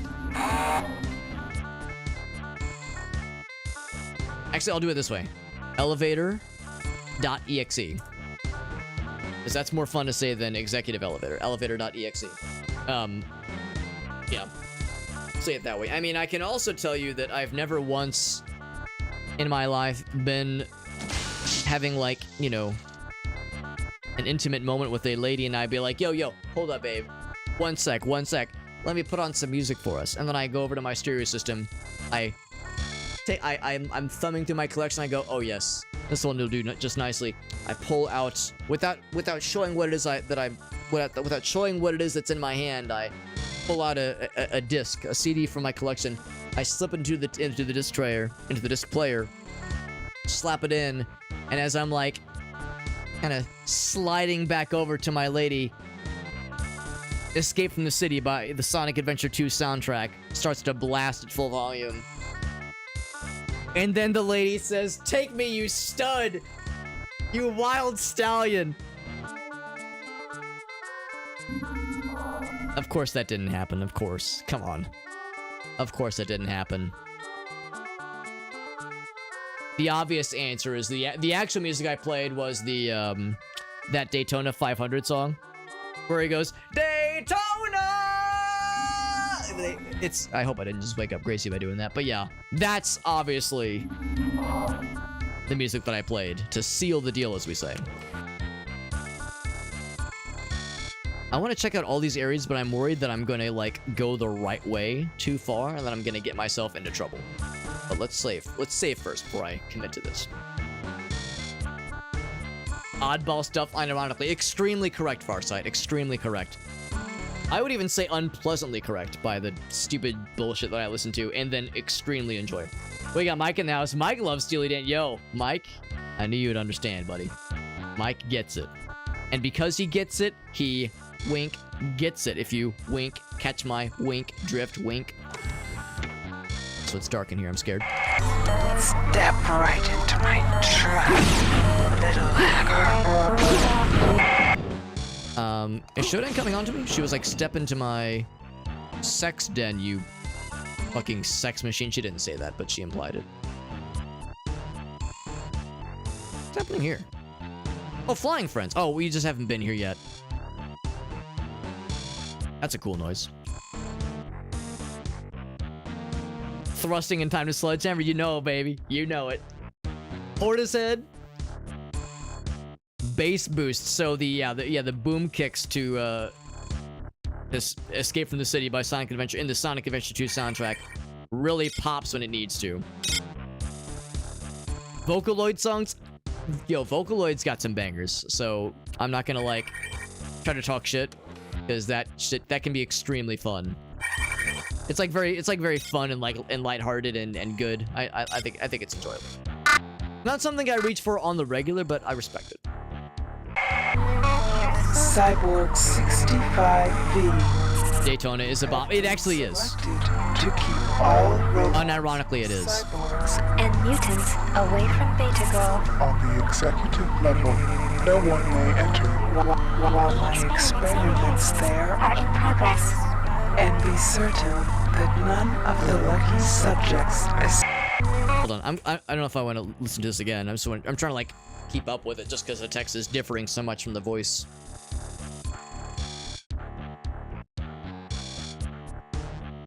The Grove, while the experiment is in progress. Yeah, so yeah, it doesn't really give a whole lot of details necessarily. I was thinking this, I was actually in my head debating back and forth between the Daytona Let's Go Away song and Rolling Star. Because I actually like that song more personally. Those are musician bands. Am I a musician? That's a very interesting observation, Mike. I call myself a washed up musician. I in a past life I was a musician, but I haven't taken a lesson in, here is it, 2024? I haven't taken a lesson in like 14 years. No, Jesus, longer than that. Over 15 years. Over 15 years. And I haven't like practiced or like played with any instrument with any regularity in a long time. I can still read music, and I like to think that like if I were like cold dropped in to into a situation that I would like be able to fake it, you know, fake it till you make it, but like it's hard to really say that I'm a musician anymore. So I just say I'm a washed up musician. But the short answer is that yeah, I played the cello for about 8 years. For all of middle school, all of high school. Went to state once, played in a couple of youth orchestras, one youth symphony, did some cello ensembles, did district and state competitions. So yeah, it's like did a whole bunch of shit. Practiced for a minimum of an hour a day. Did stuff on weekends, stuff over the summer camp, like the whole fucking 9 yards. Chamber orchestras, all of it. And I hit it real fucking hard. And the honest fact of the matter is that I wasn't really that good. And I also wasn't that passionate about it. It was cool, but I got burnt out on it after doing it hardcore for a long time. And it was a kind of like a case study in like, in order to really make it, because obviously, you know, you can take it all the way to high school, you know, through high school and whatnot, but to go beyond high school, you either need, in my experience at least, you either need like innate talent, like just a built-in talent, or like the fire in your belly to continue the discipline yourself, to like like either have like, again, like built-in talent or the like passion to dedicate yourself and your time and your energy to it. And I, truth be told, had neither. I was okay at it, I think. I wasn't great, but I wasn't horrible. But I definitely wasn't great, and I definitely didn't have the fire in my belly. So yeah, after high school, I was like, I'm good. So that's the long and short of it. Violin lessons, yeah. I mean, and that's the thing too. It's never too late, you know. It's never too late to go back and try, you know, try one-handed again, that kind of thing. I think if I ever were to pick up the cello again, or really any musical endeavor, it would be for me very selfishly. I don't think I would want to perform for others. Because like after, you know, doing recitals and ensemble things and playing music that was handed to me and never having a say in what I was doing, like I would want complete control, and I probably wouldn't ever share it with anybody. Just something for Alex. It has no right. Oh, I'm kind of curious. Not sure it's gonna stick with it though. It's a cool instrument. It's a large instrument, obviously. It's a pain in the ass to lug around, but it is very cool. It is very cool. I mean, I think I feel that about every instrument, obviously, but I'm especially, you know, biased towards it. Lots of woodwinds. That's right, bass clef. Although technically the cello is like, I think my cello teacher one time said like the majority of music for the cello is actually written in, I think it's tenor clef. Is that what it's called? Tenor clef? I think that's what it was called. But yeah, like when it comes to the, you know, orchestras and symphonies and that kind of thing, then yeah, bass clef for sure. Yeah, I think it was tenor clef. Am I a fill musician? I don't know. I would be a fill-in musician if they're real desperate. That's like a, oh, they're real desperate if they're reaching for old Alex. Working musician, that's awesome. Orchestral, no fucking way. You got the, yeah, playing electric bass and then also orchestral bass. Amazing, Mike. That's incredible. Yeah, Mike's what we call that. Mike's the real deal. That's some good shit. The synth, though, shock value. Yo, I do enjoy the synth stuff you share with the shock value. That's really cool. That's really, really cool. Yeah, tenor clef, shock value knows. That's fantastic. Do I still have the old cello? I do. It is, I can't quite see it from here, but yeah, it is. It's in the basement with me down here. And, which is good, because it was an expensive instrument. My parents eventually bought me my own. Which I, you know, to be honest, I felt a little guilty about because they bought it for me, and in my mind, I was like, man, this was expensive, and I don't know if I have like the, you know, the juice to continue this, because it was like my sophomore year of high school. Like that was when I was starting to tell, like, ooh, I don't know if I'm feeling this, man. But I do still have it, and that's a nice thing too. I'll have it presumably forever. And yeah, if I ever get the itch, every once in a while I will get an itch, but I don't really have like the time and like, you know, wherewithal to be able to devote much to it. But you know, if I get the itch and have the means to scratch that itch, you know, the worst that I could do, or the worst that would be necessary, is that I might need to take it to a string instrument shop to get it like maybe not even tuned up, because I can tune it myself. But if like, you know, if stringed instruments, wooden instruments in particular, when temperatures fluctuate, you know, when things get cold, wood contracts and it shrinks down. When it gets warm, it swells up with the humidity in the air. So, you know, over time that can cause cracks to form. So if I needed to get, you know, patched up, obviously I could take it somewhere. But yeah, it's something that I don't actively miss all that often, but it was a cool moment in time, and it gave me an appreciation for a lot of things. And I don't think I don't necessarily think that like, oh, you can't appreciate this band unless you are a musician. Like, I don't think there's like any kind of gatekeepingness to that necessarily. But I will acknowledge that yes, there's certain kinds of bands that like, once you have that background, you're more susceptible to getting sucked into. Also unstable, his sexy man detector is malfunctioning a little bit, because his usually he has it facing outwards, but he had it facing inwards. He had his sexy man indicator facing inwards, and it caused it to misfire, and because it overloaded the system. So if your sexy man indicator was, if you had it pointed towards me and it was firing off, it's probably because you might have overloaded it earlier when you looked at a mirror earlier. Violin had it tuned up though. That's nice, man. That's nice. Desperate. That's right, bud. That's right. What's up, Todd? Pooba says pet the kitty cat. I will pet the kitty cat. I will pet the kitty cat. The downside is that I'm fairly allergic. And if I pet the kitty cat, sometimes she'll like turn around and be like, oh, cool, thanks for petting me, Alex. Here's some face gunk, you know, like the gland stuff that kitty cats get on their little nosies. She'll be like, here's some nose gunk for you, Alex. And I'll be like, cool, now I'm itchy. Real cool. Real cool. Manchester Music. I think I've actually been there before. Yeah, I think I've actually been there before, and I'm pretty sure the dude is pretty cool. Like an older fella that works there. Unstable still like, will you make you a nice dinner? Is that a threat or a promise? Hopefully it's both. Good to see you though, Todd. We're playing some more System Shock. We're also talking shop. We're also just talking various stuff. Yeah, see, like right there, like I'm putting my hand right here, and Shayna's like, ooh, what's this? Is this an arm I can slobber my gunk onto and get it all nice and itchy?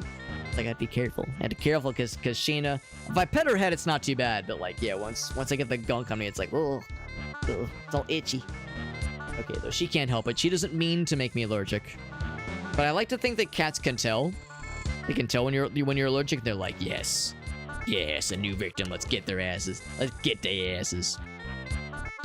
Let's continue with more System Shock. Let's see how much farther we can get in this level at least before we adjourn for the night and we have a little cyber station, cybernetic station, cyberspace terminal. Let's see what kind of trouble we can get ourselves into. We are kind of low on health, so I will do a little medikit.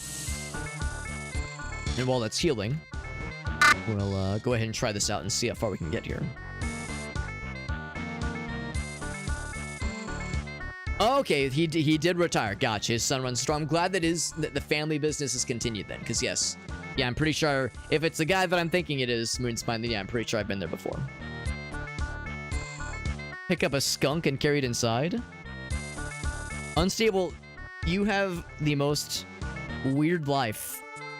Like, either you're joking or this is a reference to something, or you have the most, like, wildest life experiences in the whole fucking world, and you need to write a book or commission an artist to write a webcomic about your life, because you've had the most wild-ass experiences.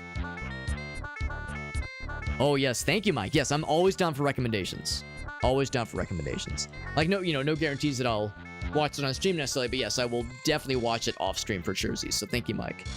Yeah, we have a music discussions channel in the Discord server specifically for music recommendations, that kind of thing, because I'm always down to listen. Even if I see it and I go, I don't really like that band, I'll still watch or listen to the video. I'll still give it a fair shake.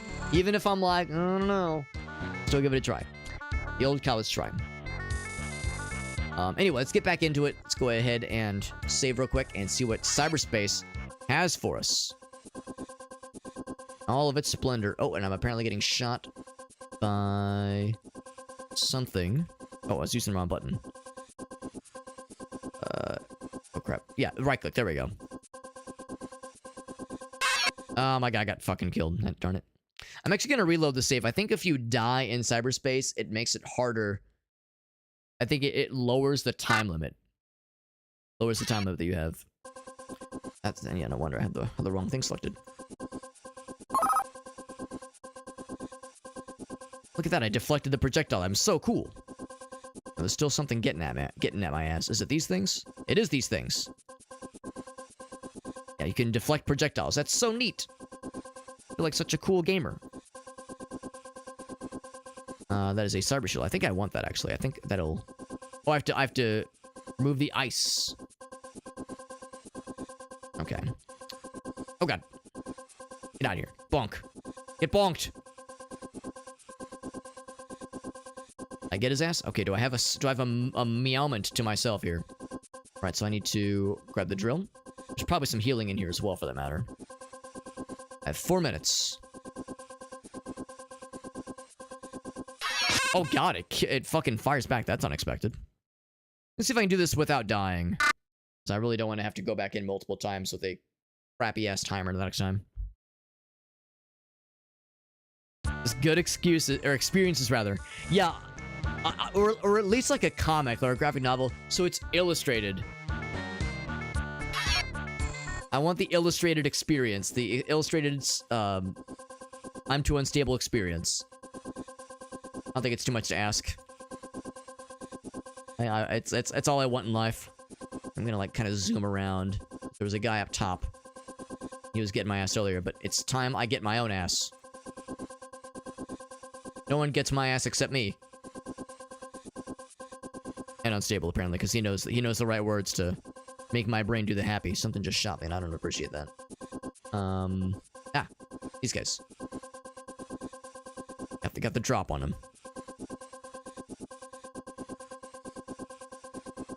Is he dead? I think he's dead. Alright, so then...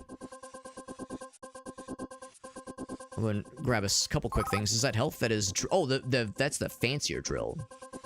And then this is Cyber Shield. I'll grab that real quick.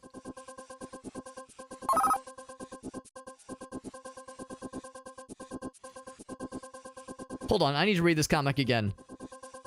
On AO3 with the tag Folger Cest. I don't think I know what AO3 is. And I think I'm either like showing my innocence.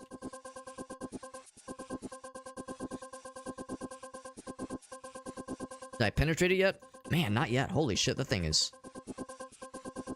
Yeah, integrity failure. Yeah, I cannot seem to break through that thing. Oh my god. Yeah. Jesus Christ. So I don't know how you break through that thing. Maybe you just don't. Maybe there's like another upgrade that I need to get first. Because I got drill level 4. You'd think that'd be enough.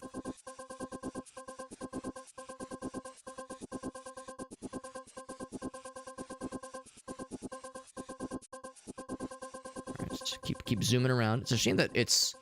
If the controls don't allow you to like sidestep or anything. Side strafe in cyberspace. All I can do is thrust. And, I mean, true to life, honestly. True to life, all you can do is thrust. Sometimes it do be that way.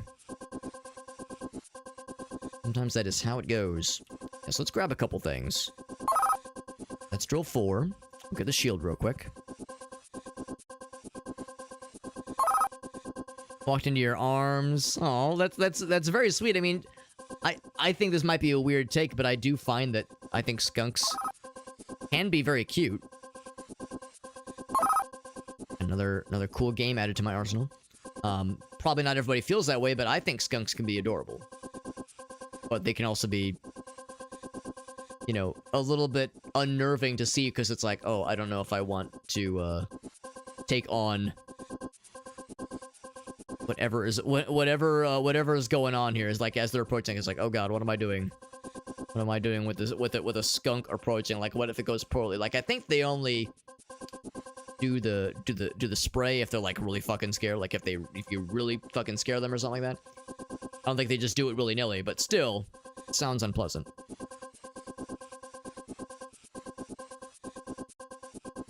So did that do anything?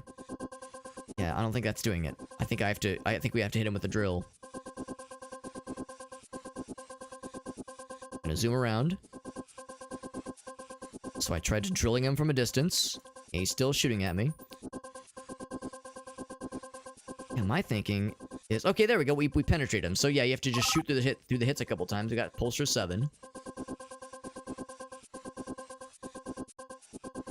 We get him? Okay, we got that as well. So there we go. We're making some progress. So we got another shield. There's one left, and that's the big one. Oh wait, hold on. There's something there. Very inactive switching. No, I wonder if I can't get to that one yet.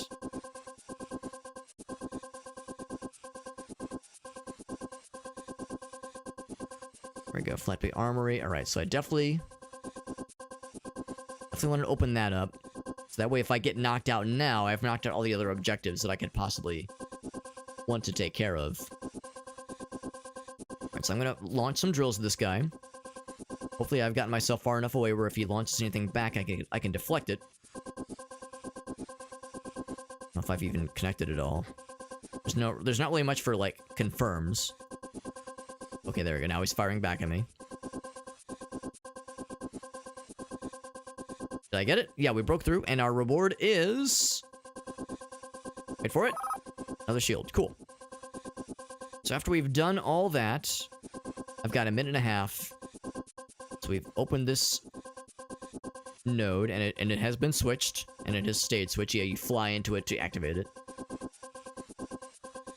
Nothing else in this corner, nothing else here. There was one exit in the top corner. over somewhere, but yeah, then this is the one I think we're supposed to take. Okay, so cyberspace, donezo. And we got everything that we needed to. And then some. There's an armory that we opened up, as well as the main area. Here's the armory, by the way. Holy moly. Some ammo. Landmines, some healing. Concussion bombs. All kinds of goodies. Alright.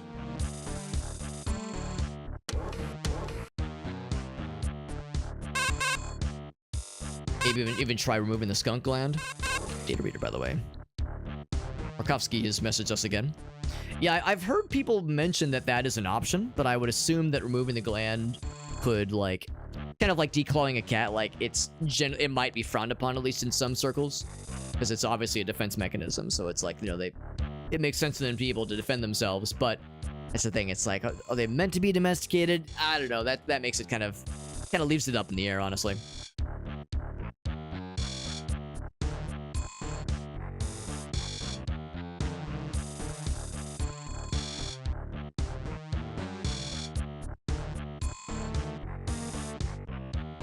And he says, my house smells like poo. What the hell?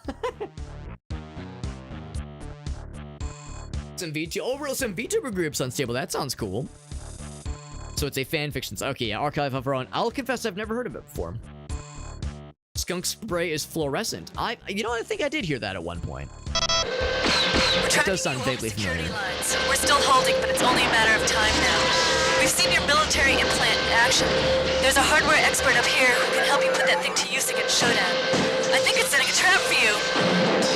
If you can make it up here, we can hold. Shodan setting a trap for you on the flight deck. It probably entails whatever this evil Reaper fella is. Your turtle is angry. You got a pet turtle?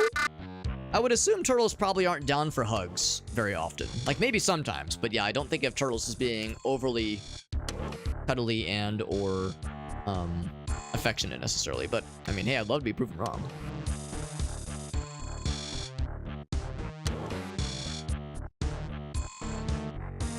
Everything else here is done, so there was one door we opened up earlier.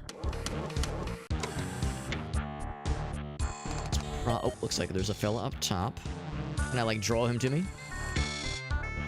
Bring myself at him and slap him with my cool-ass sword.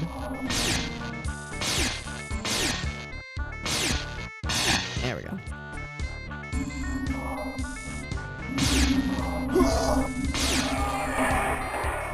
Is that it in here? It was.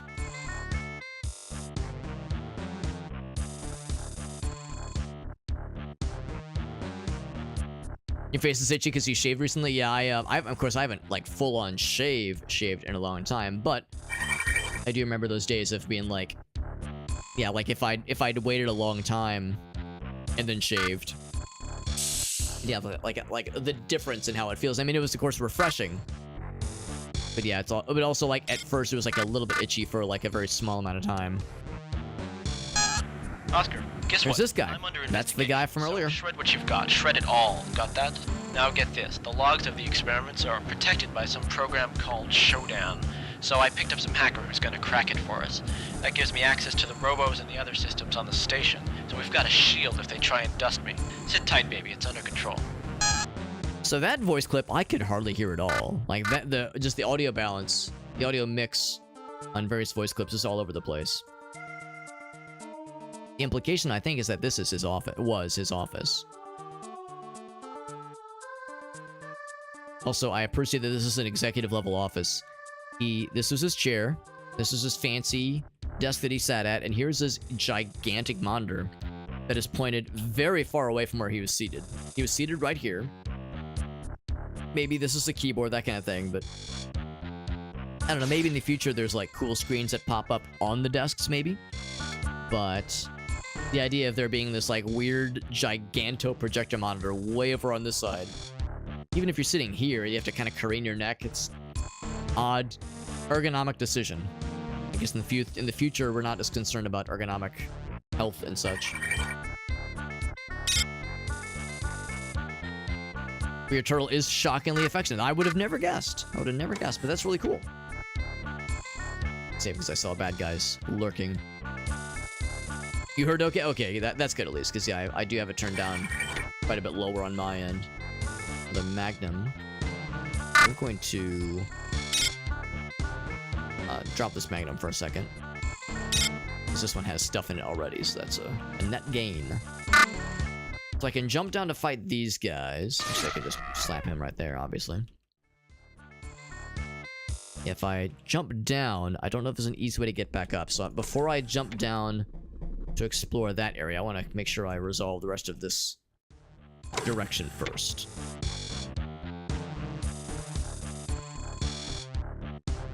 Got the clip of it, I guess? Okay, cool. Yeah, yeah, if nothing else, I could always go back and, like, check the clips, that kind of thing. Check the VODs. See how it compares. Yeah, knowing that it's a little bit nicer on your guys' end is reassuring. Oh, this is where we went earlier. This is where the cyberspace adventure happened.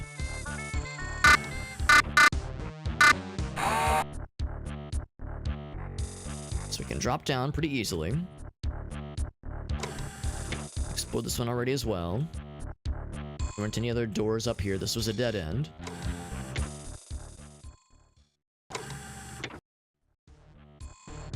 Yeah, there was some stuff this way that I had not engaged with yet.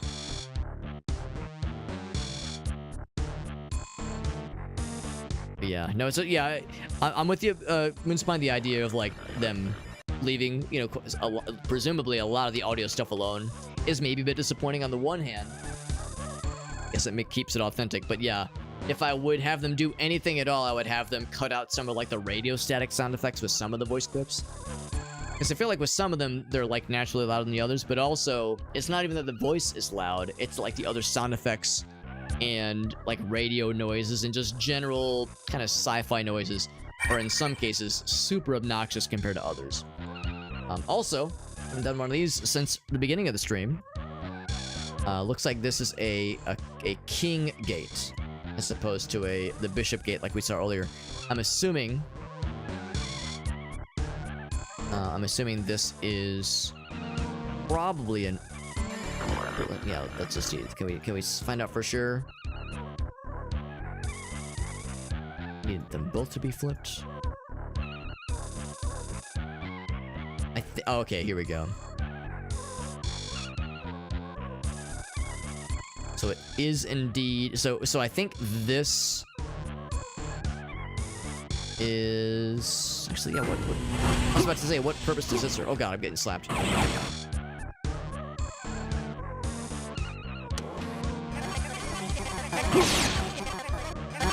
There we go. I was trying to figure out what was an and what was an or. I'm gonna take a quick medical heal. This is obviously an and. Yeah, I was like, what's the point of this? I guess it just guides the path. It's just a free connector. If yeah, or I guess.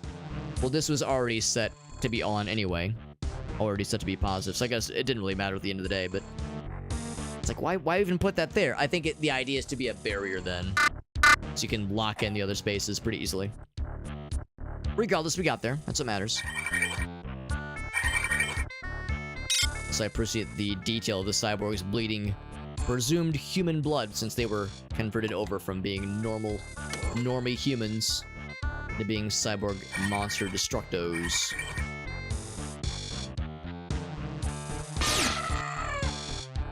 Ooh, let me just sneak up on him like that. God damn. Ooh, that guy exploded. Those guys like to blow up a lot, don't they? Can't quite reach you. I think above me was what the platform was, like another kind of viewport into this area earlier. But I still am concerned that if I jump down, it's going to be a broken bridge, or at least a semi-broken bridge. So let's keep poking around on this floor first. Oh, I lied. That's the door we saw earlier. Okay. Same kind of thing, though. Once we jump down, it seems like we're committing pretty readily. So before I commit in any direction, I'm going to go ahead and keep exploring. But at some point, we'll need to jump down into one of these eventually. This area looks awfully busy. The lights and whirligigs going in the background and such. Got a ladder going up here. Of course, the ladders blend in pretty well. It's easy to miss them.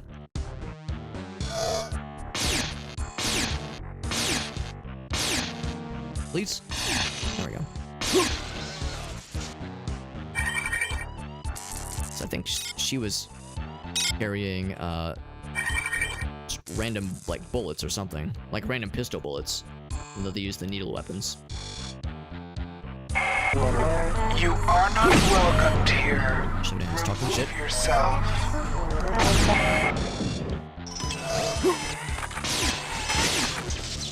Almost got my ass, but we got your ass first. Got the power station now. Oh boy. Good thing we have that, good thing we've got that health, not health, the, contamination, what's the word I'm looking for? The resistance, obviously. It wasn't full immunity because we started to take some damage there at the end, but the resistance definitely helps. Helps us resist.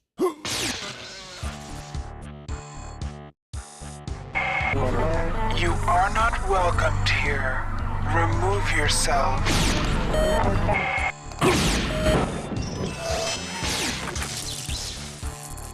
Yeah, so we still have to deal with some... Yeah, it's absorbing, but I think there's still some that we're taking. We have to be a little bit careful about how long we overstay our welcome here.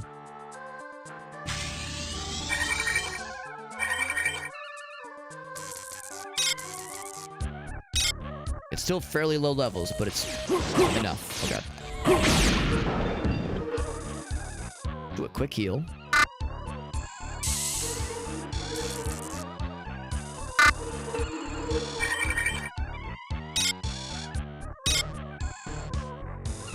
And if I can't navigate around the clumps of toxic stuff, I could probably just shoot it from afar to blow it up. By the way, we did break... I'm gonna make a note for that. We did break one of the nodes, which means we get a new code. This is 4-5. Making a note in my little notepad here.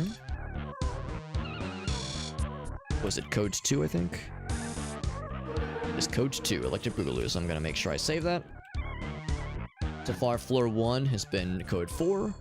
Floor 2 is 3. Floor 3 was 5. Floor 4 was 9, and floor 5 is 2.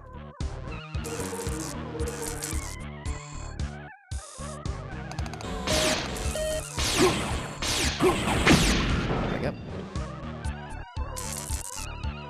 Alright. Taking some contamination gunk. Target identifier, which I think we already have anyway, so that's old news.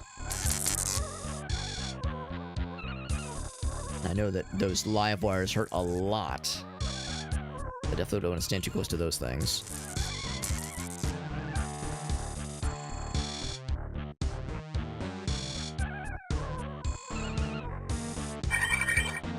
And actually loot this person's corpse. Another heal.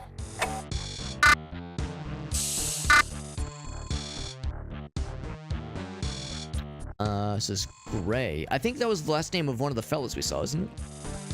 I think we saw that the last name from one of the higher-ups, his name was Gray. Very subtle. Alright, now we've seen a similar one of these little tunnel areas before, but this one has flying boys in it. It looks like there's only one correct place to go. Good thing we don't take either fall damage or just the damage from like getting fucking thrusted up super aggressively into the ceiling, because it looked like that would have hurt with how fast we hit that thing.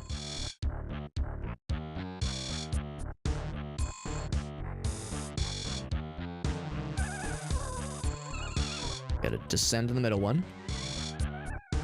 Whoa, it's a little bit disorienting. Almost. Again, I need to be using the sprint mobile. There we go. Force door. I'm afraid it's too late. Oh, there's a big guy. Friends.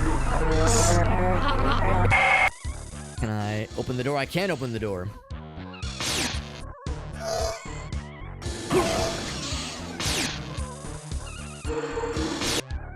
So unsurprisingly, that thing hurts a lot. Alright, so before I go that way... Oh, here we go. Cyborg conversion cancelled. Wow. Standard station restoration procedures online. That's extremely generous to give us a restoration spot just before what is presumed to be a boss battle. Store's locked, yeah. So it sounds like there's really no reason then for me to not just fling myself at this guy over and over again. Although it might be just kind of a pain in the ass.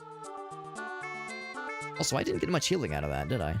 I used to heal and I got like 2 little spots of it. Guess it's enough. Activate automatically, so we should be set.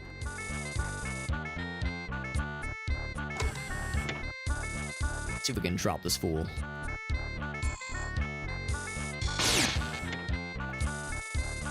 There we go. Oop, come on.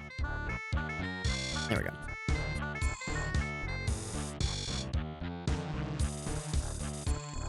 Also, make sure if you have a kitty cat on your lap like I do, make sure you're wearing a nice dark t-shirt so the cat hair is super, super obvious and sticks out like a sore thumb.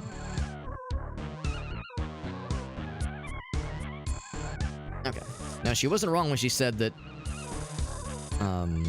that Shodan was setting a trap for us, but kind of no surprise there, obviously. I'm afraid it's too late to save your friend. Ouch.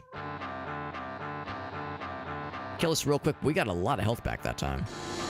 Oh, maybe it's just that the health wasn't displaying correctly, because yeah, I feel like that's the amount that we should have had when I used that healing item earlier. Now, before I do all that, there was, I'm just gonna like blow up a bunch of these things, and the odd chance that they might be hiding something. Now that I have like basically a free health restoration whenever I want it.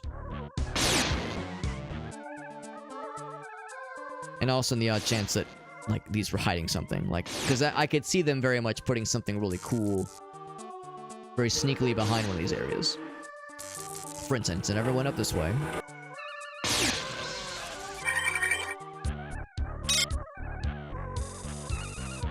So the platform's behind us. I definitely want to check that out. I mean, those needle ammo that I definitely want. Siberian Husky, yeah.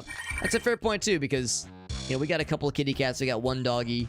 The kitty cats shed quite a bit, but Bonnie doesn't shed very much at all. So I can't complain too much, whereas a Husky, especially in this time of year, this is probably the time of the year where Lola's probably shedding quite a bit, isn't she?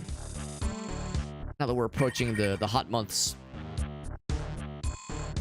Although, let's be real, she's probably shedding constantly. It's probably not like oh, it's bad this time of the year. It's like, no, it's just forever. It's just constant. It's just the reality.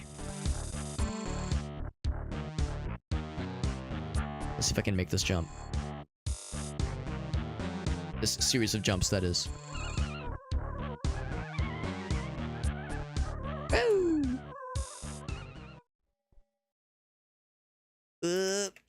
The way you can sort of wiggle back. Not quite. Oops.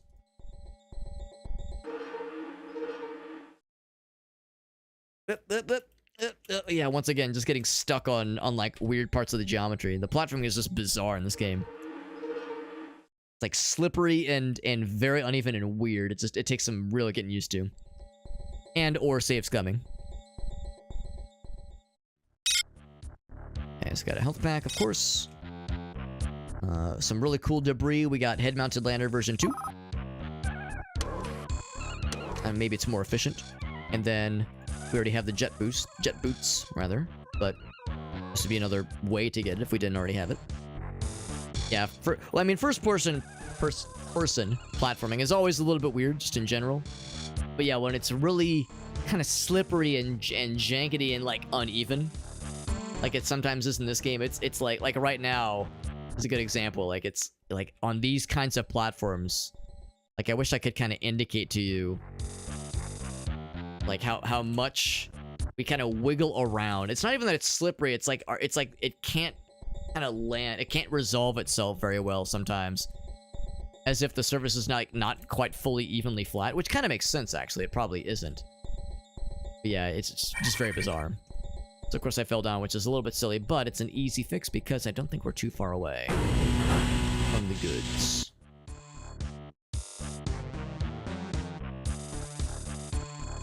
Yo, what's up, Ace? First-person platforming? What the heck, Alex? It's the best. Yeah, I rarely do I hate it, and I definitely don't hate it here. But there's some clunk. There's some clunkiness for sure. But there's so much clunk in other parts of this game. Like it would be silly of me to harp on this game for being a little weird with the platforming and just ignoring all the other ways in which it's weird. And again, it's part of the experience. It's something I lean into. I embrace the weird. I embrace the clunk. I'm not about to like ignore the charms or speak ill of the charms that this game is throwing my way, and I'm not about to start.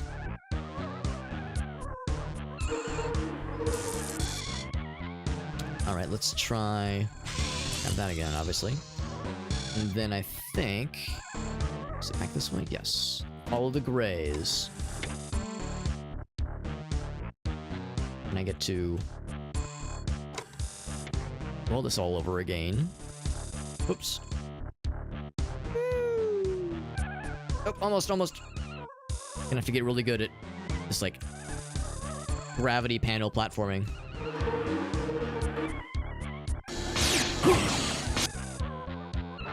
I don't know how much damage I'm doing to this person. I don't know how much damage or how much health they have. I also hope they don't have, like, healing over time or something like that, because otherwise I'll feel like a real silly person.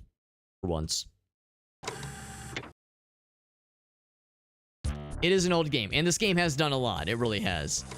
There's a lot of systems that are very impressive, and things that, like, not only were impressive for this game back in its time, but, like, are things that I don't really see a lot of other games doing interestingly well. In ways that are, like, as equally interesting. We did kill this guy, by the way. Cortex Reaver had no items on him. Like, just some little details. I really appreciate that when you're trying to solve a puzzle. Like the wire connecting puzzles. I like how there's a little progress bar that you're, like, kind of working towards. So instead of it being like, oh, it's on or off, it's broke or it's fixed, you're, like, getting warmer. Oh, you're getting colder. Like, I connected a wire to a socket that is not the correct socket, but it's closer or a like more efficient socket than it was earlier. So, like, I get a little bit of progress towards the solution. Just those, I don't know, it's those kinds of little things that they didn't have to include. And yet, they took the time to, like, add that as an extra detail. Or, like, if I go back to the standard screen, and, like, I like how this, like, data in the top left corner, like, the visual analytics, just the visual analytics of, like, what's going on in the top left to kind of summarize your overall status. Like, that's really cool. The multiple ways that you can, you know, look up and look down, the ways you can position your character, it's like, and the way it's presented to you. It just, there's so much that is, at times, maybe a bit much, maybe a bit extra even. Navigating it can be a lot for sure, but I appreciate all that went into this because it was not done lightly. Like, the devs clearly went really, really far to the way to give you a lot of tools.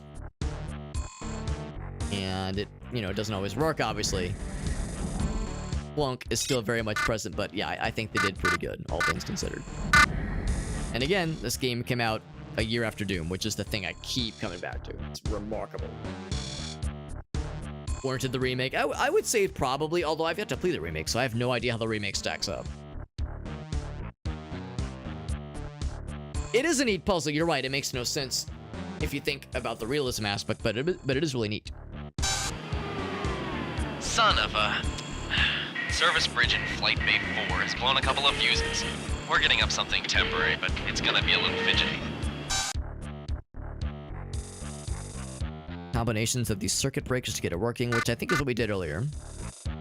Target identifier, which I think we already have. There's one more note earlier. I wonder if you'll hear Too this late time. for us. Albert Bryson and I were the only ones who survived the last attack. We hid. Shudder has another plan. It's going to load itself into Earth's computer net. We will be dead in another minute. We can't let them take us. Al, are you ready? It's cutting through the door now. Almost done. It's opening. I wonder whose body the Cortex was using as a host, because I think the Cortex Reavers use like a full-ass human body to like try to power it. So I wonder if it was Diego, if it was one of these people. Hard to say.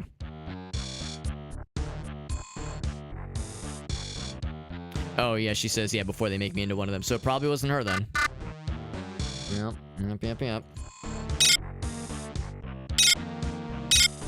Assault rifle. I'm going to... Let's say if it has any ammo on it, I'll take it. But otherwise, stick with what we've got. Arc beam. Rubber slugs for the riot gun. The idea of like non-lethal damage in this game still boggles my mind. The fact that there's the stun gun earlier that we saw. What's it say? Whoa. Oh, that was the door. Stun gun and yeah, riot guns. It's an odd thing to see. I guess this room is just here for show.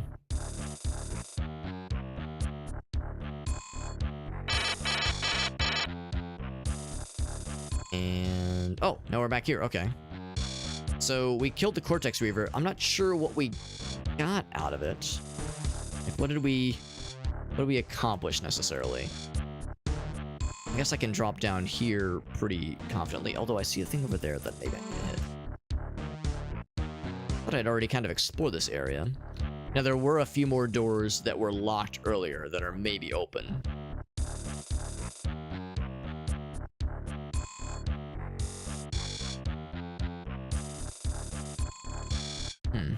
Actually, let's save real quick. Not that it matters too much, because we got the respawn, obviously. Would have loved to play this as a kid. I probably would have been intimidated to play this as a kid, to be honest. It would have probably like been too hard for me, but I would have wanted to watch someone else play it. Like that would have been, for me personally, the vibe for this game. I would have wanted to like see someone else play it, because like I would have been too scared and too nervous to play it myself. And yeah, you're exactly right, Ace. I've heard very encouraging things about the remake. Obviously, I haven't played it myself yet, but yeah, I've heard it's very good, and it's like pretty darn worthy of a System Shock experience. Power diverted to level R. All right, so this is still Power not diverted available, to but at least level we can R. open the door at least. This, of course, is a dead end. We've already done all there is here, I'm pretty sure.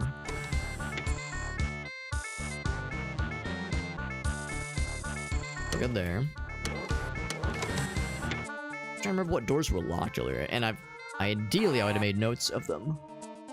Shodan, or an energy station that was locked by Shodan. There's one camera that we can see. So that's the answer, is to go towards the camera, because it's probably an area I haven't explored fully yet. This is a dead end, obviously. 1 year after Doom. Yeah, I can hardly believe in myself, honestly. This thing predated Doom 2. Cool, but overwhelming. Yeah, I mean, I know plenty of adults, including myself, at least maybe a few years ago, that would have been overwhelmed by this game. So yeah, I think being overwhelmed by this is pretty understandable notion. This is open, by the way, that energy station. Yeah, I wouldn't blame anybody for seeing this game and being like, oh fuck, that's maybe a bit much. Because it is a lot. It is a lot, and it is probably not for everybody, but yeah, it's like if you have a penchant for older games and basically like if this seems cool to you, then yeah, it's like then you probably have what it takes. Like that's kind of the general gist that I kind of like associate with when it comes to games like this. Like if it looks like the kind of thing you might enjoy, then it's like, yeah, it's worth, very much worth. So I can jump down here. go ahead and jump down. Might as well.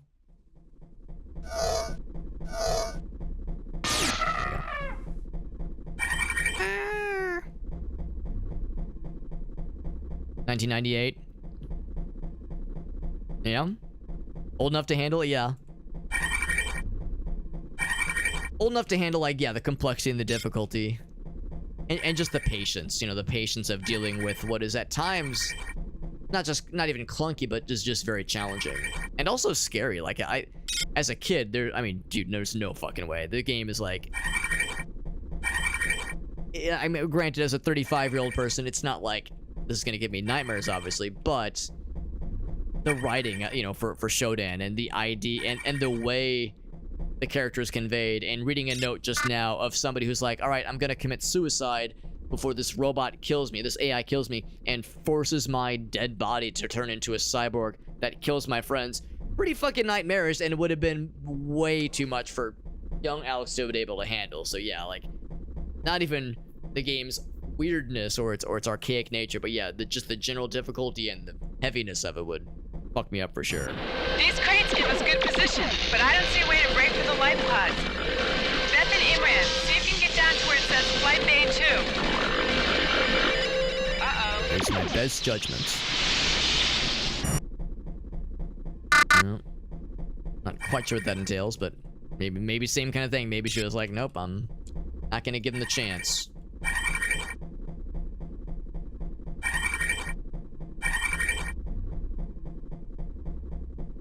Might mistake this for a new game. I mean, it definitely tickles the immersive sim kind of crowd for sure. I mean, a lot of immersive sims have like very, very clearly been inspired by this game, understandably so. I mean, I guess some might even say this is like the original immersive sim. I don't really know if I am qualified enough to like weigh in on what is and is not considered like a proper immersive sim necessarily, but yeah, I mean, the fact this has influenced countless games is something that cannot be overstated. Because yeah, we definitely see a lot of this kind of thing in like the retro revival boomer shooter scene. There's one we played actually last year called Hyperviolent that, now that I think back, has had some like pretty explicit callbacks for sure to this game. It's about that one door that caught my eye. Okay, this door's locked. There's one door that I saw, or one passage that I saw that looked... There's a keypad on the door, which I was not expecting. Non-emergency. Life pods disabled. It's disabled. Non-emergency. Life pods disabled. I wonder if we'll come here later on to like escape. To escape in an emergency situation once we, you know, set the station to self-destruct or something. Maybe this is where we'll come to. Non-emergency. Get the fuck out of Dodge. And if that's the case, I'll go ahead and make a note here. Life pods. Still a camera we haven't broken yet. And there... Actually, yeah, was there anything else back this way? There was the one door we couldn't re-enter through.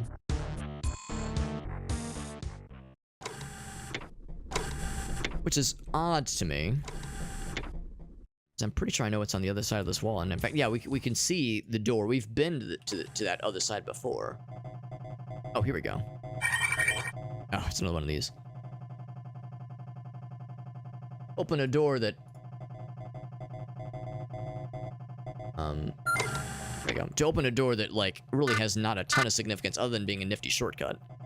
And it is nifty. I don't have to go all the way around, but still, it's like... was that really necessary? Was this technically the beginning of the genre of immersive sims? Same kind of thing. To be honest, I don't really know if I am like informed enough to be able to say what was or is the first one. I mean, this would be an early one for sure, but yeah, it's like, yeah, would Ultima be considered? Because I think Ultima was made before this game. Well, for one thing, it's the same developer, Looking Glass. Looking Glass Studios developed Ultima, at least some of the Ultima games, and this game. So that's one thing for sure. So yeah, it would probably technically start it there. It's an immersive, so yeah, so it probably started there. Yeah, as far as like where it all began. I'll confess, I don't know what we did on this level. We killed a big bad guy, which is cool. But like, what do we have to show for it, you know? I think we said there was a... let's check the status real quick. There was a camera that I hadn't broken yet. Here is level 4, so yeah, there's probably the last camera. Let's see it right now. Every floor has some kind of objective, or at least like gives you something. And I'm not so sure. Oh, I disabled it somewhere. Let's at least kill the camera, which apparently... Oh, it's right here. Level 0 now. Was there anything that I had noted earlier? There's a Shodan energy door, or energy station, which is available. Life pods, elevator. Let's check the elevator. I mean, I guess that's the answer. The executive level elevators. That's probably the answer as far as like, what was it for? What was it all in the purpose of pursuing?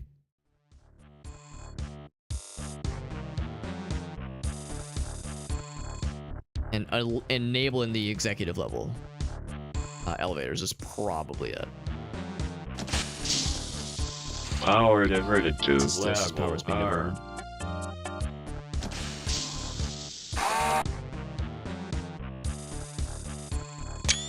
Oh, wrong button.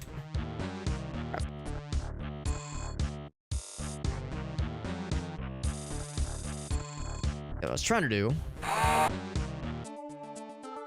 See if there's anything else on the map here. I mean, there's kind of a space there. I think that's just those, if that like large hangar area. Same with these down here, this corner down there.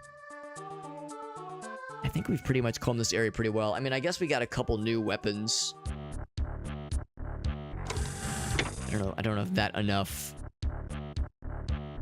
explains why we came here, but maybe it's the kind of thing where, again, we know where the elevators are, we know where the life pods are. Maybe it'll be more clear later on. Maybe like we were able to come here a little bit earlier than we needed to necessarily, and we'll have to come back again in a situation where it'll definitely be necessary. And also we did get some nifty software upgrades. The drill, the pulsar, level 7. Pulsar level 7 is big damage. So that probably is the answer to my question, where it's like this is something that we'll need to come back for here anyway. I'm kind of curious. Yep. I'll go this way.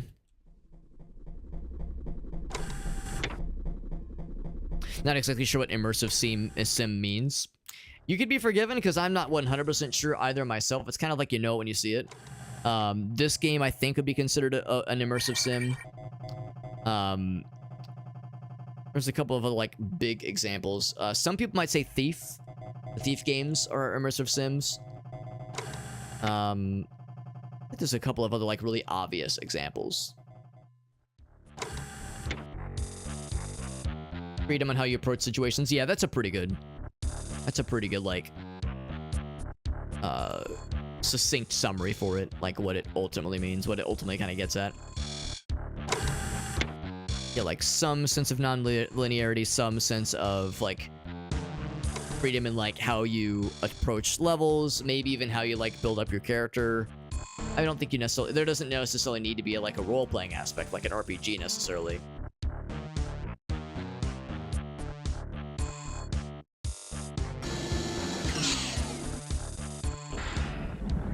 Look at all this. I see like, yeah, access port, I think like, man, is there anything in this room? Last time I saw a room that clearly was important, and I thought I had checked all the spots in the wall. There was like still one last thing I hadn't checked. And it was that freaking isotope, which we of course still have, I think. Yeah, we still have it, good.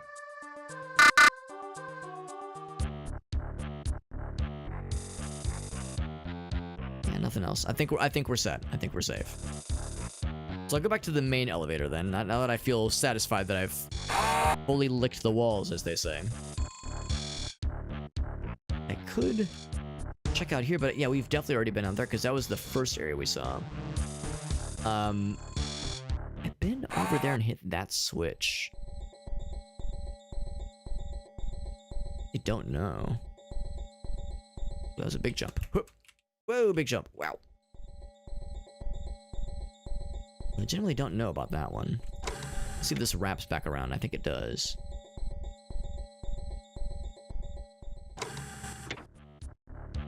Can I make that jump? What I could probably do is use the cool boots. New boot goofing. Do a System Shock 2 remake? I mean, if it's the same folks that handled the System Shock 1 remake, apparently it's a pretty good one. That's the general consensus. It's weird because Night Dive doesn't usually do remakes necessarily, or usually they do, but they're like more like remasters. Of course, I think this didn't the System Shock 1 remake get passed around to a couple developers before it landed on Night Dive. So yeah, maybe the reality is that it wasn't really them that like did all of it. Maybe they just kind of finished it. Yeah, Thief is one. Yeah. It's more of a recent. It probably is. Yeah, this is probably more of a retrospective thing. Oh, there we go. I was thinking, yeah, there was one big one that I couldn't think of. And yeah, Deus Ex. Probably Deus Ex was like the time when we started to kind of think like, oh, wow, this is like a unique kind of first-person shooter. Well, not even first-person shooter, but unique kind of game that is frequently an FPS, but not necessarily. Yeah, I think Deus Ex was kind of what started that notion. It wasn't like the first one, obviously, but it seems like that was the point where like a lot of people are like, oh man, there's something to this. Like, this is pretty sick. Jump jets to slowly swoosh my way up. There we go. Put those off. Oh, interesting. So what was it all for? We get this. My juice back. I'm going to...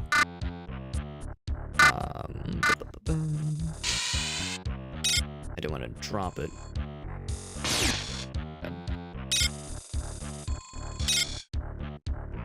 Let's do standard battery pack. Boop.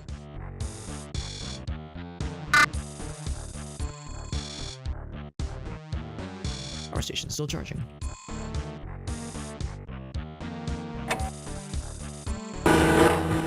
Oh. Oh, that's sneaky. Okay. Oh, so maybe there was just a secret door I missed earlier. Interesting. Yeah, so maybe I could have noticed this door earlier to give me an alternate option, so I wouldn't have had to use the floaty boots. The float in the air boots. Alright, so this is just a nifty way to get back to this area. Okay, so that explains what that little mystery door was. A nifty little secret, but yeah, not at all required, obviously. Pretty snazzy. Pretty snazzy. Let's get back to the elevator. This way.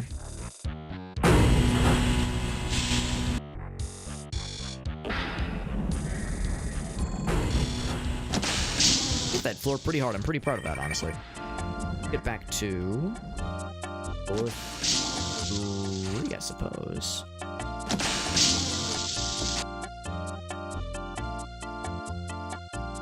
DSX devs. Kind of as a post-mortem. Yeah. It makes sense that, like, it would have taken a while to catch on. I think that makes perfect sense.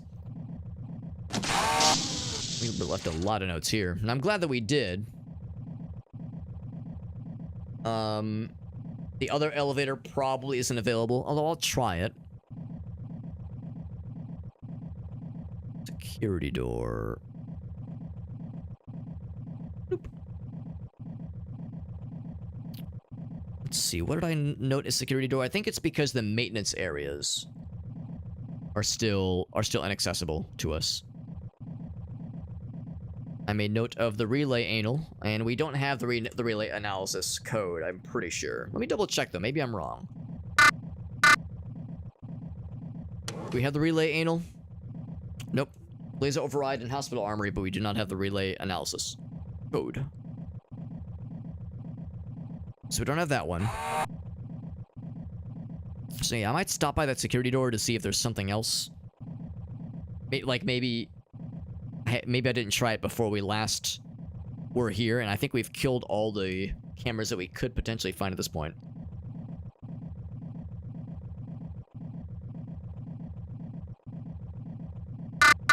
Yeah, I think that's fair though, Michael. Yeah, because I would say generally speaking, it's the immersive sim term at least isn't something that was really widely used at all.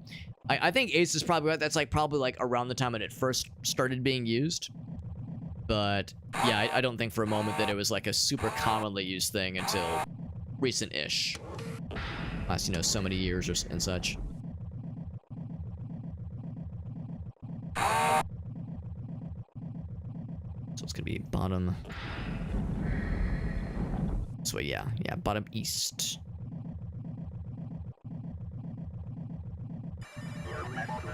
Still blocked. What is the status at right now?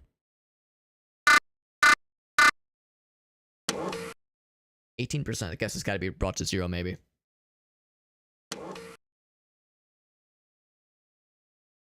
Yeah. When the term was coined. Well, I guess when the term was coined, and then also when it started to show up more in like Michael said, like in the sense of like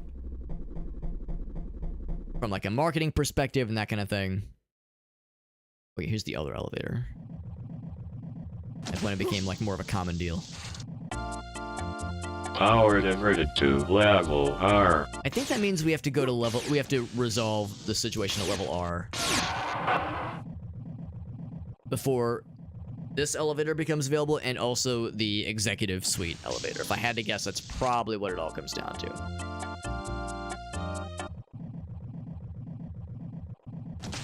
I'm gonna perform a scummy ass move. I'm gonna perform a scummy ass move because we are getting pretty low on health, and we're about to enter a new zone. And entering a new zone with not a lot of health is not a very smart idea, so I'm going to intentionally die so I can get rebuilt at the healing station. Let's get shocked. Please. Yes. Yes, whatever that was, do it more. I want to intentionally die so that I can get my health back. I want to die so I can be healthy again. It'd be nice if there was just a button that says, just go ahead and restart me. Here we go, yeah. Just go ahead and restart me at the healing zone. 'Cause yeah, we start at almost full health. It's great. Such a convenience.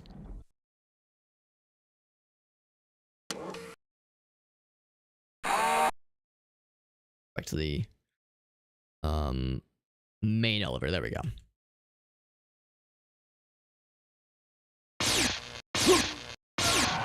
Yep. Not this one, it's this one right here. The door. Go ahead and save. Alright, so the reactor is really the only way forward at this point. Actually, looking at the time, I say let's go ahead and call it here. Which means that we get to have a nice outro to the backdrop of this lovely elevator music. But yeah, I would say we'll continue with what's probably meant to be the main direction next time with reactor with level R. We could have gone right to level R earlier. We could have gone right to there after finishing up level 3. Or not even, level 2 even. We hit levels 3, 4, and 5. And we got the CPU nodes destroyed. We got the codes noted. We've got the enviro suit. We got a bajillion badass weapons. We have an incredible melee weapon that's kind of been carrying my ass this whole time. We have, all kinds of ammo types and grenades and healing kits and whatnot. And yeah, feeling really good about all that. So looking at it realistically, I was saying that we were probably approaching the 1/3 part of the game. We've technically knocked out the first 5 levels of the game. Like 5 floors. And there's some areas we'll need to go back to eventually. There are some areas we couldn't, go into yet. So, some floors are partially complete, but generally speaking, we've knocked out the first 5 levels. And there's 9 total. I think including level R. So, I would say by this point, we're past the halfway point. Generally speaking. So, we've got way more where that came from, obviously.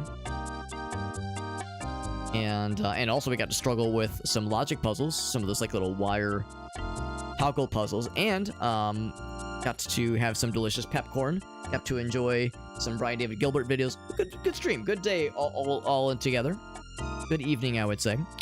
And yeah, past the bet. Yeah, understandable. It is getting up there for surezies.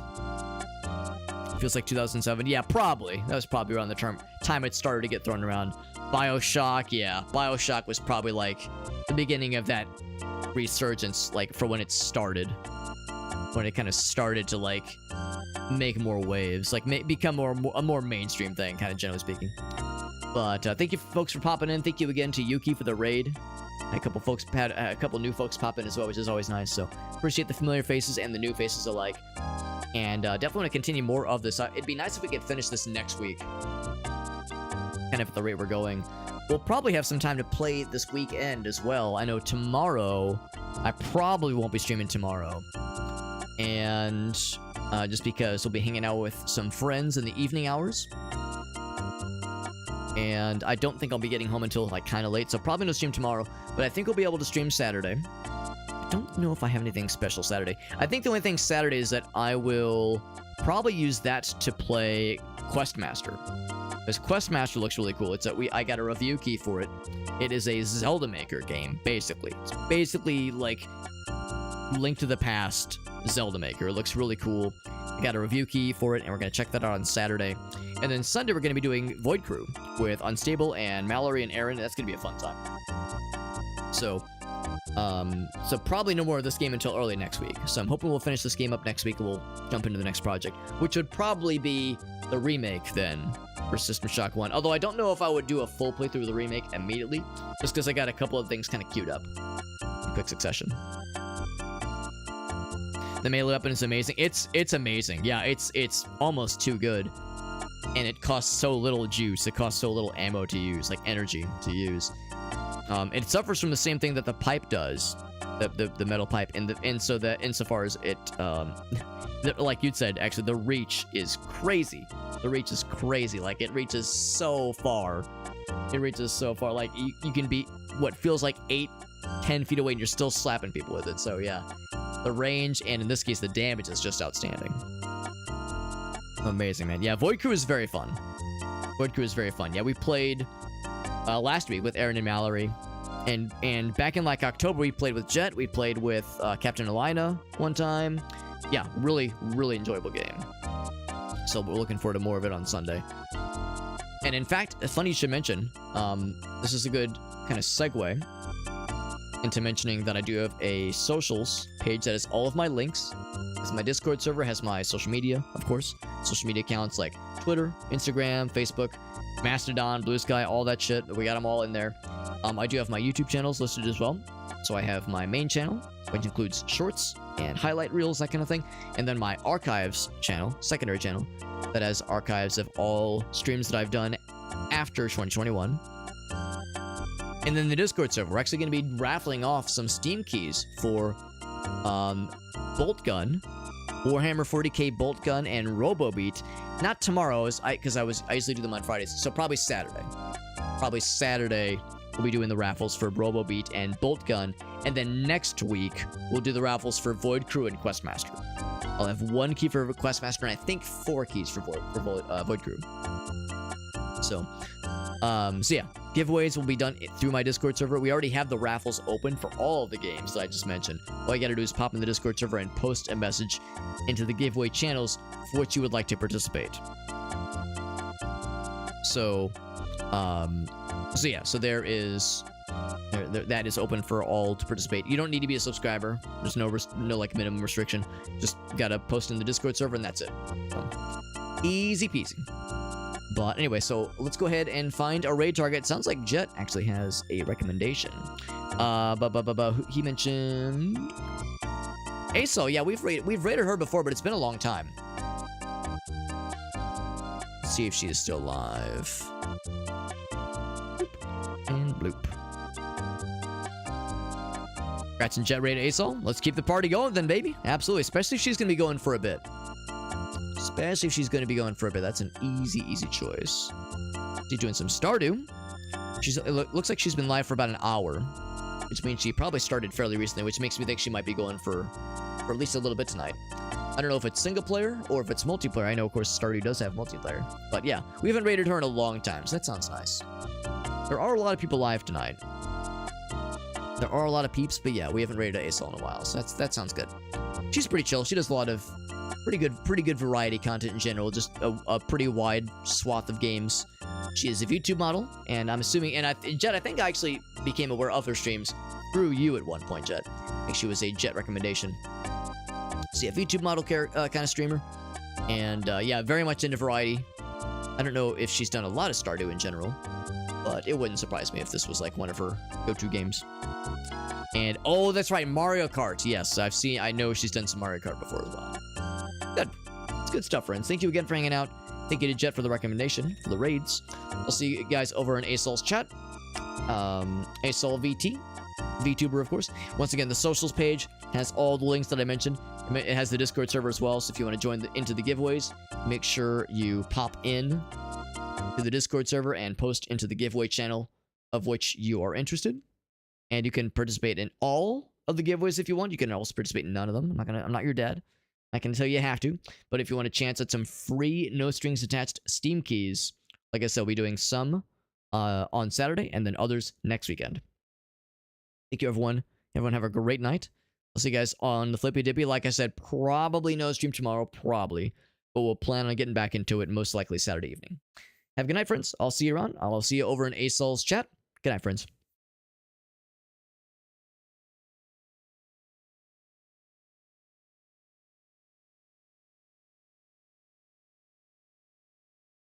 Have you ever tried pine cone jam?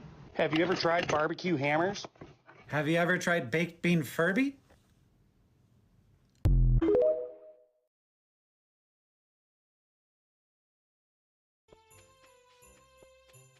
Alright, hopefully we grow some golden star parsnip and we're just gonna